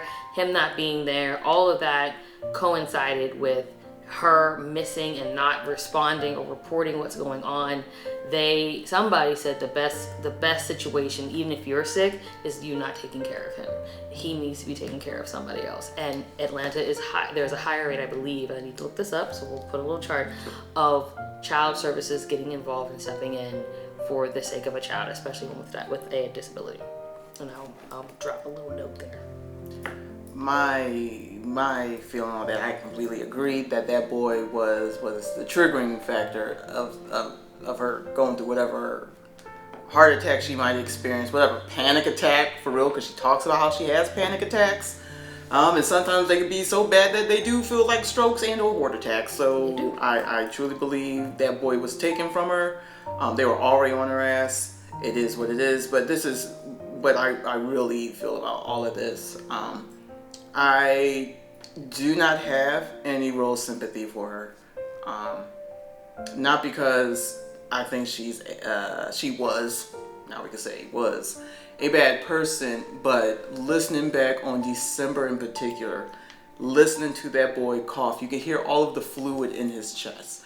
Whether or not she actually had him on antibiotics and seeing the doctor, we don't know. But the fact that you could hear him, you could hear the sickness, and she's going on and on about how she's so tired, need money, yada yada. I truly believe, and I will only call this divine intervention, that she would have taken that boy with her in death. I truly believe that. Because she's the type who seems like she would sacrifice anything and everyone to kind of go down with her. Like, as I mentioned before, everybody can leave her but that boy. And the fact that she had no problem putting his sickness out there, saying how she wasn't taking him to urgent care, I, in my heart of hearts, believe she would have taken that boy with her. They just would have both been in that hotel room, sick as dogs, passing it back and forth to each other. She's talking about how she has sinus pressure, and like she could literally be feeling the fluid collecting in her head if there was something being built up, because whether or not that boy had the flu, that can easily turn into pneumonia. Yeah. And I believe she had pneumonia. And And people that don't know the signs, obviously you know your body, but when you don't know the extent of being sick, I've had plenty of friends who are like, yeah, I had the flu, turned into pneumonia. Who knew? Yeah. And then when you're older, you have a higher chance of getting it like that. Especially when you already aren't taking care of yourself. Yes. She was eating like shit. You saw, like, first she was eating all the carrots, then we go back to bacon, back to ramen noodles, back to eating whatever the hell mind else. You too, when you're poor, it's what you can afford. Yeah. Totally get that. But if you're going to Olive Garden and getting a parm and not a salad, not breadsticks and unlimited salad in sight, like your environment does dictate. I understand. As people that have resided in California for over a decade, we both know that, like, I think I'm more healthier out here than I've ever been. And I've appreciated that because I believe my environment has influenced that. Going back to Atlanta, where obviously cost of living is a little obviously cheaper than California, and means have to meet at some point. If it means getting ramens and oodles and noodles, with bacon and eggs, okay, cool. But like there was never a portion of like she decided to immediately go back to bacon versus I didn't see bag of carrots no more. And I feel like bacon and carrots have a different price point, but like affordability, you know what I'm saying? And I know that the stress also too. People stress Definitely eat. stress. She's clearly a stress eater. You saw her munching down on that sandwich when she was in court. Right. She's clearly a stress eater. And she's already mentioned too that didn't she mention she was diabetic, or is there something? What is it? Not diabetic. It's the other one. Where your blood pressure is too low. Too low. Oh. Hypertension. No, is it hypertension? Hypertonitis? No, hyperglycemia. Hypoglycemia. So she already had conditions that she says that she was aware of, right? And I know that she says that there's moments where she's like, I put Justice first, and then you're like, hey, Justice he'll figure out, he'll eat, he's fine. Yeah. He's fine, but you're his caregiver, and you are he may not understand the situation he's in, but he's going off of your energy and your vibes and what you're going through. And of course, he might easily get sick in a place where you can't be. If you aren't working, being a helicopter parent makes a lot of sense. You ain't got nothing else to do if that's what you're doing. But if you're going to focus on trying to get a job, you are definitely going to miss things. And that's why the teachers were supposed to be helping. And it seems like the ones in Atlanta were very vested in his health and well-being. I mean, we can only imagine what the ones in California were doing, but she didn't like us.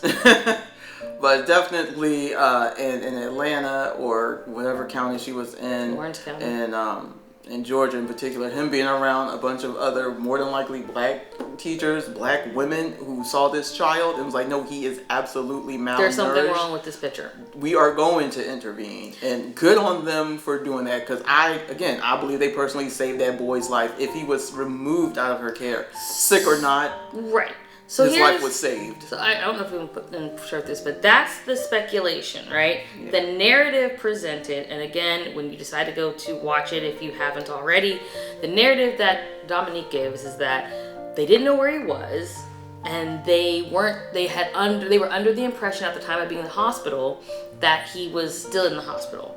Turns out he was not at the hospital, obviously, but he was in DFACS, Child Protective Services. And they probably brought him over to give that little kiss, like. So during that, she claims there was an exchange, and that her aunt and her husband were able to get custody or at least take Justice into their care. Now here's where that falls a little flat for me. They live in Florida, correct? I believe so. Yeah, Florida. But if it's wrong, I'll put the edit. Right.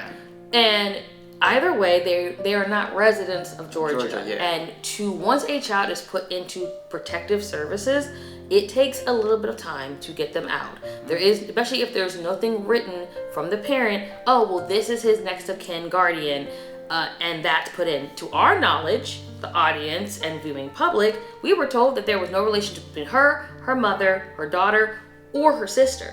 That she had cut them off and no contacted them because she made choices that were big on her and bad on their decision-making plans for her.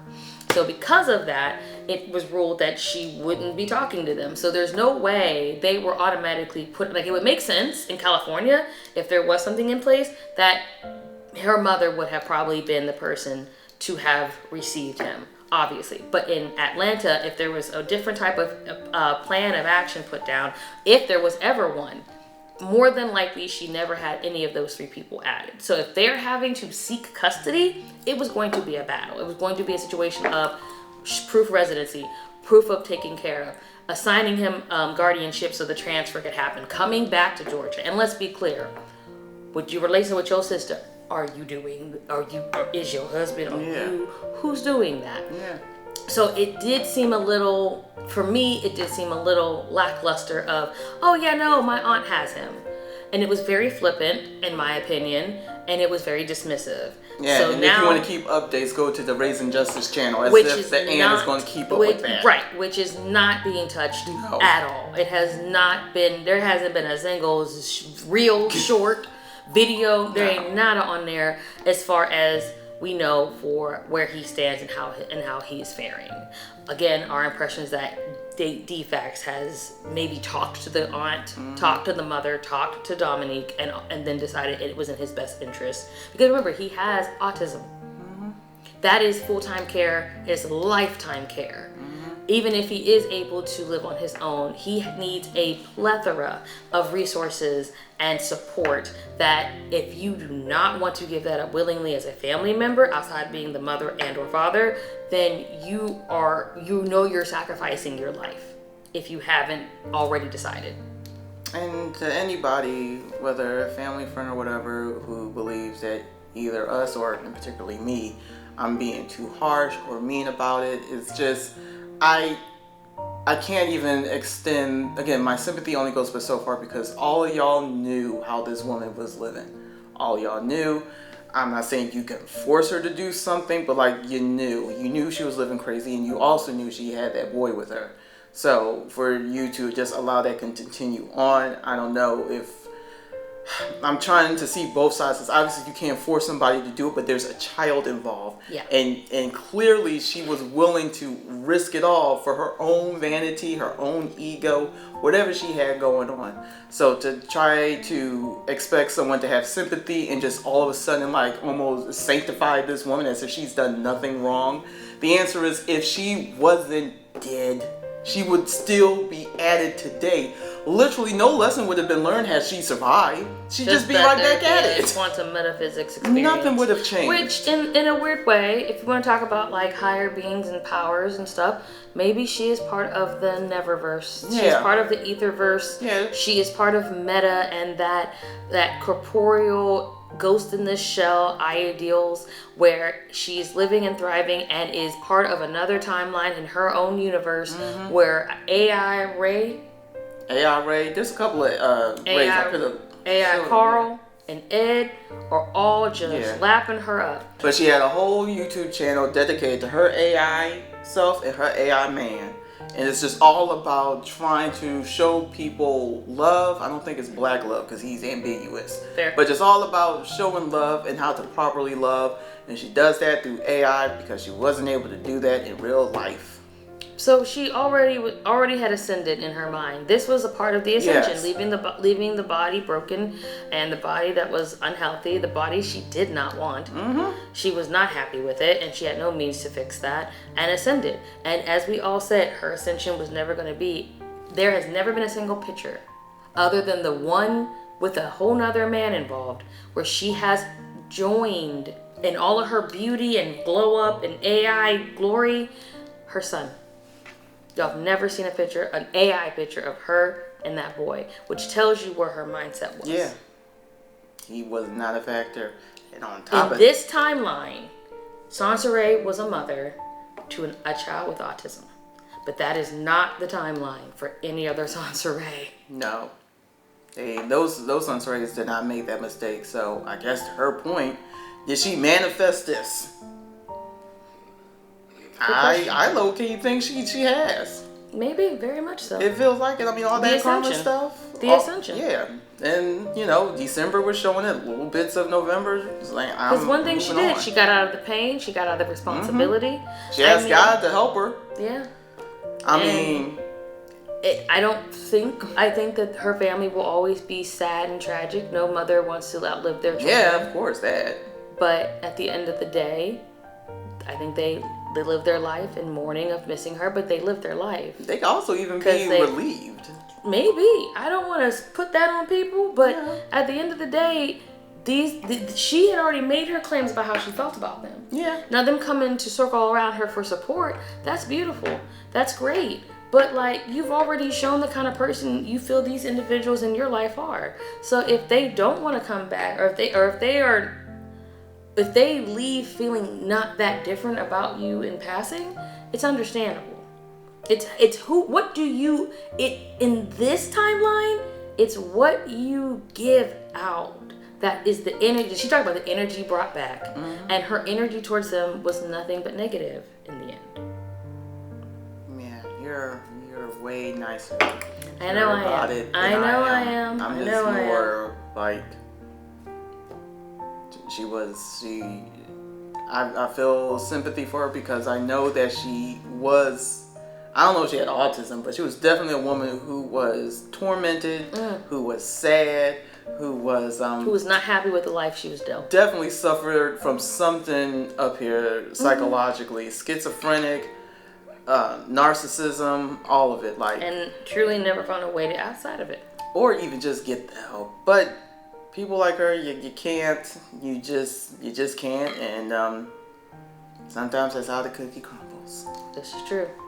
So I guess I'll ask Neko, have we closed the chapter on Soncerae Monique? As far as her life, I think this summarizes a good chunk of everything that she was. We saw the highs and lows, the shifts in being business, being mom, being lover, being ex, motherhood. And basically, looking back at life, how all of 2025, everything just is neatly tied away. Yeah, was it beautiful? The restraining order. Storyline. Her dog went away. Her daughter's relationship, I mean, she did what she did with that. Yeah, just all the pieces fell into a very eloquent, though tragic story. Shakespeare would be proud of. I almost low-key think Morocco, what, that new dog she got? I think he kind of might have been an inside, assassin. Like, he could have been the one. Sure, maybe. Yeah. He looked like Buttons and, avenged. Maybe. Maybe. But, who knows? It is incredibly tragic that it happened in such a way, but I remember talking to Neko, and she said she wasn't going to last long. I'm like, no, right. I really didn't see her living, I definitely didn't see her living past 50. But 45, that seems fitting.